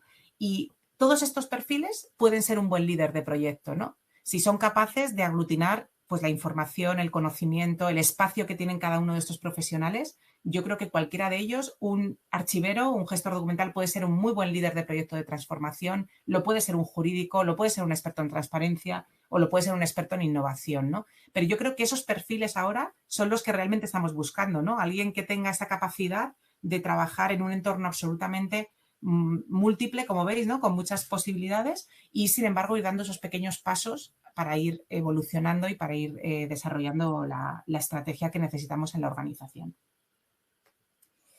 Bueno, esto es un poco la estrategia que yo os propongo, ¿vale? O sea, que veis que hemos hecho un poco de revisión por un contexto directamente vinculado con trámites y con datos, es decir, con expedientes y con datos. Hemos visto también una vía de normalización muy completa, que sería la de la política de gestión documental, que tiene todos esos procesos, esos procedimientos que necesitamos. Y luego hemos visto una serie de instrumentos que tenemos que ir preparando en esa mochila, por tomarle a Conchi el ejemplo, ¿no? En esa recámara y ese entorno de colaboración, esos otros profesionales con los que tenemos que estar, pues eso, a partir de un piñón, ¿no? A tope. Tiene que ser un grupo que esté a tope. Y ahora nos vamos con el plan. Ahora yo me pongo en el perfil de gestor documental que está normalmente solo en las organizaciones, tiene un presupuesto limitadísimo, un equipo de 0 o nadie, y le dicen, bueno, pues nada, hala, pa'lante. Esto es lo que tienes. Este contexto que te han contado estas señoras y este señor es lo que tienes por delante. ¿Qué hacemos? ¿Qué hago? ¿No? Como decía la otra, ¿qué hago? ¿Me mato? No, no os suicidéis porque hay esperanza, se pueden hacer cosas, yo creo, ¿no? Entonces, yo os voy a plantear tres pasos, digamos, yo creo, sencillos y fáciles, en los que sí que tendréis que ir buscando, obviamente, aliados. Esto no lo puede hacer una persona sola, como es evidente, entonces os tenéis que buscar aliados en la película. Y el primer paso de todos es el análisis. Eso es lo más importante, ¿no? Que lleguemos a una organización o llevemos 20 años en ella o llevemos 10 o llevemos 3 meses y digamos, vamos a ver, yo realmente, ¿qué es lo que tengo? Y aquí, dale por fin, Dani, al número 1 o a la flechita. Y aquí os pongo al indomable Will Hunting, ¿no? Ahí en el momento en el momentazo de resuelvo el problema, ¿no? Pero claro, tengo que formular. ¿Cuál es la formulación del problema que yo tengo delante? ¿Cuál es el problema de verdad?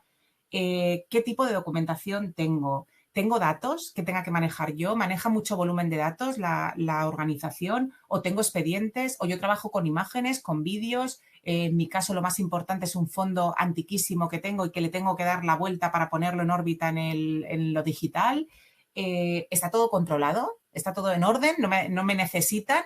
¿O está absolutamente desbordado y hay un acceso absolutamente incontrolado a la información? ¿Quién produce esto? ¿Qué hace cada uno? ¿Cómo está funcionando eso dentro de la organización? ¿Qué es crítico para los usuarios? Esta es una pregunta fundamental que muchas veces no nos hacemos. Y mis usuarios son la organización y son los vecinos, los dos. ¿Qué es crítico para mi organización? ¿Qué necesitan ellos de lo que yo le puedo proporcionar? Y además, ¿qué aporta eso a los servicios que yo doy a la ciudadanía, ¿no? Y sobre todo, como os decía, no olvidarnos nunca de esta parte de la sostenibilidad, porque hay muchas vías de decir, bueno, pues venga, por la calle del medio, tiramos así. Claro, pero tiramos así, ¿cuánto tiempo vamos a poder tirar así? ¿Cuánto tiempo yo voy a poder hacer eso? ¿No? Hay muchas cosas en las que dices, bueno, pues sí, vamos a hacer una idea de proyecto en el que le avisamos previamente, claro, pero vamos a tener ahora, de repente, 200 personas que han venido a un programa de empleo y van a hacer esto, pero ¿esto cuánto nos va a durar? Nos va a durar el programa de empleo, ¿no? Y después, ¿cómo lo hacemos? Después, ¿cómo mantenemos esa proactividad en distintas actuaciones o ese análisis que estamos proponiendo? Entonces, bueno, este primer foco, digamos, es, yo creo, muy, muy importante. Lo hacemos muy poco. Yo, como autocrítica, creo que nos dedicamos poco tiempo a pensar de verdad. Decir, bueno, tenemos todo encima de la mesa, hemos leído el 203 seguramente 3 o 4 veces todos los que estamos aquí, nos hemos leído la legislación, tenemos conocimiento de las normas técnicas, hemos visto el portal, tenemos fe, nos lo creemos, pero ¿qué hacemos? Pues vamos a pararnos y a pensar con todo eso que tenemos encima, ¿no? El segundo paso lo he llamado el proceso creativo y os he puesto dos figuras distintas, ¿no? Por un lado, este chico de arriba que está ahí como con una ensoñación, ¿no? Del tema y tal, casi se está haciendo como una composición de futuro, ¿no? Yo me lo quiero imaginar así. Y luego tenemos aquí a Jim Carrey absolutamente loco escribiendo como un loco, ¿no? Fijaros, muchas veces no tenemos ni el espacio para esa ensoñación, para decir, ¿cómo quiero yo que sea mi servicio? ¿Cómo tiene que ser la gestión documental del ayuntamiento dentro de 100 años, cuando yo no esté? Porque esa es la línea que yo voy a seguir, ese es el camino. Me pararé, me tropezaré, iré por desvíos que a lo mejor no son el más corto, pero yo tengo que tener muy claro eso que tengo al final del camino, ¿no? Y eso nos falta. Yo muchas veces en la organización, cuando con compañeros nos juntamos para reuniones, para tal, les digo, oye, vamos a soñar un rato. Y me encuentro con muchos que me dicen, es que yo no sé soñar. O sea, ¿cómo soñas tú el servicio, no? Pues vamos a soñar el servicio. ¿A mí qué me gustaría? Me gustaría un Minority Report, me gustaría que viniera el ciudadano y sacar un holograma de su documento y tal. Vamos a soñar con eso y a partir de ahí vamos a intentar andar el camino, ¿no? Entonces es esta parte que os pongo yo de imagen a la izquierda que está muy vinculada con lo que se llama el Vision Board, ¿no? Poneros un panel o un corcho en vuestro despacho o en casa si os da vergüenza o en la agenda ahí escondido, en el que tengamos cosas inspiradoras de cómo queremos que sea nuestro servicio. Vamos a hacer ese vision board. Oye, yo quiero que sea así en el futuro. Y esto ahora suena muy lejano, imposible, pero los pasos que yo voy dando están en esa línea. Y ahí hace falta creatividad y reflexión y ver cómo podemos hacer las cosas más fáciles, más sencillas, más útiles. Ya sabéis esto de que nosotros tenemos los clientes cautivos, ¿no? Un vecino de mi municipio no puede decir, jolín, qué asco de organización, me voy a que me empadrone el de al lado. Porque claro, no, son nuestros clientes, solo nuestros, no les queda más remedio. Pero no hagamos por eso que el servicio sea mediocre. El servicio tiene que ser excelente. Y ese es el trabajo que tenemos que hacer con esta reflexión, ¿no? Y luego os ponía Jim Carrey porque una cosa que pasa también es que tenemos tan buena voluntad, nos metemos de repente en la película y estamos tan ilusionados, tan enganchados y tal, que luego te dice el del municipio de al lado, oye, pásame el proyecto que hicisteis para tal, y dices, ahí va, pues casi no escribimos casi nada, estábamos ahí en la trinchera y resulta que no nos fuimos para atrás a decir, oye, vamos a escribir esto, qué objetivos hemos tenido, cómo ha salido, cómo lo hemos revisado, qué feedback hemos tenido, qué errores hemos cometido, qué aciertos hemos hecho. Hace falta que escribamos mucho las cosas, que las grabemos, lo que queráis, bueno, me da igual, pero que haya esa capacidad, digamos, de plasmar el proceso, lo que nos ha pasado, porque muchas veces lo olvidamos. Y la base de esa capacidad de plasmar son instrucciones, reglamentos, políticas, todo lo que vaya dejando huella en la organización. Eso es fundamental. Fijaros qué fácil que ya estamos en el paso 3, o sea, ya con esto ya lo tenéis casi conseguido. Y es el que tiene que ver con la implementación y con la evaluación, ¿no? Yo siempre digo que la implementación es algo que nos parece como facilísimo porque ya dices, bueno, pues ya he hecho mi política de gestión documental, venga, ala, para usted. Y usted puede decir, pues ala, mira qué cajón más bonito tengo, que la voy a guardar aquí y hasta luego, Mari Carmen, ¿no? Claro, eso no nos vale. La política tiene que ser algo que se implemente y esto quiere decir que tenemos que hacer actuaciones formativas, que tenemos que ver qué repercusión tiene en la organización, que tenemos que dotar ese proyecto económicamente, que lo tenemos que dotar de medios humanos, que tenemos que evangelizar, que a mí me gusta mucho el término, a la gente, ¿no? Convencerlos y que ellos a su vez convenzan a otros de que eso se tiene que ir haciendo. Tenemos que estar presentes en la organización, no está de más estar el día que se está empezando a digitalizar con el que está empezando a digitalizar, allí al lado, y si tiene una duda se la resuelves y le ayudas y le haces sentirse cómodo. Pues esa parte normalmente nos falta, nos olvidamos de que implementar es un proceso fundamental para que haya una duración, una perdurabilidad del proceso, ¿no? Y luego, otra parte muy importante es la evaluación. A mí me gusta mucho lo de decir que una vez al año hagamos una primera vez, ¿no? No seamos los que todos los años hacemos lo mismo, porque eso al final no nos está aportando mucho a nivel de gestión documental, ¿no? Si yo todos los años me dedico a hacer las consultas de una manera concreta, la misma, y mira, no me da un resultado súper maravilloso, pero tampoco me da problemas. No, vamos a ponernos desafíos, vamos a intentar probar, vamos a intentar que todos los años hagamos una cosa nueva, distinta, que saque nuestras mejores versiones, ¿no?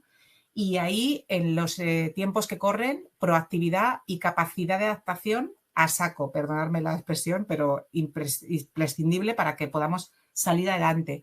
Y como os decía, buscar la excelencia. Yo creo que hemos llegado a un punto en el que nos conformamos con que las cosas medio salgan, ¿no? Porque siempre hay alguien por encima que tiene la culpa. Ahora decíamos, bueno, pues, oye, en registro tiene que estar los habilitados, que no son los habilitados nacionales, son los habilitados para hacer copias. Vale, pero ¿qué tal va Habilita? ¡Buf! Habilita lo lleva la AGE fatal. Y entonces, claro, ya vamos teniendo siempre excusas, ¿no? Para ir bajando el listón, ¿no?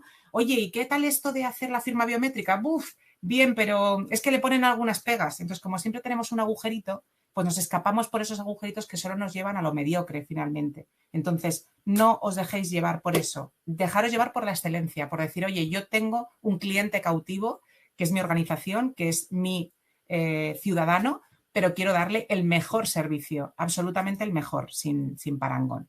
Y eso es un poco lo que yo os venía a contar hoy. Espero que por lo menos eso os haya dado una vuelta a pensar cosas, a reflexionarlas. Veis que el trabajo que tenemos por delante es grande, es enorme, pero yo creo que en esta secuencia que yo os decía de los 3 pasos, ¿no? De reflexionar qué es lo que tengo, qué puedo abordar con lo que tengo por delante de una manera, pues eso, creativa y reflexiva, y finalmente poniendo en marcha todo aquello que podamos con esa perspectiva de la excelencia, creo que podemos ir avanzando mucho y muy bien. Así que nada, muchas gracias.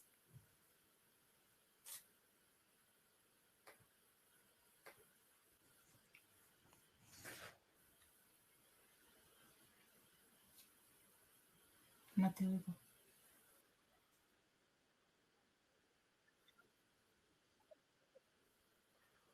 ¿Perdón? Vale. Vale, perdón, tenía el micrófono desconectado. Le estaba dando las gracias a Sonia por esta formidable ponencia que nos ha dado y me gustaría transmitirle algunas de las preguntas que le han hecho. Sonia, nos preguntan si para dar el verdadero salto a la gestión datificada nos falta reforzar el paso a la autenticación de los datos con valor de prueba.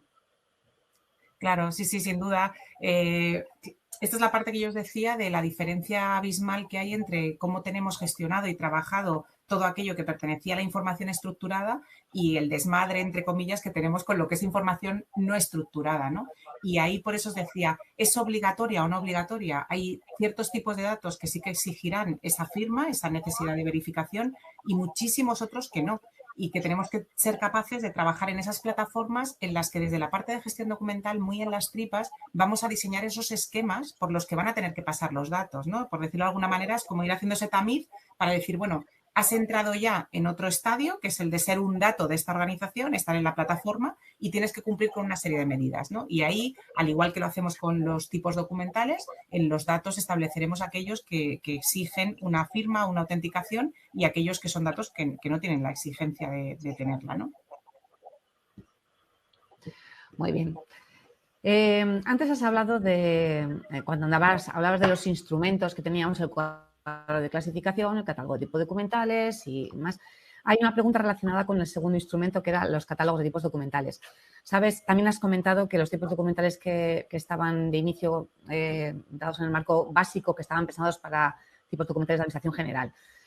Sabes que hay un campo, hay uno de ellos que es otros, ese famoso varios que siempre hay en todos los archivos. Preguntan que si se abusa, bueno, primero preguntan a ver para qué realmente, si tú sabes para qué se creó ese tipo documental, otros. Y luego, si se abusa de ello, ¿qué consecuencias puede tener ello? Son un poco malos, porque yo creo que todos sabemos para qué se creó, tú lo has dicho, ¿no? Un otros y un varios, todos sabemos para lo que se creó, ¿no? Para ese cajón desastre de previsión de tipos que lógicamente no cumplirían claro, el listado es súper limitado, no recuerdo ahora de memoria si son 12 o 13, pero vamos, no llegan a la veintena. Son muy poquitos. Y luego lo que os decía, había muchos que yo recuerdo que nos dejaban alucinados porque eran tipos documentales estos que dices, ¿esto realmente qué será, no? Que servían realmente a la Administración General del Estado. Yo ahí, fíjate, creo que tenemos que ser comprensivos también con la evolución de los últimos años, ¿no? Lo que os decía. Criticamos SIA, claro, porque somos criticones, pero es que SIA no era absolutamente nada de lo que es ahora, ¿no? Nació con otra perspectiva completamente distinta, con muy pocas pretensiones, y a los tipos documentales yo creo que les pasó lo mismo, ¿no? Que de entrada era decir, bueno, vamos a tener una serie de identificaciones de documentos y estos documentos nos van a servir para que yo pueda compartir contigo ciertos tipos de documentales, ¿no? De información. La realidad es que a día de hoy nosotros la información de tipo documental tiene muchísimas aplicaciones dentro de la organización y el problema que tenemos que nos ha puesto este listado tan reducido es que todas esas aplicaciones que son muy potentes dentro de la organización se quedan reducidas a nada en el momento en el que tú entras en el botón de otros. Voy a decir un ejemplo muy rápido para que me entendáis.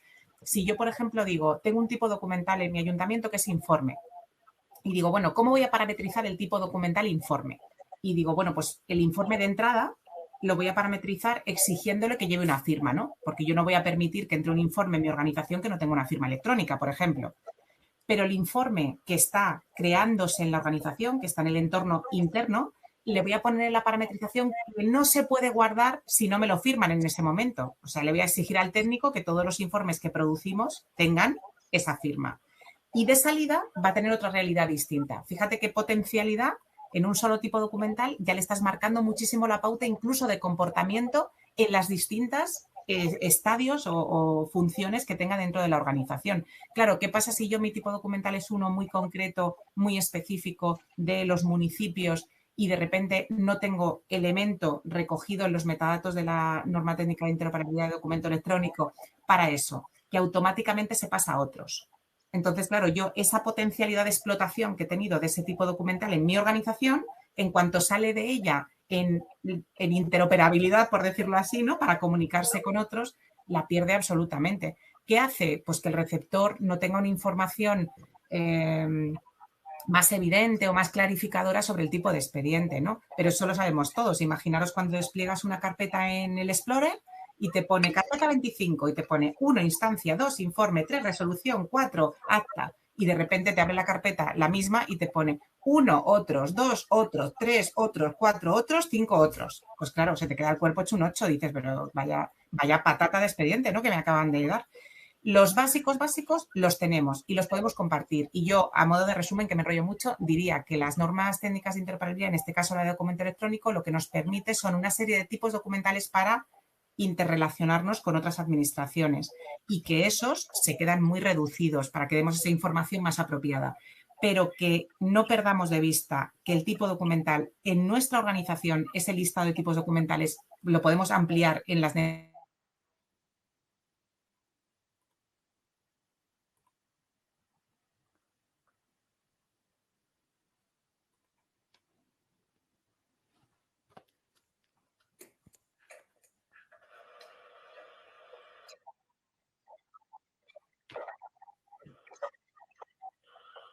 Yo no oigo.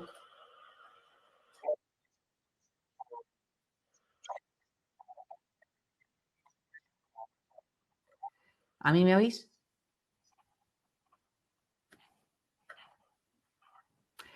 Hola.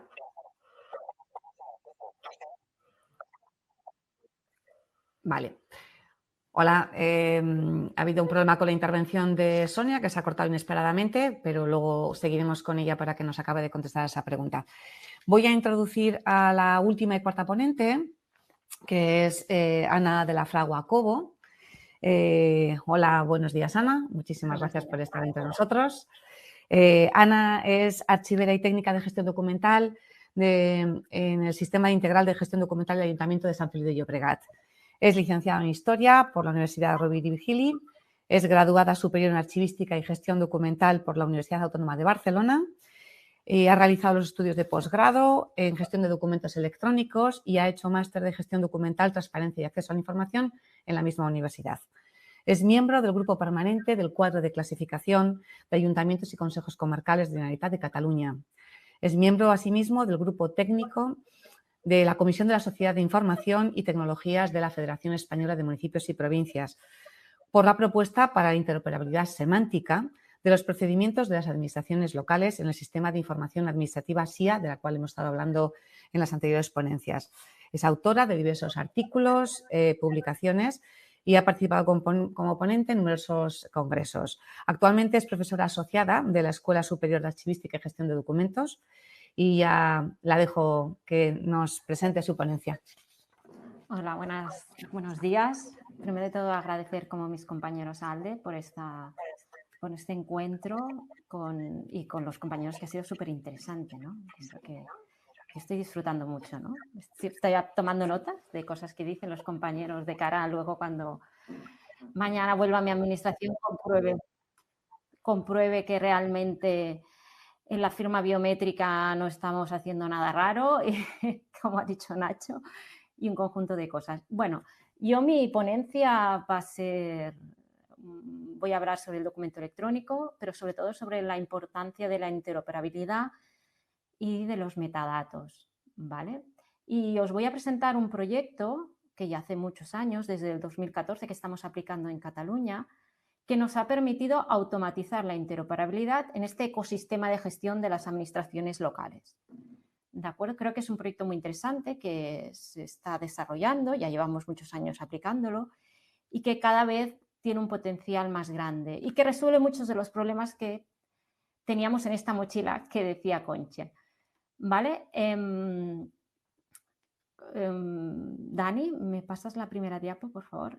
Bueno, un poco así. Os haré un breve resumen, ¿vale? Veréis que hay más diapositivas, sobre todo la parte inicial, de las que me voy a parar para que podamos explicar y poderme extender más en la última parte, creo que es más interesante, pero solo tener claro qué es un documento electrónico, ¿vale? Qué función o cómo interactúa con la gestión documental y la archivística, ¿no? Y cómo ya en las diferentes normativas se va reflejando y definiendo, ¿no? Como toda información o evidencia en soporte digital que puede ser identificada y tratada como una unidad. Siguiente, Dani.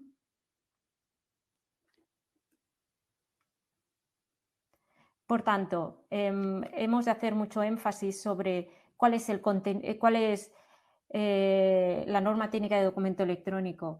No es la que nos determina qué es un documento electrónico como tal, un documento electrónico administrativo y cuáles son sus características, que tiene básicamente 3 componentes: el contenido, que es el conjunto de datos, aquella información que tenemos en el documento, la firma y los metadatos, que no deja de ser datos sobre datos, ¿vale? Debemos tener claro que cuando hablamos de un documento electrónico administrativo es esto.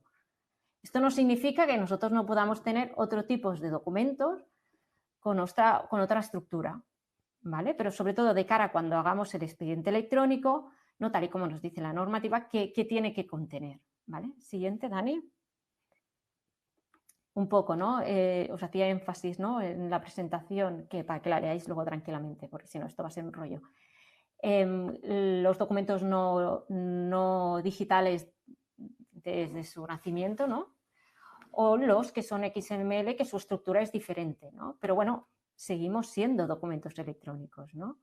Y como toda la normativa refleja esta importancia de los documentos electrónicos, esta importancia de controlar su ciclo de vida, ¿vale? Cómo es su formato original, cómo se va a preservar, ¿no? En eso era muy interesante la ponencia, ¿no? Que nos hacía Nacho sobre cómo vamos a conservar y preservar estas firmas de los documentos electrónicos, sino como ahora que vamos refirmando cada X tiempo cuando se nos caducan.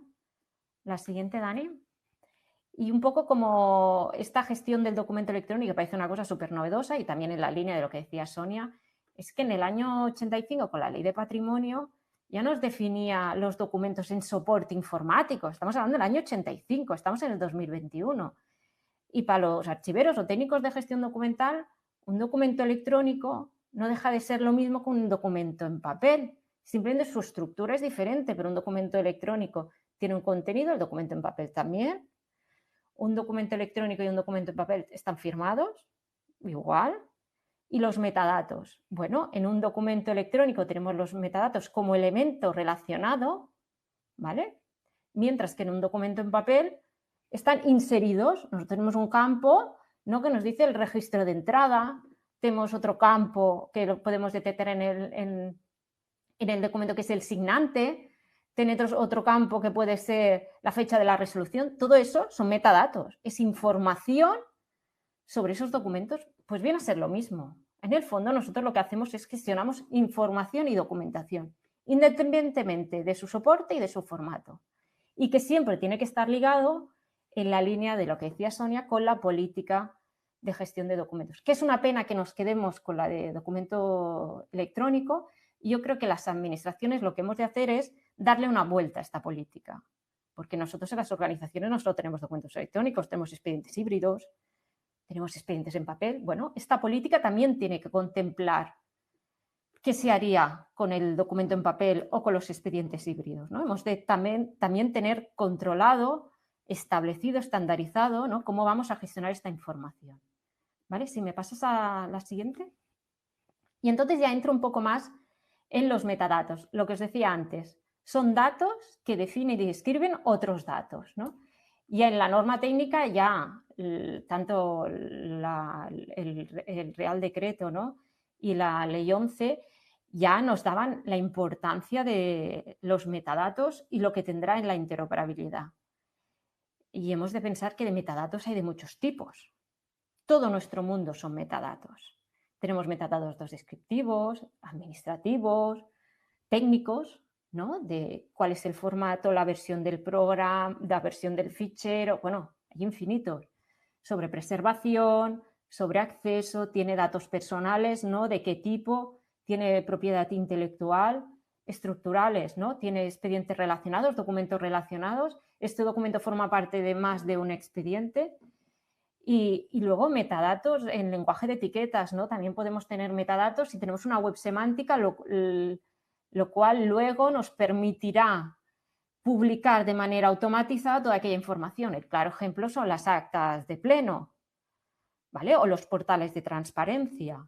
Por tanto, cuando más enriquezamos nuestros metadatos y tengamos más metadatos, más podremos pasar de un mundo docucéntrico a un mundo datacéntrico. Es decir, hemos de dejar el mundo papel, el mundo estático, para irnos a un mundo estructurado, un mundo de datos.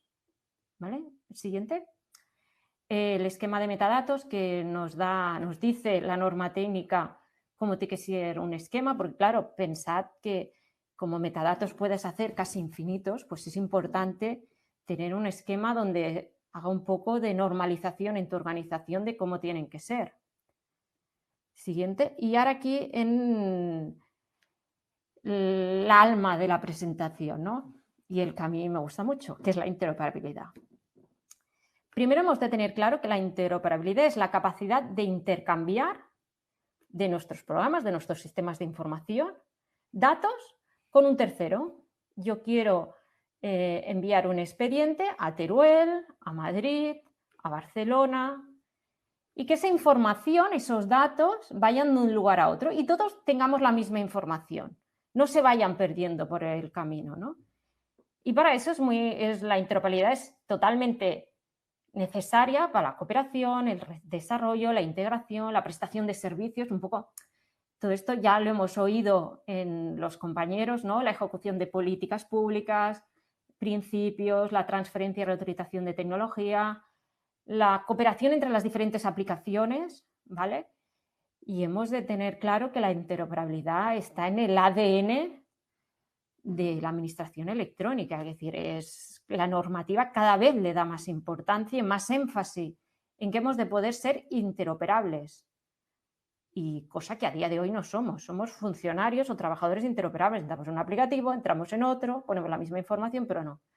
Lo que hemos de ir es que las máquinas se comuniquen y hablen entre ellas y que tú hagas una cosa en un sitio y eso se transmita a todos los otros aplicativos, organizaciones, administraciones del Estado, de la comunidad autónoma, del Consejo Comarcal, del pueblo de al lado, y que haya la misma información y no que cada cambio que se suceda se vaya perdiendo información.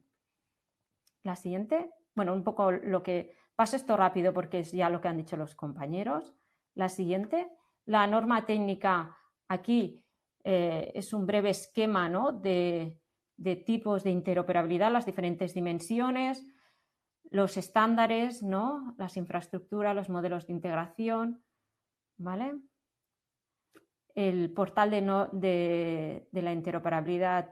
Dani, siguiente. Sí.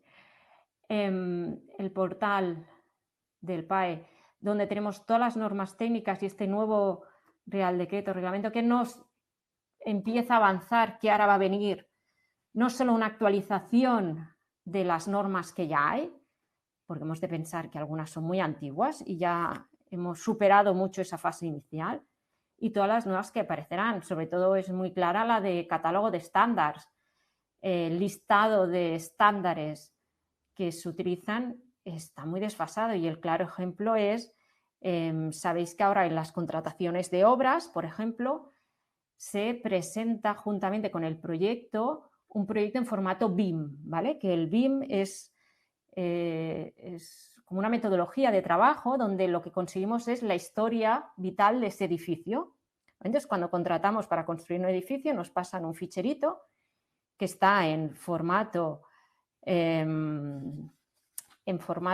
Shift, ¿no? Y que lo que nos hace es justamente permitir intercambiar información entre los proveedores, entre la constructora, entre la administración. Es decir, en ese fichero tenemos toda la información del edificio, desde el modelo de enchufe que va a haber en tal sitio, que tiene tales características, tal garantía de conservación. Bueno, súper al detalle. Este, que es un estándar mundial, no está contemplado en el catálogo de estándares. Bueno, pues seguramente ahora con estas nuevas actualizaciones, pues estas cosas cambiarán y se desarrollarán, igual que habrá nuevas normas técnicas de transferencia, de valoración, de preservación, ¿no? de plan de direccionamiento de los IPs, de reutilización, de modelos de datos. Bueno, ahora nos toca dar un salto mortal con 3 vueltas hacia adelante y realmente creernos la administración electrónica, la transformación digital y todo para adelante. Tenemos incluso un espacio, la siguiente, Dani, sobre validación de documentos y expedientes electrónicos, ¿vale? Sabéis que vosotros en vuestras organizaciones un día podéis coger un expediente, desde la página del PAE lo probáis y os dirá si cumplís o no con la norma, si cumplís o no con los metadatos, ¿vale? Y es interesante, porque a veces piensas que cumples y luego te das cuenta que no, ¿vale? Y ahora aquí viene el gran proyecto, ¿vale? Este es un proyecto que nace, ya lo veréis, en el 2014 y que continuamos trabajando. Tenéis que pensar, Cataluña somos unos 947 municipios, de los cuales solo 64 superan los 20.000 habitantes. Es decir, nosotros tenemos unas diputaciones muy fuertes que dan un soporte muy grande a los municipios pequeños.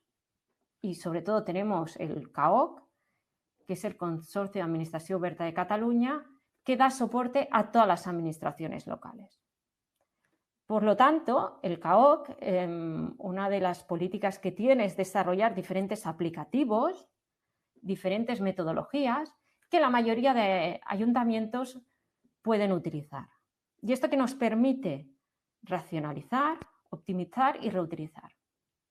En este 2014 surge un instrumento, que ahora entraremos un poco en la polémica de que es un cuadro de clasificación, que es un catálogo de procedimientos y unos complementos. Se crea un modelo, ¿vale?, que viene a ser un cuadro de clasificación y un catálogo de procedimientos. El cuadro de clasificación son los primeros niveles, ¿vale?, que es una cosa estática. Las funciones, porque nosotros creemos en los cuadros funcionales, las funciones de las administraciones no han cambiado. Antes construían murallas y ahora construyen pabellones, pero sigue siendo lo mismo, ¿no? Y un catálogo de procedimientos, que es una cosa viva, constantemente en cambio, que la normativa actual influye mucho y que creíamos que estas dos herramientas eran imprescindibles para poder automatizar la interoperabilidad. Y sobre todo, que era imprescindible que fuera de uso generalizado en todas las administraciones locales. Primero, porque no tenía sentido que estemos constantemente reinventando la rueda. Si yo tengo un cuadro de clasificación y un catálogo de procedimientos, lo normal es que el pueblo de al lado tenga el mismo, porque los dos somos administraciones locales, las dos tenemos las mismas competencias, las dos más o menos ofrecemos los mismos servicios y no podía ser que hubiera esta disfunción entre unos y otros. De aquí a la necesidad de tener un modelo común. En este modelo, ¿quién participó? Han participado 21 organizaciones en su inicio, que hay ayuntamientos, consejos comarcales, las 4 diputaciones, que eso es importante, que las 4 diputaciones vean la importancia de desarrollar este modelo, ¿no?, y participar de su creación y mantenimiento, el Consorcio de Administración Oberta de Cataluña, que es de la Generalitat, y el Departamento de Cultura. Siguiente, Javi. Ay, Dani, perdona. como os decía, ¿no? Este proyecto se inició en el 2014 con un grupo de trabajo de 21 personas. Va evolucionando como mi vida, ¿no? Me casé, tuve un hijo, pues bueno, desde 2014 ahora ha pasado mucho. Del cuadro que se empezó a trabajar inicialmente en el 2014 al que acaba siendo ahora el 2021 no tiene nada que ver. Ha habido muchos debates, se han cambiado modelos, se puso en consulta pública, ¿no? Y entonces este cuadro y este catálogo de procedimientos, que para nosotros son dos herramientas que van juntas, no son aisladas, es el que el grupo permanente, que somos 7 personas, se mantiene, dirigido por la Generalitat de Cataluña, ¿no? Y lo que hacemos, que yo creo que es una de las partes más importantes, resolvemos dudas. Cuando una administración está adherida a este modelo, que es la mayoría de ayuntamientos de Cataluña, que luego os explicaré el porqué, lo utilizan, a veces surgen dudas. Oye, ¿tú esto cómo lo haces? O cómo no sé qué. Pues bueno, en este grupo permanente nos dedicamos a dar soporte a todas estas personas que nos presentan dudas e incluso hay veces que estas dudas nos hace replantearnos nuestra idea inicial, ¿no?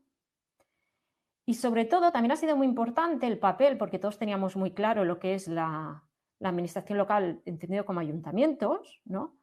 Pero claro, como hemos visto, solo hay 64 administraciones locales con más de 20.000 habitantes. Es decir, hay muchos municipios muy pequeños que están asociados, ¿no? Que es a partir del Consejo Comarcal quien, a partir de asistencias técnicas, realiza X funciones, ¿no? Y cómo incorporamos los consejos comarcales también en este grupo, ¿no? Y ya es en el 2021 donde yo creo que hemos hecho, yo creo que más que 2020-2021, hemos hecho el gran salto con lo que ha sido la publicación y la automatización, sobre todo de los complementos, que yo creo que es lo que nos permite dar un salto enorme hacia adelante. La siguiente.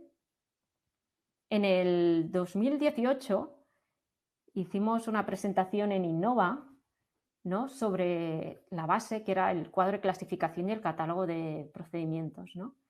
Y cómo nosotros le invitamos a nuestros compañeros, ¿no? No solo archiveros y técnicos de gestión documental, sino también técnicos de organización, a secretarios, a que lo aplicaran, a que aplicaran este modelo, no que lo intentaran. No hay que tener dudas. Hay un modelo, un estándar que está normalizado, que lo utilizan, primero lo utilizaban un poquito y poco a poco ha ido aumentando su utilización, ¿no?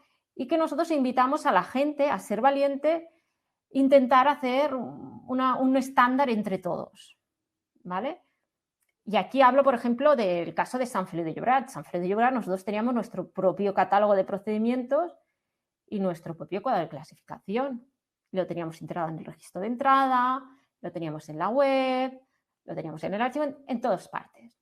Pero bueno, como miembros que formaban del grupo y que creíamos en esta idea de optimizar, de racionalizar, de tener elementos comunes entre todos, creíamos que teníamos que hacer una apuesta por este modelo y que ahora al principio seguramente no le veríamos el beneficio, pero que con el tiempo, y esa ha sido la realidad, sacaríamos un gran provecho.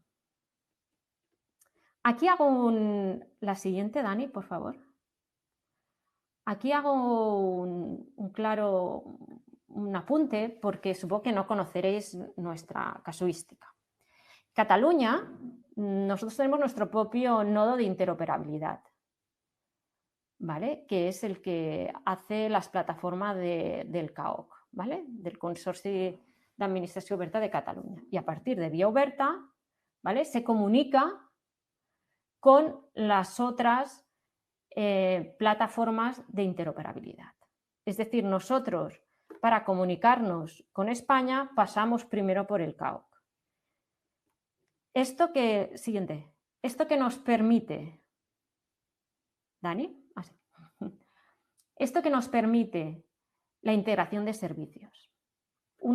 Para nosotros ha sido imprescindible el apoyo constante y que tiene, y que es gracias a este apoyo que ha hecho CAOC sobre este modelo, se ha extendarizado su uso, es que él ha incorporado tanto el cuadro como el catálogo de procedimientos en el SID de todos los aplicativos y servicios que ofrece.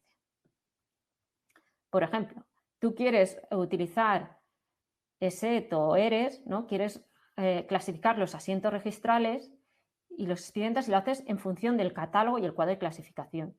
Tú quieres utilizar el ETRAM, que es el tramitador, módulo de tramitación municipal que tiene como servicio, utilizas el cuadro de clasificación y el catálogo de trámites.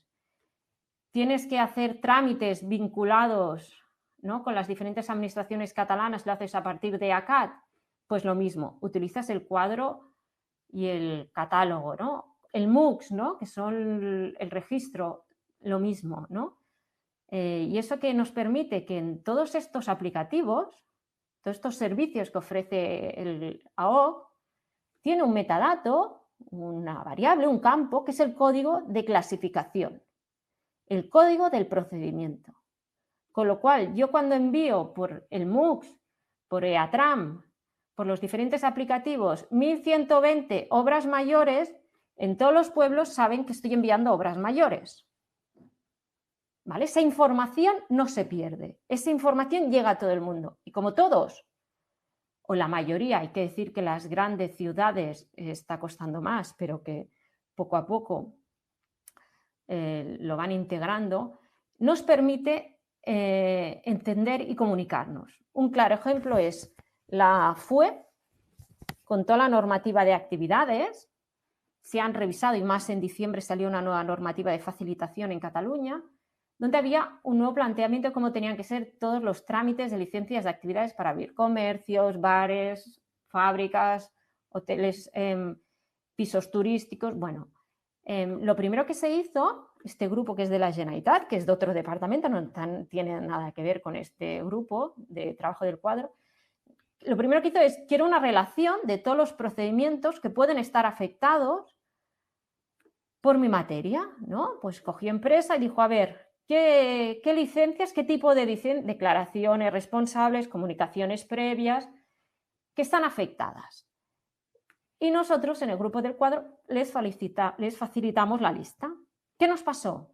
Que este grupo de empresa, ¿no?, que estaban ayuntamientos, diputaciones, con diferentes perfiles, como en el nuestro, en este grupo del cuadro no somos todos archiveros, tenemos juristas. Quiero decir, no, los archiveros no somos nuestro señor, unos grandes sabios que lo sabemos todos y estamos en poder de toda la verdad, ni mucho menos. Quien sabe más de temas de arquitectura es un arquitecto, no un archivero. Quien sabe más de medio ambiente es un técnico de medio ambiente. Quien sabe más de legislación es un jurista. Y la gracia es que en este grupo permanente sí que hay un grupo de juristas y archiveros fijos, pero cuando se trabaja una parte, una materia que no es la nuestra, pues se invitan a gente del ámbito para que nos dé soporte y para que nos diga las cosas. Tenéis que pensar que este modelo está concebido para la documentación tanto en papel, electrónica, híbrida, tanto de hace 2 siglos como la actual. Os ponía el ejemplo de las murallas. Tenemos una serie de construir murallas. En Sant Feliu no tenemos murallas, pero bueno, en Montblanc, que es un pueblo medieval que os invito a que vayáis, que es muy bonito, sí que tienen. Y ellos pues hacen su mantenimiento, su reconstrucción, bueno, sus cosas. Y para ellos su muralla es tan importante como puede ser para mí el pabellón Juan Carlos Navarro. Es decir, que contemplamos todas las casuísticas.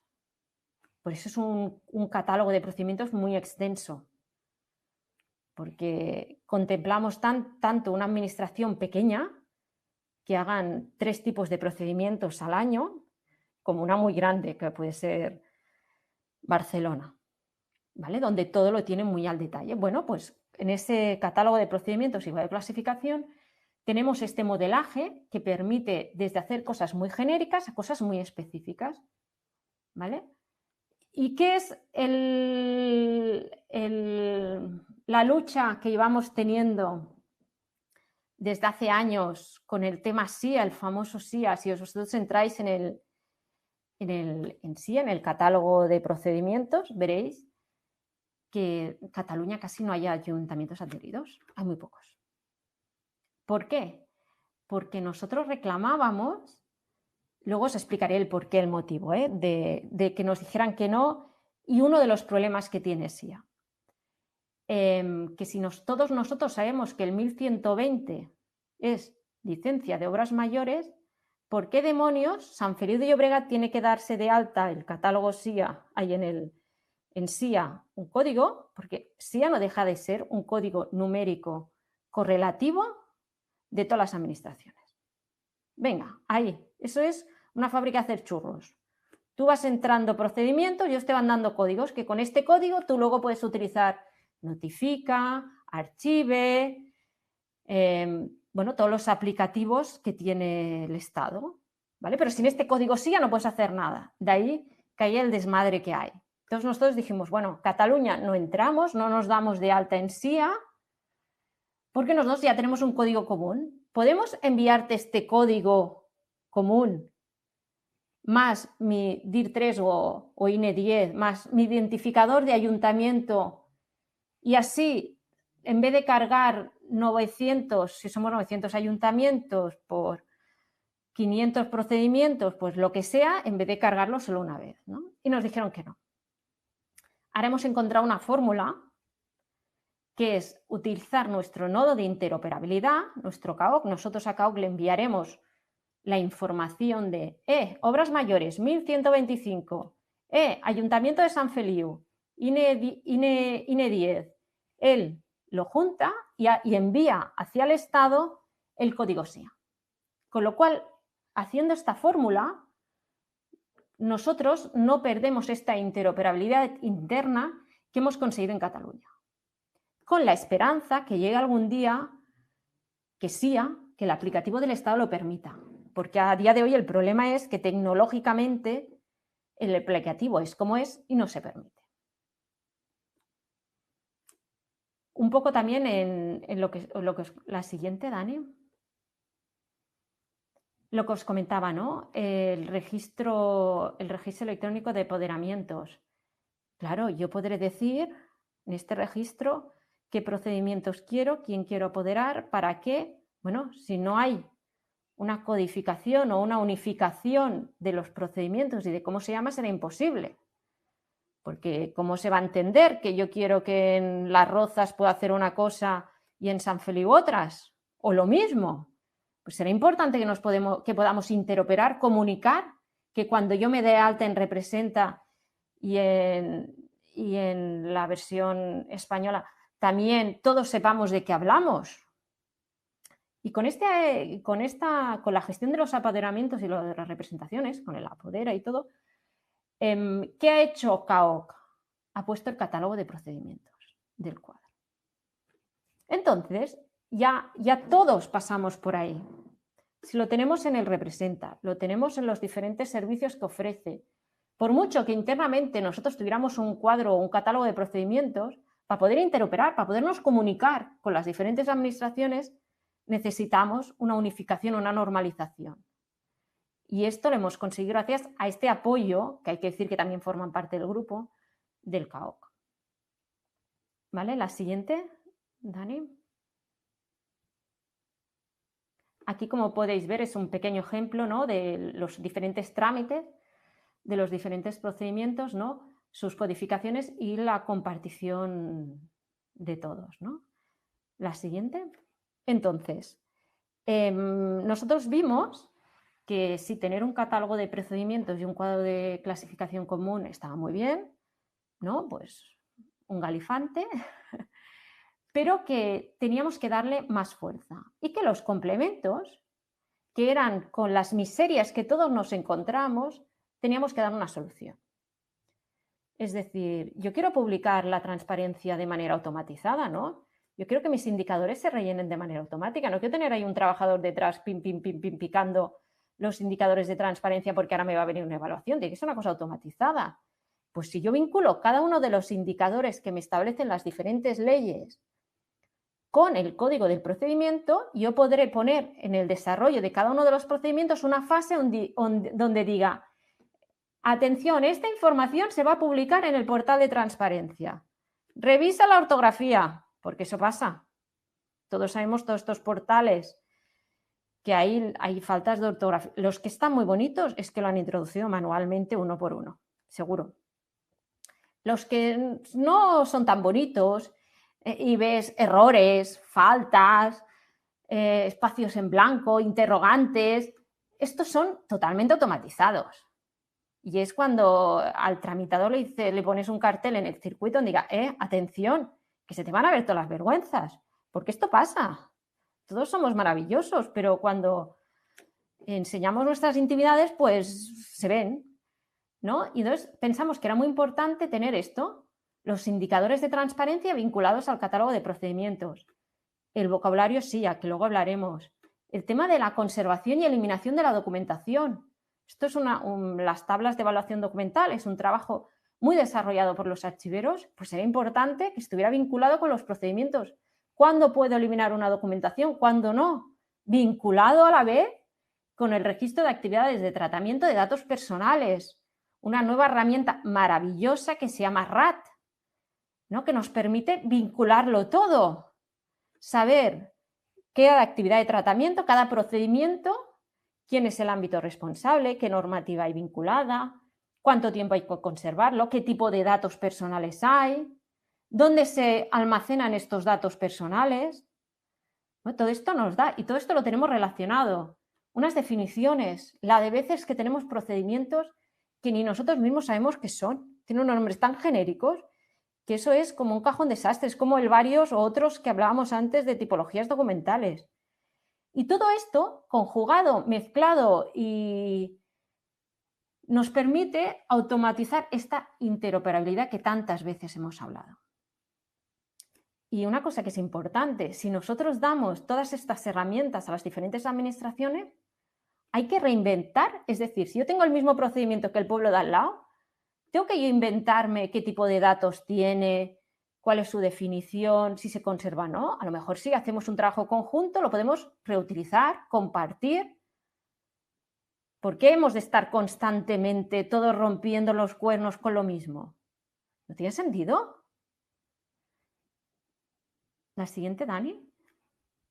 Un poco lo que os decía, los indicadores de transparencia. Parece una tontería, pero para poder automatizar la transparencia, o ponemos en el circuito del procedimiento administrativo correspondiente qué valores, qué información, qué datos necesitamos publicar en el portal de transparencia, no lo podremos tener. Pues si nosotros sabemos que los ítems de transparencia están vinculados a una clasificación, a un procedimiento, pues podremos automatizar esta publicación. Y no, que cada vez que se tramite un expediente de lo que corresponda, automáticamente se publicará en nuestro portal de transparencia, sin tener indicadores desfasados. ¿Vale? La siguiente. También otro punto importante. ¿Cómo hemos de publicar esta información? ¿Vale? Hemos de tener claro que los portales de transparencia muchas veces, todo y que están pensados para la ciudadanía, los consumidores no es la ciudadanía, no tenemos una cola de ciudadanos en la puerta del ayuntamiento a ver cómo es el portal. Básicamente lo que más se consulta es sueldos, porque la gente quiere saber cuánto cobra el alcalde, el regidor, el técnico de cultura o el archivero, que verá que es poco. Otra cosa, pero la mayoría de cosas no se consultan, con lo cual tenemos unos portales no enfocados a los ciudadanos. No tenemos unos portales con un conjunto de metadatos que nos permitan hacer búsquedas. Es decir, hemos de ir a unos portales estructurados donde yo ponga la palabra, no sé, contrato, bueno, contrato no, libro, y me salga una silla, vamos a ser más, y me salga desde el inventario cuántas sillas hay en el ayuntamiento, si se han hecho contratos de sillas o no, quién es el responsable de las sillas. Es decir, todos estos datos, todos estos portales los hemos de enriquecer a partir de metadatos que contengan vocabularios controlados. Que esto luego lo podemos extrapolar al Open Data. ¿vale? A nuestros datos abiertos. Cuando más metadatos y más enriquezamos estos datos, más podremos jugar con la semántica y con su difusión. Vale, la siguiente. Un poco lo que os decía, ¿no? Información actualizada, permanente. Y ahora estamos pensando en procedimientos, en datos, en modelo de datos, en arquitectura, pero luego, un poco lo que decía Sonia, la georreferenciación. Si nosotros cuando abrimos un expediente de obras lo vinculamos con un territorio, un emplazamiento, con una georreferenciación, luego esa información, estos datos que hemos dicho sobre este expediente, las podremos publicar al web, por ejemplo.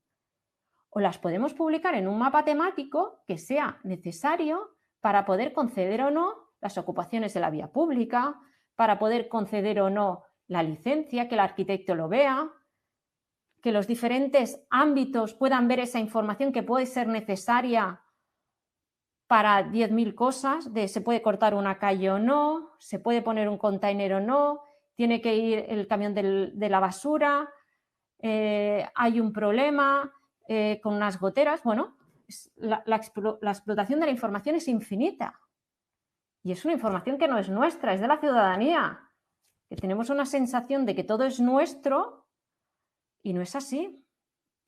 La siguiente.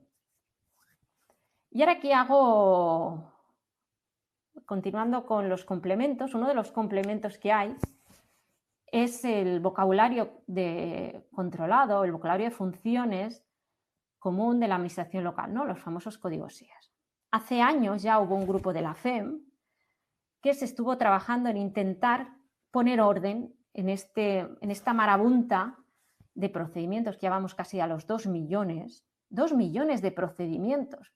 Que decir procedimiento tampoco es correcto. Ahí hay trámites, hay procedimientos, hay tipologías documentales, hay de todo. Y se detectó que había esa problemática. Había casi 2 millones, en aquel momento era 1, de procedimientos, trámites, de información y que se tenía que poner en orden. Y en este grupo de trabajo de la FEM, que había gente de todos los ámbitos y de toda España, se intentó pactar más o menos dentro de nuestras posibilidades en un catálogo común de procedimientos. Muy genérico, muy básico, para intentar que la gente utilizara el mismo. ¿Por qué? ¿Qué pasa? Si vosotros entráis, a veces es divertido como chafarderío, como curiosidad.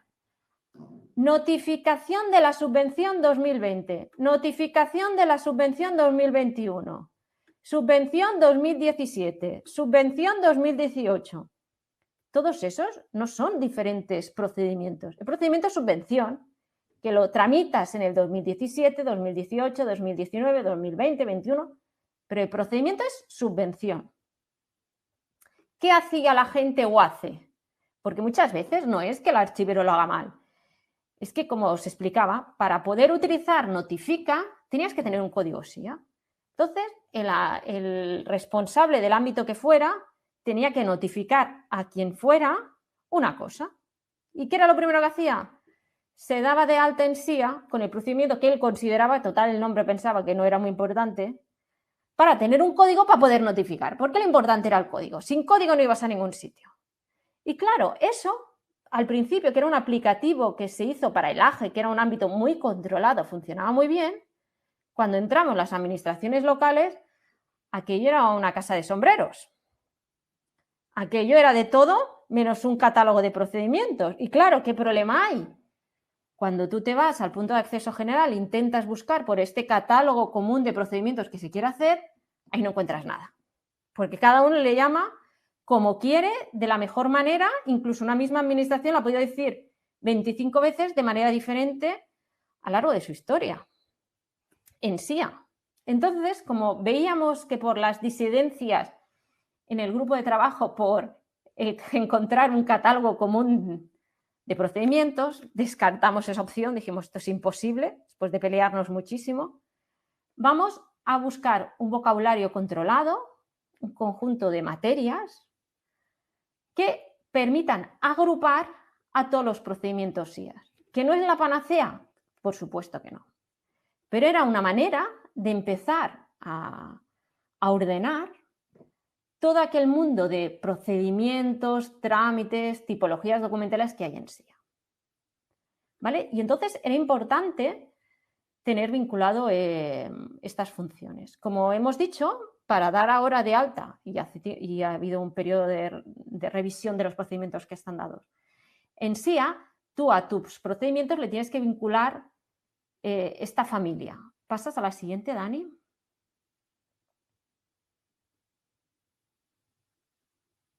Vale. Bueno, aquí os explicaba el tema de los inventarios. Siguiente. ¿No? Era lo que os explicaba. En este catálogo común, ¿no? Tienes que buscar. Y entonces también se buscó, aparte de este vocabulario, una simplificación. ¿No? Porque, claro, había tantas pestañitas, pero las pestañitas útiles no estaban, que era como un poco surrealista.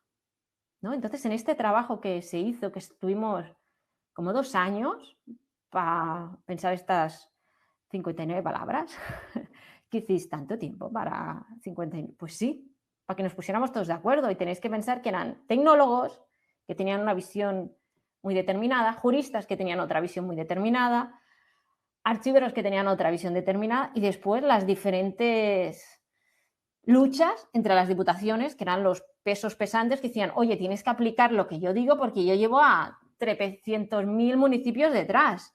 Y aquí era una lucha de a ver quién tenía más municipios detrás apoyándolos, ¿no? Es en plan, no me propongas según qué, porque mis 500 municipios no lo van a hacer.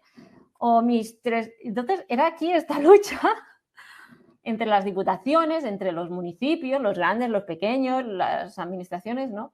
Para conseguir encontrar un vocabulario, ¿no? Que es, siguiente, el famoso vocabulario SIA, ¿no? Que, como podéis ver, son estas 59 funciones genéricas que nosotros, en este grupo permanente, las hemos vinculado a nuestro catálogo de procedimientos. ¿Por qué? Porque pensamos, el día que podamos, porque esto ya hace tiempo que lo hicimos, cargar todos nuestros procedimientos en SIA, ya le hemos puesto la categoría.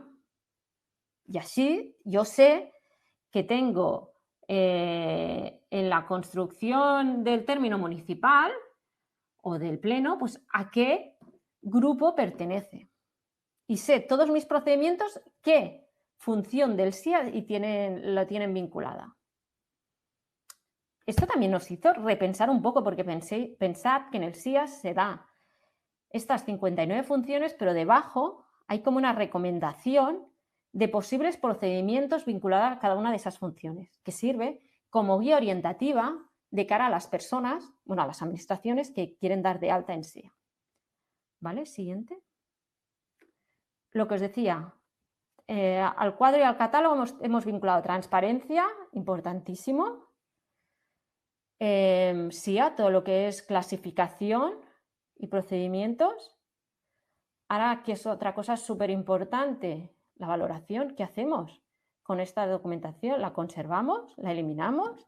¿Le aplicamos un muestreo? ¿Qué tengo que hacer con ella? Pues es lo mismo. Si todos tenemos el mismo catálogo de procedimientos y tenemos vinculadas las mismas tablas de evaluación, que luego hemos de publicar nuestro registro de eliminación, será mucho más fácil aplicarlo. Si ya lo tengo predeterminado, yo en mi gestor de documentos puedo decir, a ver, todos los expedientes de contratación de obras se tiene que hacer tal cosa, o todos los expedientes de pleno, de padrón, ¿no? El padrón de habitantes, de conservación, le tengo que aplicar políticas de preservación porque son considerados mis documentos esenciales. Bueno, ¿le podría aplicar políticas? Pues claro, ahora estamos hablando de un modelo que luego tú todo este modelo lo tienes que introducir en tu sistema, lo tienes que interiorizar, entonces podrás sacarle provecho y automatizar muchísimos procesos. La siguiente. Y ahora aquí yo creo que este es el gran salto cualitativo que hemos dado. Y es básicamente una herramienta que se inventó para una cosa, que es para el control de los datos personales, pero claro, nuestros expedientes tienen muchos datos personales, nuestros procedimientos todos son datos personales. Si nosotros tenemos claro qué es un dato personal y qué es un tratamiento, porque un tratamiento, según La normativa es cualquier operación o conjunto de operaciones realizadas sobre datos personales o conjunto de datos personales, ya sea por procedimientos automatizados o no. Podemos hacer la equivalencia que nosotros, un tratamiento es un procedimiento, ¿vale? Y realmente esta es la equivalencia que hemos hecho. La siguiente, Dani. Para nosotros el registro de actividades de tratamiento, que no deja de ser un registro donde dices para cada procedimiento o tratamiento qué haces con él, qué contiene, dónde lo ubicas, qué normativa vinculada, en base a qué tienes esos datos, qué normativa te habilita a tener esos datos. Todo esto, si lo vinculamos a las diferentes herramientas que nosotros tenemos en nuestros sistemas de información, tendremos todo enlazado, podremos automatizar. Yo de cada procedimiento sé cuál es su definición, cuál es su ámbito de aplicación. Sé qué tipo de datos tengo. Sé por qué tengo estos datos. Es decir, yo tengo estos datos porque me lo habilita, hay una habilitación legal, porque yo lo quiero. ¿En base a qué? ¿Los conservo o no? ¿Qué tipos de datos? Ya no solo de tipo, sino quién son las personas afectadas de estos tratamientos.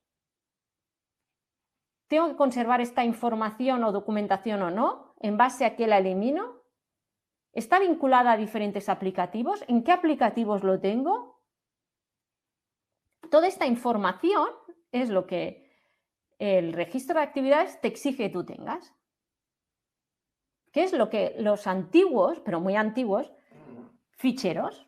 Todos teníamos fichero de personal, ¿no? Era donde nosotros declarábamos en la Agencia de Protección de Datos que nosotros teníamos un fichero con datos personales. Fichero de personal, recursos humanos, ¿vale? Los antiguos ficheros ahora han evolucionado a un registro de actividades de tratamiento. Que claro, hemos pasado de ficheros de agrupaciones muy genéricas a tratamientos. Cuando más específico sea el tratamiento, más lo podrás parametrizar, automatizar y reutilizar. Si yo sé que un procedimiento tiene unos datos concretos, cuando aplique políticas de acceso, lo podré controlar mejor. Si yo tengo un procedimiento muy genérico, con información muy genérica, yo no podré automatizar esa publicación y ese acceso. Siguiente. Y todo eso, pensad, venimos del 2018 proponiendo un cuadro común y un catálogo de procedimientos común. ¿Dónde? Siguiente. Y hacíamos una primera aproximación de cómo tenía que ser un registro de actividades de tratamiento. Ahora hay muchas administraciones que entienden que una actividad de tratamiento es un procedimiento. Pero en el 2018 no era así. Los DPDs, que muchas veces eran juristas o tecnólogos incluso, hacían el paralelismo con los ficheros. Mientras que nosotros considerábamos que había que darle una vuelta más y que si te leías bien la normativa, si la entendías bien, la interiorizabas y veías que ese registro era una oportunidad más que un problema, nos podía ayudar a solucionar muchas cosas. Y que el hecho de hacer el esfuerzo de hacer ese registro vinculado a tus procedimientos, que en el fondo era conseguir información que ya tenías en diferentes cosas, tenías información en el cuadro de clasificación, tenías información en las tablas de evaluación, tenías información en las instancias, ¿no? Que allí sabías qué datos en los expedientes. Bueno, el hecho de poder aglutinar todo esto te permitía tener un registro que luego fuera útil, porque tenéis que pensar que el registro está publicado, lo tenemos que publicar. Un ciudadano tiene que saber qué se hace con sus datos. Y esto va bien porque enseñas tus vergüenzas, pero también te das cuenta muchas veces de qué no haces bien. Tienes que decir qué pides, qué no pides. Esto está totalmente vinculado a lo que decía antes Conchi, tu guía de cada uno de los procedimientos, qué contienen, qué no contienen cuando lo revisas. No puede haber un departamento que diga, me he inventado un procedimiento nuevo. Voy a dar no sé qué. Y tú, a ver, primero de todo, ¿esto lo tenemos en el registro? ¿Es nuevo? ¿Es un servicio nuevo? ¿Es una nueva competencia que hemos adquirido? ¿No es esto? ¿Es lo otro? ¿Qué datos? Y esto muy vinculado a la contratación. Yo contrato ahora con la pandemia se ha contratado muchísimas cosas tú contratas este servicio, esos datos, ¿dónde van a estar? ¿Tú vas a ser el responsable? ¿Es la empresa el responsable? ¿Van a estar almacenados en Europa? ¿Van a estar en el extranjero? Si están en el extranjero y hay una transferencia de datos, ¿qué implicación tiene? Todo esto lo hemos de saber. No es una cosa vinculada al pobre secretario. La pobre Conchi no podría con todo ella sola.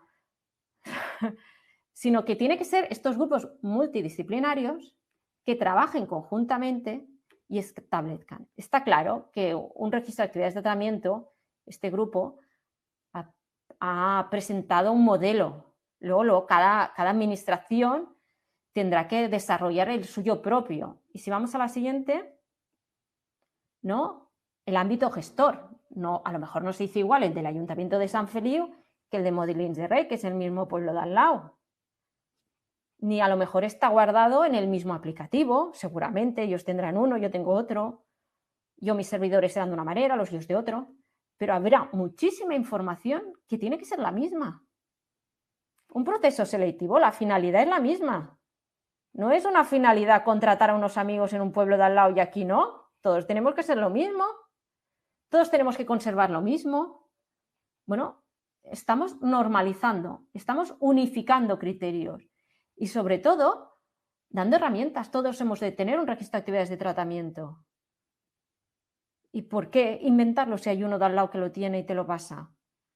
Hemos de reutilizar, hemos de compartir, hemos de cooperar, hemos de interoperar. Siguiente.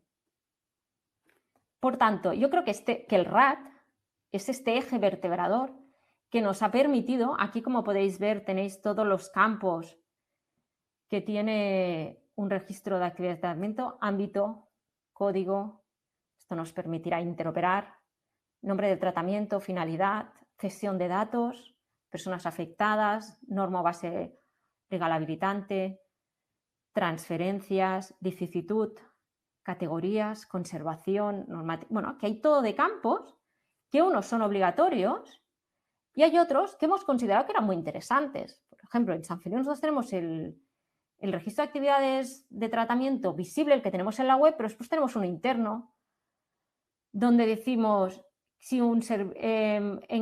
cómo recogemos esta información, en qué aplicativo está, qué datos pedimos, si para este procedimiento utilizamos diferentes aplicaciones de interoperabilidad para conseguir datos de otros sitios. Bueno, tenemos todo de campos que esto, cuando más lo enriquecemos, más información nos da y cuando queremos saber así de un plis plas la información de un procedimiento, tenemos este resumillo. Luego habrá, como decía Conchi, la guía, ¿no? El circuito, todo, la documentación, las tipologías, las variables, los metadatos, bueno, todo la hoja de proceso, todo lo que contempla un procedimiento como tal. Pero así 4 pinceladas, de la cual una parte es pública, que implica que tienes que comprometerte con la ciudadanía que harás eso. Que cuando tienes que eliminar, no lo tienes que eliminar de un sitio o de otro, ¿no? Es una praxis muy habitual a veces. ¿No? Entonces, ¿qué nos ha permitido? Hacer una protección de datos desde el diseño y por defecto. Ordenar y actualizar la información, estructurarla, automatizar las políticas, interoperar internamente y externamente. Que a veces somos capaces de interoperar en el pueblo de al lado, pero no con el de la mesa de al lado. Hacer transparencia, rendir cuentas, controlar los datos, optimizar recursos, no nos engañemos.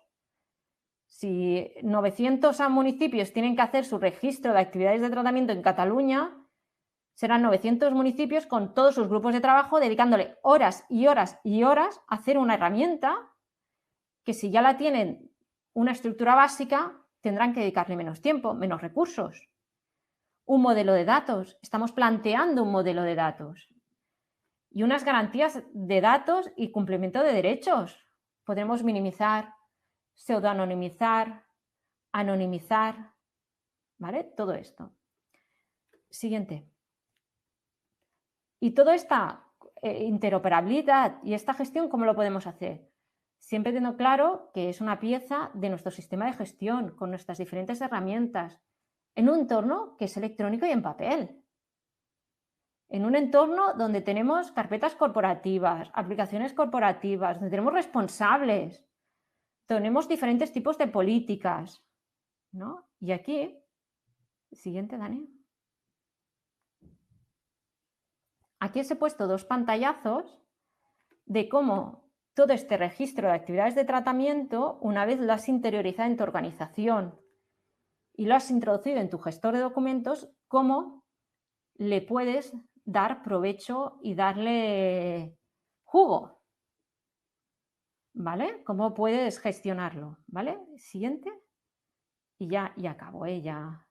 Bueno, y aquí os explico un poco todas estas piezas, todos estos complementos que nos permiten interoperar y estructurar, que hemos de pensar que es nuestro final del camino, es tener información estructurada, como decía Sonia, datos estructurados, para poder interoperar, para poder comunicarnos e intercambiar información. Y la siguiente. Bueno, un poco lo que os decía, ¿no? De la finalidad, las definiciones, cómo lo vinculamos todo y jurídicamente, ¿no? Y la siguiente yo creo que es la más importante de todo. Que hemos de confiar, la siguiente. Que hemos de confiar en quién somos, en qué hacemos y lo que queremos. Y que no lo hemos de intentar, lo hemos de hacer.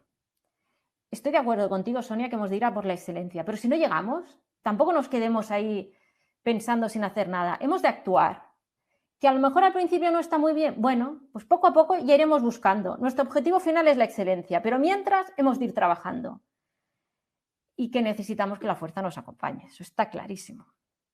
La fuerza de nuestros compañeros, de nuestra administración, la fuerza de los diferentes actores que interactúan, ¿vale? De nuestras administraciones superiores, y que entre todos es como vamos a poder interoperar y avanzar hacia una administración electrónica.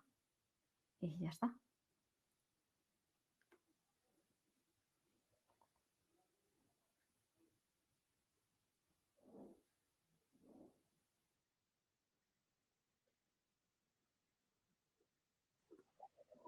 Perdón. Estupendo, Ana.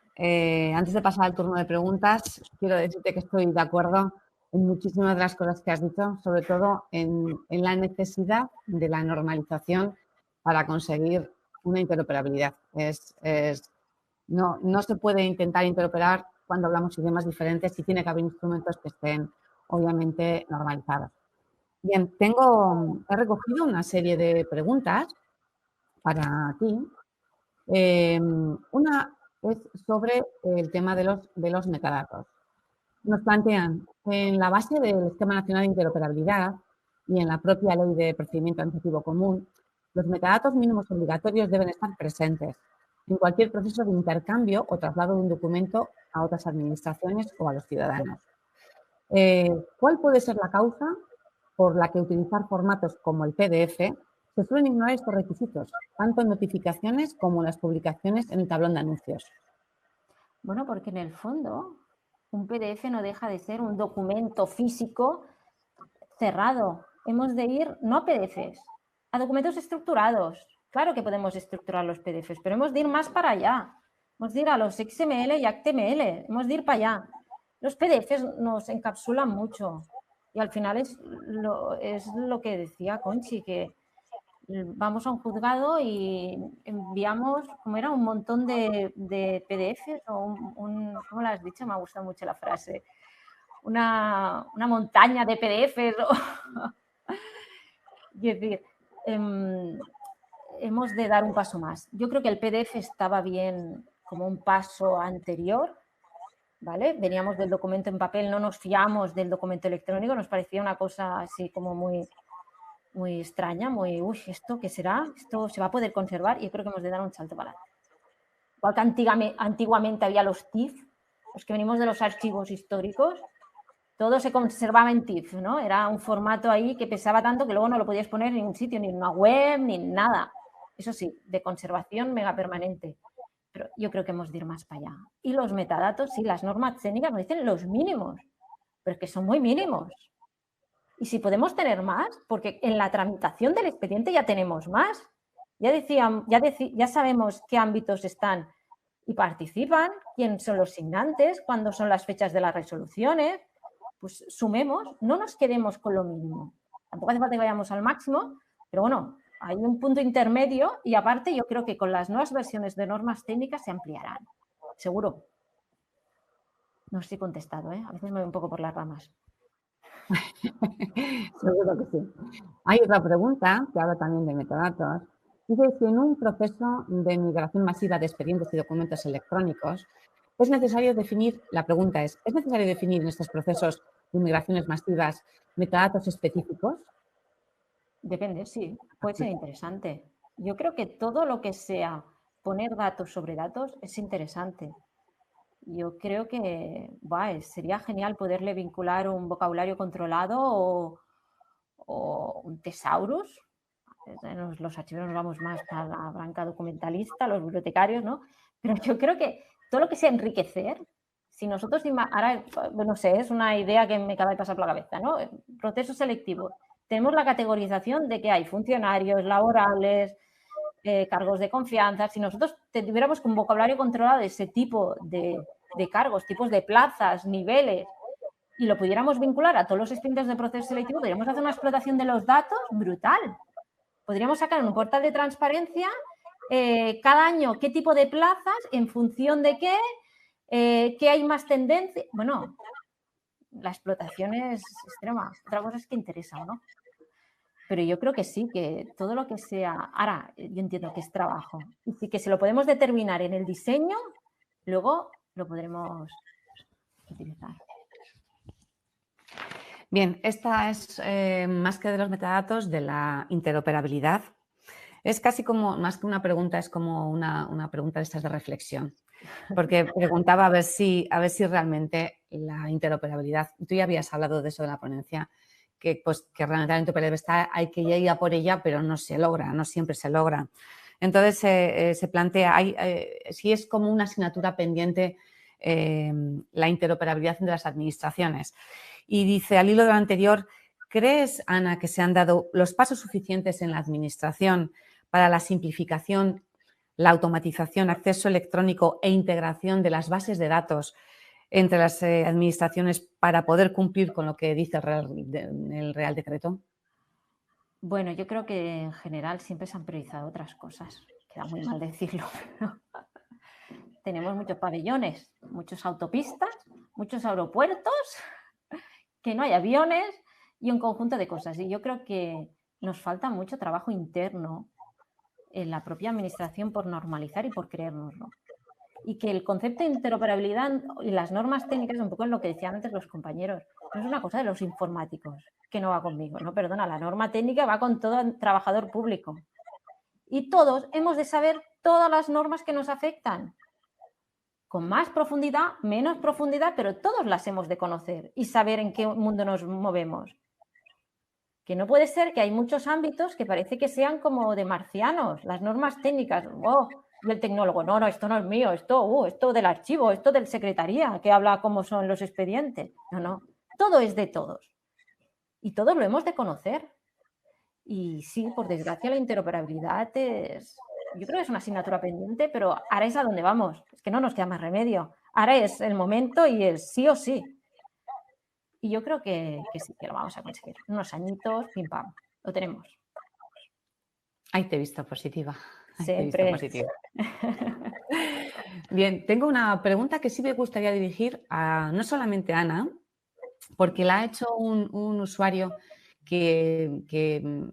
pero creo que no solamente va por la intervención que ha hecho Ana, sino también por parte de lo que ha dicho Conchi en la primera, y también por lo que ha dicho de la excelencia, a dónde teníamos que ir Sonia. Por eso creo que va un poquito relacionada y me gustaría además que la contestarais las tres, que las tres diráis vuestra opinión. Estábamos hablando antes, estaba diciendo, creo que ha sido Sonia la que hablaba de que teníamos que llegar a una excelencia en el servicio. Dice el usuario que hay algunas administraciones que buscan esa excelencia, pero en el mundo real no se ha generado más ciudadanos excluidos que nunca en esta historia reciente. Y relacionado con la pregunta que hace, 1 de cada 3 municipios dice tienen menos de 200 habitantes. y en provincias con diputaciones inexistentes. ¿No es imposible que sus habitantes tengan los mismos derechos que en otras provincias? Esta vez la pregunta va para las tres, pero como veis no va tanto al metadato, al documento electrónico, sino en todo lo que hacemos, todo es para el ciudadano, todo está dirigido para facilitarle la labor al ciudadano y, sin embargo, a veces tenemos la sensación de que el ciudadano se está quedando fuera de ese proceso. A veces tiene más problemas que nunca para contactar con la administración. Es verdad que el COVID no ha facilitado mucho esto. Hay veces hay teléfonos que no contestan, hay correos electrónicos que no van bien, la presencia, las citas tienen que ser previas. Va un poquito por ahí. ¿Cómo veis si realmente nos ha quedado un poco excluido el ciudadano de todo ese proceso?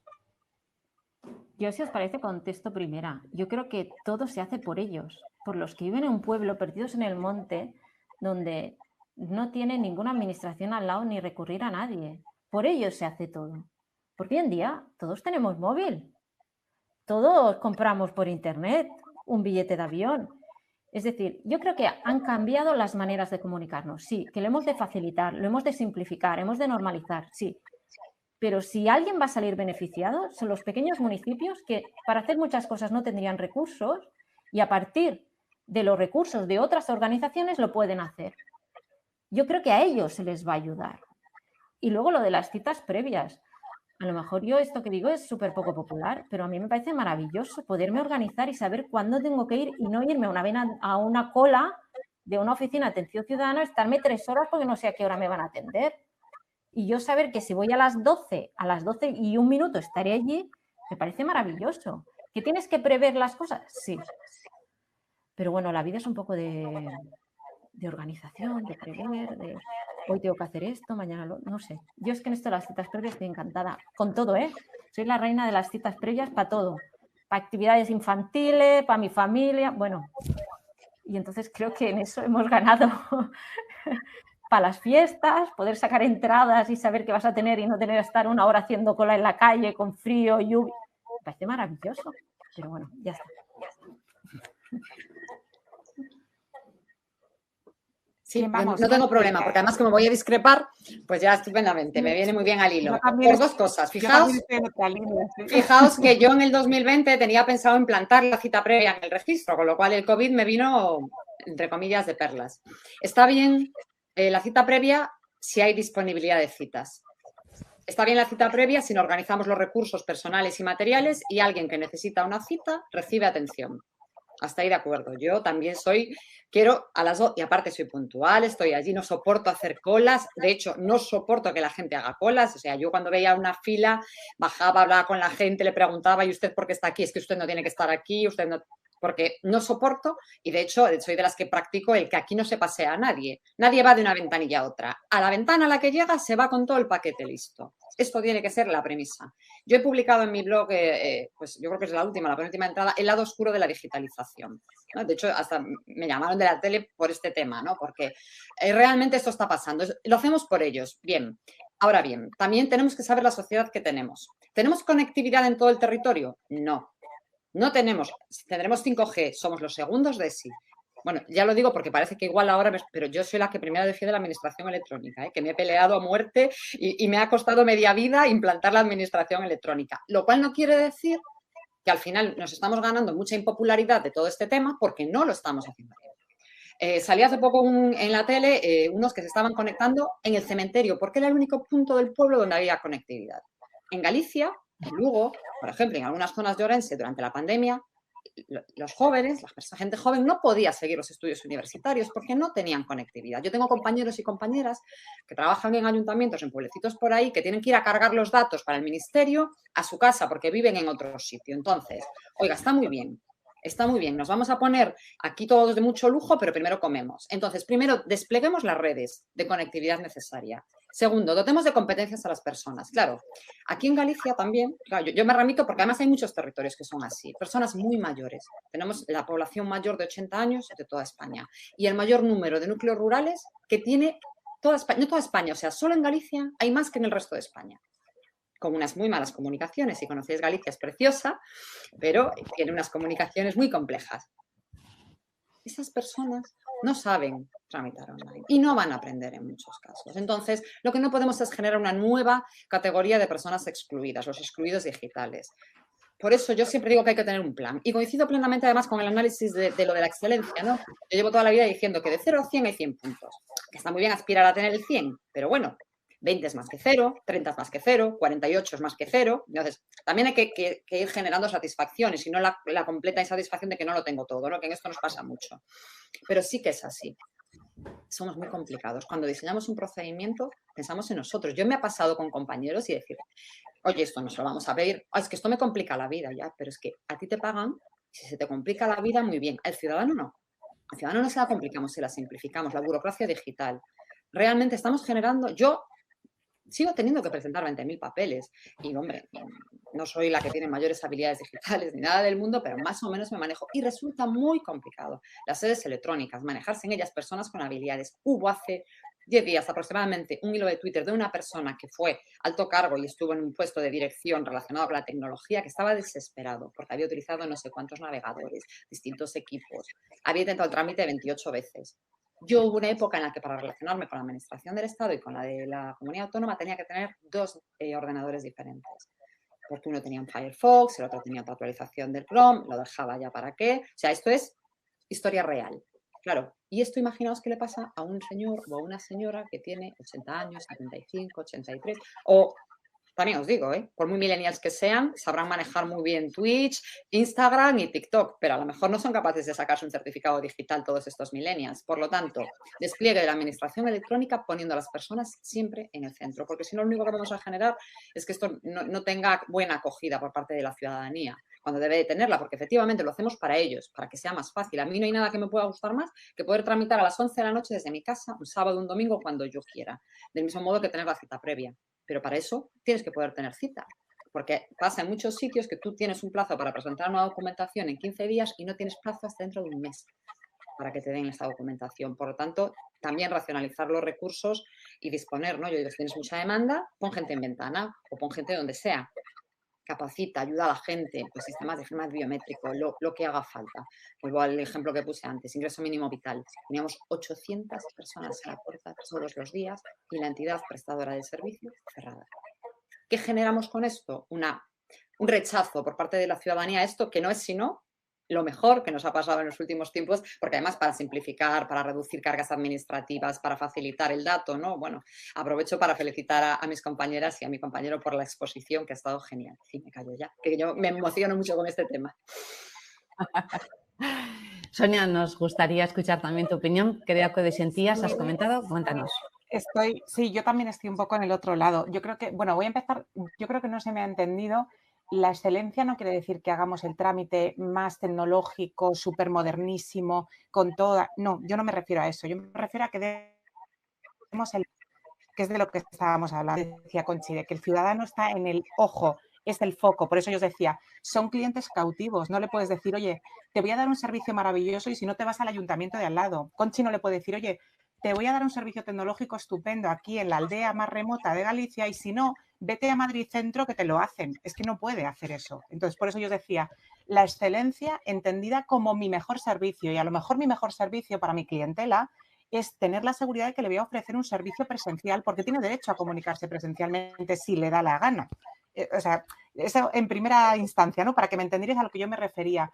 Yo quería decir que seamos muy buenos en lo que hagamos, que nos olvidemos de la mediocridad de hacer trabajos por salir del paso, ¿no? Por salir del apuro, por lo que dice Conchi, bueno, pero es que por si vienen, por si acaso, no, por si acaso nada, vamos a hacerlo muy bien. ¿Qué tengo yo? Tengo a señores de 90 años que no tienen internet en casa, que tienen que hacer una tramitación de la asistencia de un llamador que les da servicios sociales. Oye, ¿cómo se lo puedo agilizar? Mira, ellos lo de no pedir documentación sí que les viene muy bien, porque claro, no tienen que buscar y tal, fenomenal. Pues entonces, oye, ¿a dónde van? Al centro social. Pues mira, es que a lo mejor me interesa que registro, que la oficina de asistencia tenga una unidad móvil que se va al centro social esa tarde y les hace el trámite. Eso es ser excelente. A eso me refería yo, ¿vale? No sé si que se vayan con el trámite puesto, que lo hagamos lo mejor posible. Eso por un lado. Por otro lado, creo que existe la brecha digital, claro que sí, existe y tremenda. Y no tenemos efectivamente fibra en todos los municipios y no tenemos nuestros propios organismos interconectados. Y estamos diciendo que vienen vecinos que no tienen competencias digitales. Ojo, que dentro de la casa tenemos así sin competencias digitales, así, a manos llenas. Ojo, estamos hablando de una brecha digital dentro y fuera. Estamos hablando de que el día de mañana resulta que Hacienda lo tenemos en la AGE, en la Administración General del Estado, a la mano de todos. ¿Cuándo empezó la agencia tributaria a informatizarse, digitalizarse y tramitar online? ¿Cuándo lo ha empezado a hacer cultura? No sé, os pongo un ejemplo loco, solo para que os hagamos una idea, ¿no? Es que esto en un municipio, en un ayuntamiento, es la misma situación. ¿Cuándo intervención tesorería en el primer desarrollo informático de los años 70-80? Todos los municipios de España estaban con informatizaciones en el área de economía y de hacienda. No estaban en otras áreas, ¿no? Entonces, esto existe dentro y fuera. Y luego, cita previa y ordenación, tema que me encanta también, como dice Toñi, hoy como dice Conchi. Yo aquí llevo la coordinación de las oficinas de asistencia en materia de registro. Trabajamos con cita previa. Claro, esto es lo que decíamos de antes de el vuelo de esa mariposa que mueve todo hasta el más allá del continente, ¿no? Entonces, claro, ¿qué pasa ahora de repente con, por ejemplo, esos trabajadores que ahora atienden y que su trabajo se basa en cita previa, pero también tienen moscosos porque son funcionarios y entonces se los tienen que pedir de un día para otro, pero dejan las citas colgadas porque, claro, eso es a un mes vista para que tú des de alta las citas, el ciudadano pueda cogerlas. Ojo, cada uno de estos movimientos es ese pequeño vuelo de mariposa que ronda toda la organización. Entonces es muy difícil. Yo estoy a favor de la cita previa y me parece también que ha mejorado infinitamente muchísimas cosas, ¿no?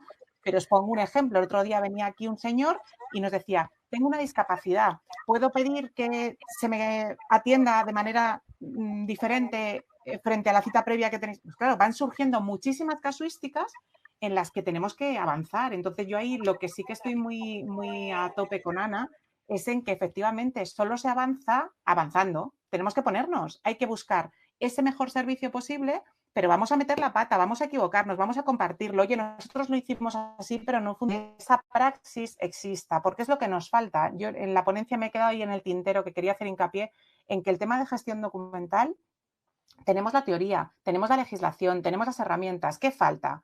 Falta que nos metamos en el asunto, de verdad, porque falta praxis, de eso es de lo que se aprende y de eso es de lo que crece la teoría. Entonces, vamos a remangarnos, vamos a ponernos a trabajar y entonces yo le digo a Ana, oye Ana, me salió fatal esto y me dice Ana, pues a mí mira, fenomenal de esta manera, oye, genial. Y luego no es Ana, luego es también una compañera de no sé dónde y luego es la experiencia de Conchi, luego es la experiencia de Nacho y eso es lo que va a hacer que creemos teoría.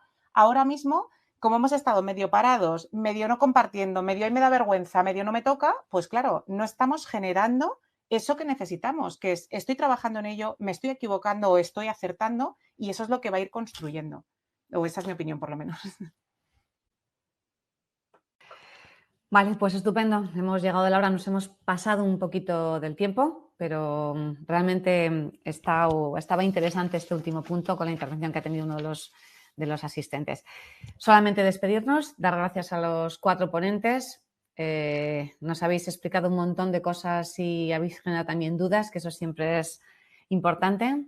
Y gracias también a todos los asistentes que han querido compartir con nosotros esta jornada. Recordaros que tenéis el cuestionario para rellenar en la columna derecha de YouTube. Y un abrazo muy fuerte para todos en nombre de ALDE. Hasta luego.